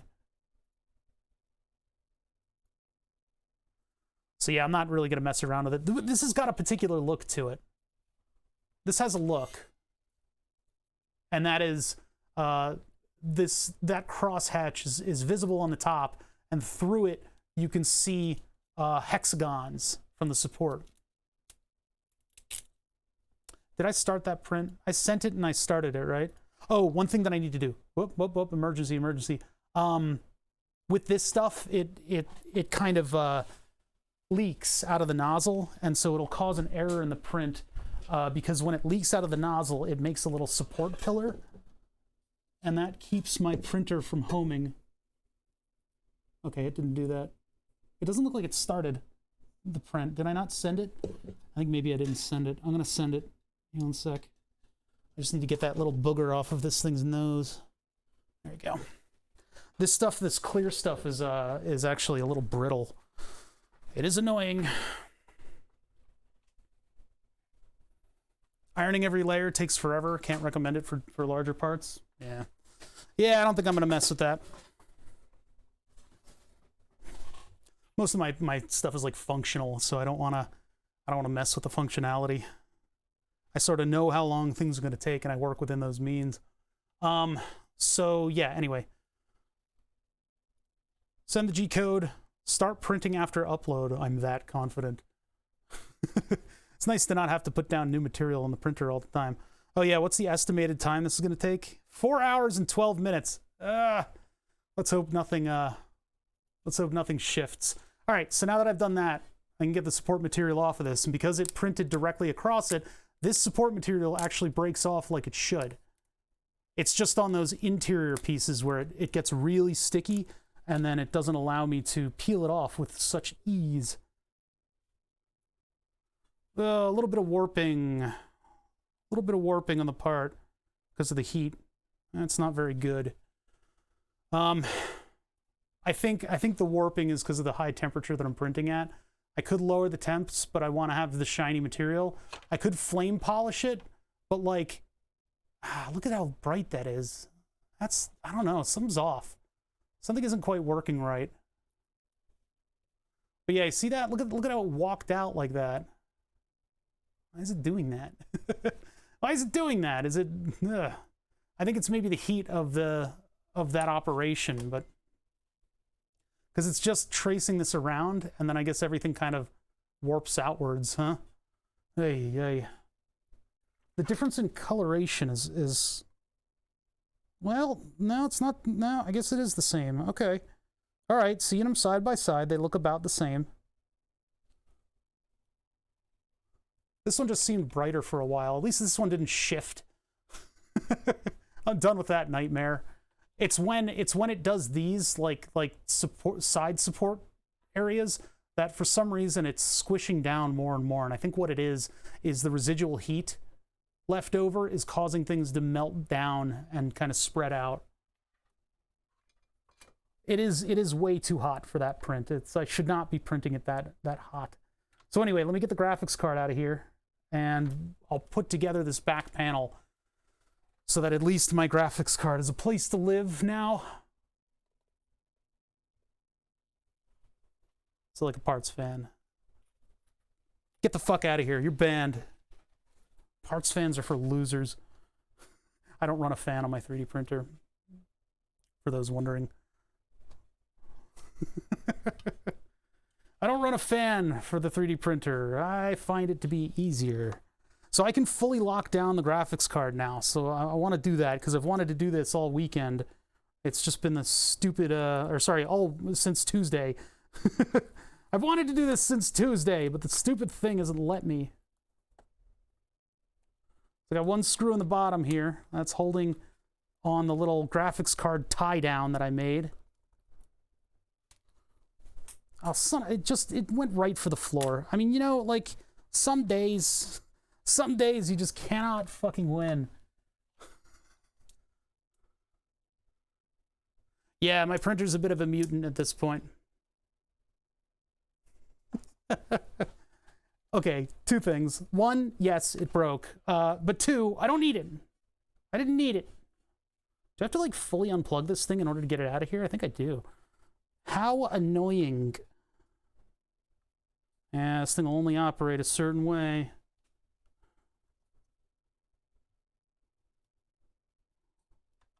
There we go. Okay.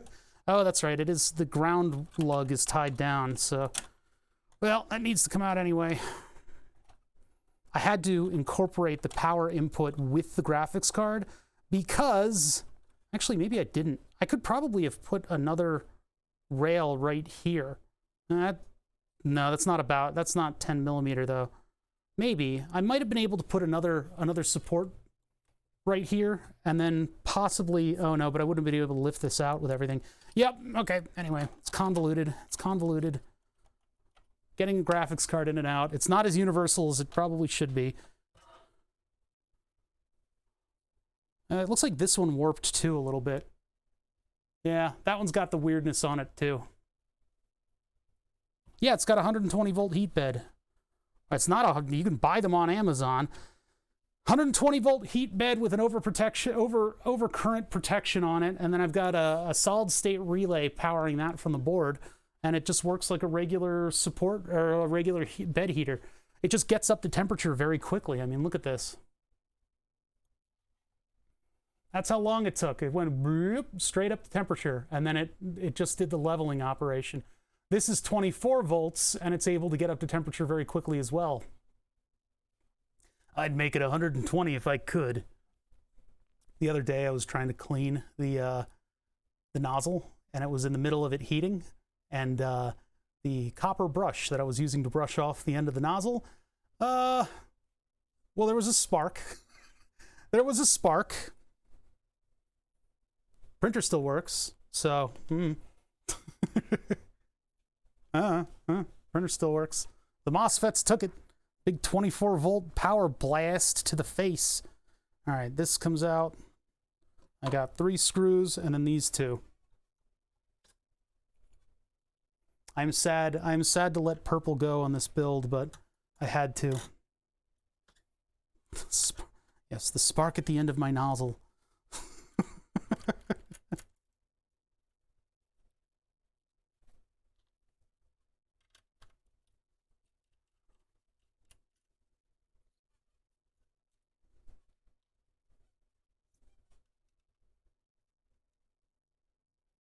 Done this 500 times. We had to move the graphics card over 3 millimeters in order to make 1 millimeter of space between the bend in this cable and capacitors that were at 300 volts DC with a 150 volt potential across them.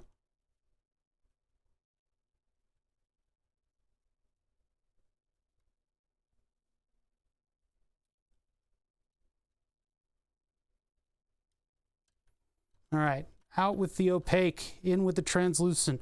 Now, the translucent material is a little bit brittle, but the graphics card is mostly just kind of like sitting on the two pieces of plastic, so there really shouldn't be that much mechanical force across the thing.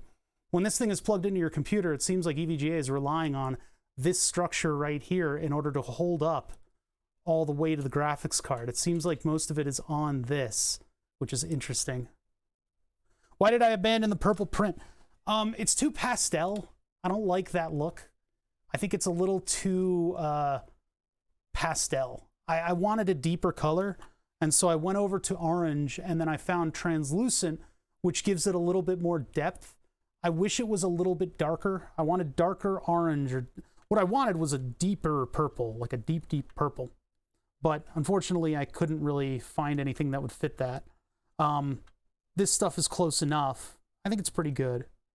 So that's why I abandoned the purple. Oh, and then the clear, the translucent purple wouldn't stick to the bed. It kept popping up even with more temperature, even with what do you call it? Glue. You know, I threw all the tricks that I have at it, and none of them really worked out, so.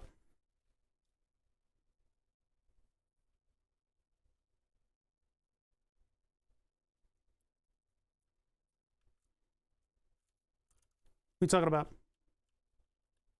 Pretty big standoff? No, it's 2 millimeters. The cables are designed for that.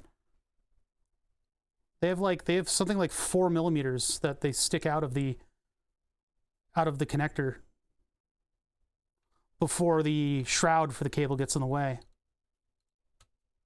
I could thicken this thing up a little bit. I was considering that at one point. No. Fuck! All right, I'm gonna go get that off the ground. I know, it's like they added the DVI port for the sole purpose of keeping the card together. Like, man, I really dislike this DVI port, but it sure does hold up the card.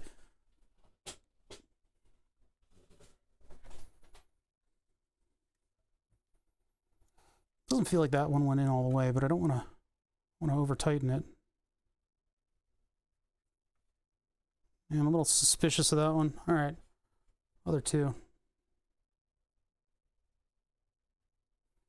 I want to change out the hardware for those. That one's nice and tight. Maybe that one didn't actually make contact. That might have been it. I didn't put like a chamfer on there, or a fillet on these. Countersink. These are technically countersunk. Those two are tight. That one's just not really going in. I hope I didn't strip it. No, it looks like it's sitting above. Yeah, that one needs to just be... Oh, there it goes. I didn't twist it enough. All right, cool. So that's that. Let me tighten up the top ones. My power input, which faces ground towards the PCB. So that goes like this. That's a little tight. I probably should have clearance to that one a little bit more. Oh, Jesus. Yeah, that one's ridiculous. Yeah, oh, there might be material in here preventing it. Oh, jeez. Or was there a minor shift? No. I see, there's like a little piece of material. It looks like there might have almost been a minor, yeah. What the fuck? Yeah, there's a little printing error over here. Oh, there was a shift in this plate. This one shifted. Sort of. Where did it shift? Ah, fuck me. This thing shifted. Fuck! Well, I might still be able to use it, but at the top of this layer, it shifted. Fucker.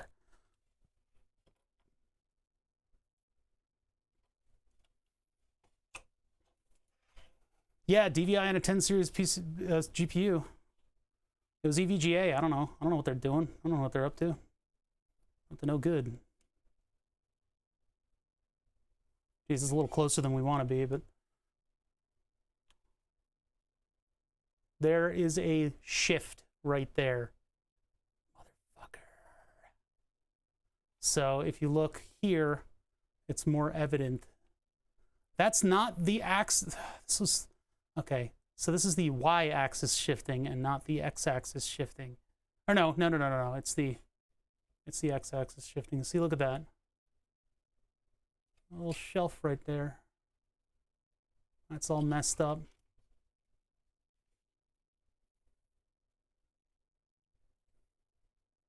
God, I'm just gonna have a fit. I'm just gonna pop off. I'm gonna start slinging my poop around. I don't know, man. I'm getting so fed up. Why is that shifting? It's getting better. it's healing every time I print one of these. I have to get plastic shit all over this card. And this part is technically not done as a result. What is that shift going to affect? The lid going on, but in a very minor way. Maybe not so minor way. Let me just think about this a little bit here, chat. Just got to consider what's going on. Card's going to be held a little bit taller than it was before. There's like a... Yeah, it's kind of shitty up here. See this? This is a result of it shifting, is that you guys maybe can't... You might need the microscope in order to see this. Up here, ooh, do you guys see, like... Are you guys seeing, like, aberrations, like screen tearing when I do that? I am. That's my higher FPS, maybe. See those strands that are just, like, drooping? That's a result of the shift. Yeah, you guys probably don't see it because of the encoding and stuff. I've got droopy strands. So this is not done. This one also failed, but in a much lesser way. It just gets blurry for you? Okay, because I see a clear line here and here. There's like a box that it creates when I move stuff across the screen quickly. It's very visible to me, but that's because I get the full FPS feed. This is not good. And that means I'm going to have to reprint this. I'm going to have to reprint it again. If it's healing, then maybe I'll be able to get away with it. But I don't know. For now, we'll just kind of wang-jangle it into place, and I'll... I don't know. I guess I'll come back to it. I'm so pissed off. I'm so angry, guys. I'm so angry. That should not have happened. See, if I do this, then I'm gonna get dust all over the card, and I don't want to do that. Maybe I could just like cut it? No, that's not gonna work. Either way, I'm gonna have to sand it down in order to get that thing to fit properly. I did give it wiggle room. It's just it didn't take it, man. You know, like, and then this leads to people making snide little fucking comments about how bad I am at this stuff, and it's like, who asked? Damn it! This sheet metal CNC, yeah, who doesn't though? All right, let's do a fan test because I'm gonna curse at myself and maybe drink myself till I die. I'm gonna drink myself dead because of this, and then I'll be dead, and I won't have to worry about this fucking project anymore. This is what happens when you try to make everything perfect.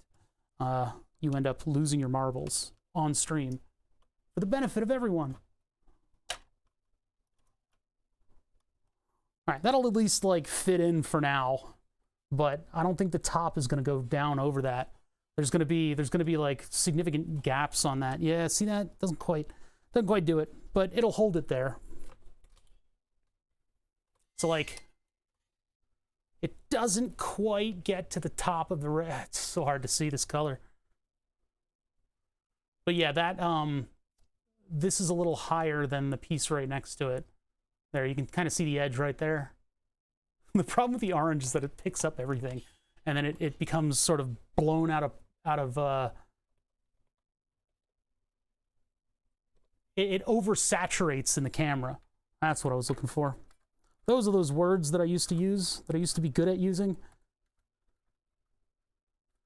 All right, I'm gonna put 2 screws in it just to hold it in place so I can manipulate the case without worrying about dropping it. You can see the orange is sort of traveling its way across as I complete 3D prints or give up on them. Complete darts in my garage. No, it's all right. I gotta finish this. I don't have a gaming computer until I finish this. And gaming is my primary identity, without which I would be lost. No, it's not. I just want to have a computer that I can actually use.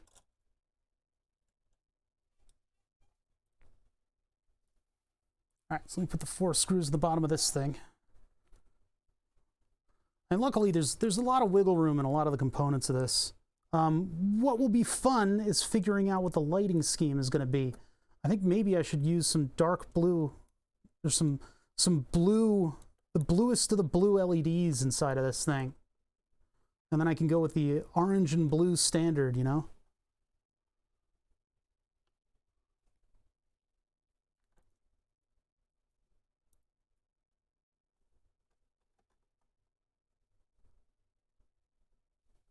What happened? Little fluffy cloud, shared 200 bits. I'd be so happy to do half of the stuff you have. I know, man. It's all right. It's all right. I'll be all right. I just got to make it work because it's like enough projects with this computer, you know? I gotta keep the content flowing.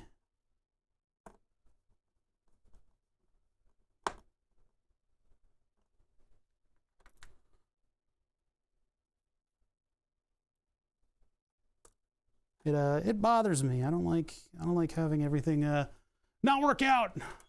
But anyway, thank you for the bits.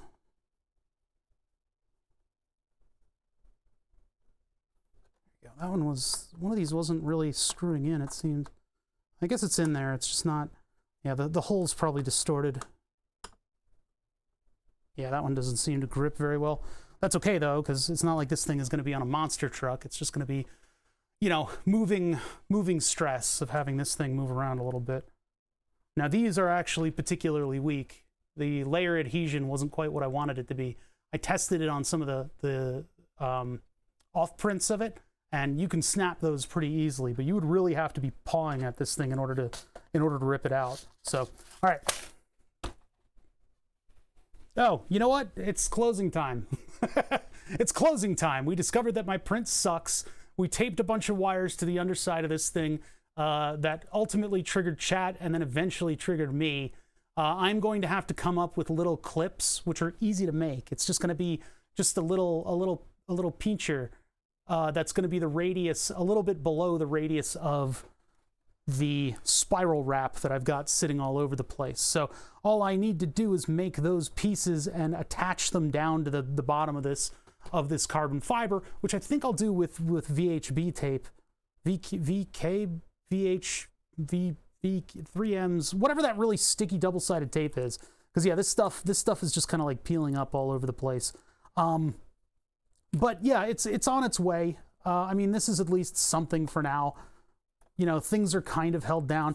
This is the one thing that I would like to come up with a solution for, and I'll have to think about what precisely I can do with the SATA cable to keep it kind of from doing exactly this. During the weekend, I'm not going to do a Saturday stream because this thing is pissing me off, and I'm going to keep working on it. What I need to do with this, finish the printing, obviously, wire the fans, get this temperature sensor installed. And I'm just gonna drill a hole in there that this will go to. And then I need to extend this one, because that's gonna go in a hole over here, pop up and go to the main heatsink. This one, the longer one needs to just go from that connector to the back of the power supply. So that actually goes like here. And what this does is this is for the fans that act like an exhaust for the keyboard tray. They pull air in from the front, out the back, so that hot air doesn't waft up into my face when I'm using this computer. So that's all that's there for. That needs to be installed, and I need to make sure that the right temperature sender goes to the right spot, because they're kind of tuned to whatever's going on over here. We reprogrammed that whole fan thing. Finish the prints, finish the wiring, print the things for the wiring. Done. That's it. So we're getting there. We're getting closer and closer. I would like to get this thing printed next, so I don't have to faff around with the design that falls apart. This design doesn't fall apart if you poke at it and mess with it, because it's got like a little overlap on the different components. So, and that's where we are. So yeah, more computer work today, but we're getting there. We're getting there. And what my goal is that by Tuesday, we'll at least be able to turn it on and I can show you guys the computer functioning on the thermal camera. We can do some benchmarks on it. Yeah, and have a good time with that. My hope is that on Tuesday we can have a day just to say, I'm done, we did it, we did a project, and we can play around with it and get everything working. Is it a steam machine? Get that guy out of here. No. Banned. No, it's not a steam machine. Those are tempting. Steam going, Bother's almost done his computer. Let's show him our computer. And I'm like, neat. All right, guys. Well, thank you for the raids and all the bits too. There were a lot of bits today and a lot of subs. I really appreciate it, and you know, good to see new people around here. I am going to be back on Tuesday. I really do need a whole weekend to get all this stuff right. Install SteamOS on it? No. No. Maybe make it steam powered, like as an actual steam and a turbine. Yeah, let's do that. Let's start over. Let's start completely over. Let me get one of my three-phase motors, and we can attach that to a turbo from a car. And we'll run steam through the turbo. Turbos are not made out of steam-friendly materials, are they? So I'll need to get an industrial turbine to do that, and then we can run that. Or I could run it off of that little hydrogen cell. Nah. All right. Anyway, what I would like to do also is to get that Nixie clock in there. Not clock, the Nixie readout in there. But let's get everything working first before I even start to consider that one, and we'll circle back to it. What I don't like is that it's orange, and so now orange is the primary color for the rest of the computer. So having an orange display inside of an orange computer, nah. I mean, I could just lean into the orange, make the graphics card light up orange too. That's kind of what I've already done. The fan LED, the one that's going to get brighter and brighter as the fans on the side of the case spool up, that is blue. the fan, or the LEDs on the power supply are orange. The LEDs on the motherboard are white and orange. So maybe we just lean fully into oranges on this one. I don't know if I like that, but I think that's where it's going to go. So that should be fun. Anyway, I'll see you guys on Tuesday.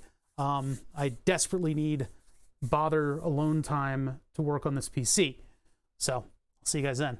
Anything going on? Usual suspects. You guys know where to go from here.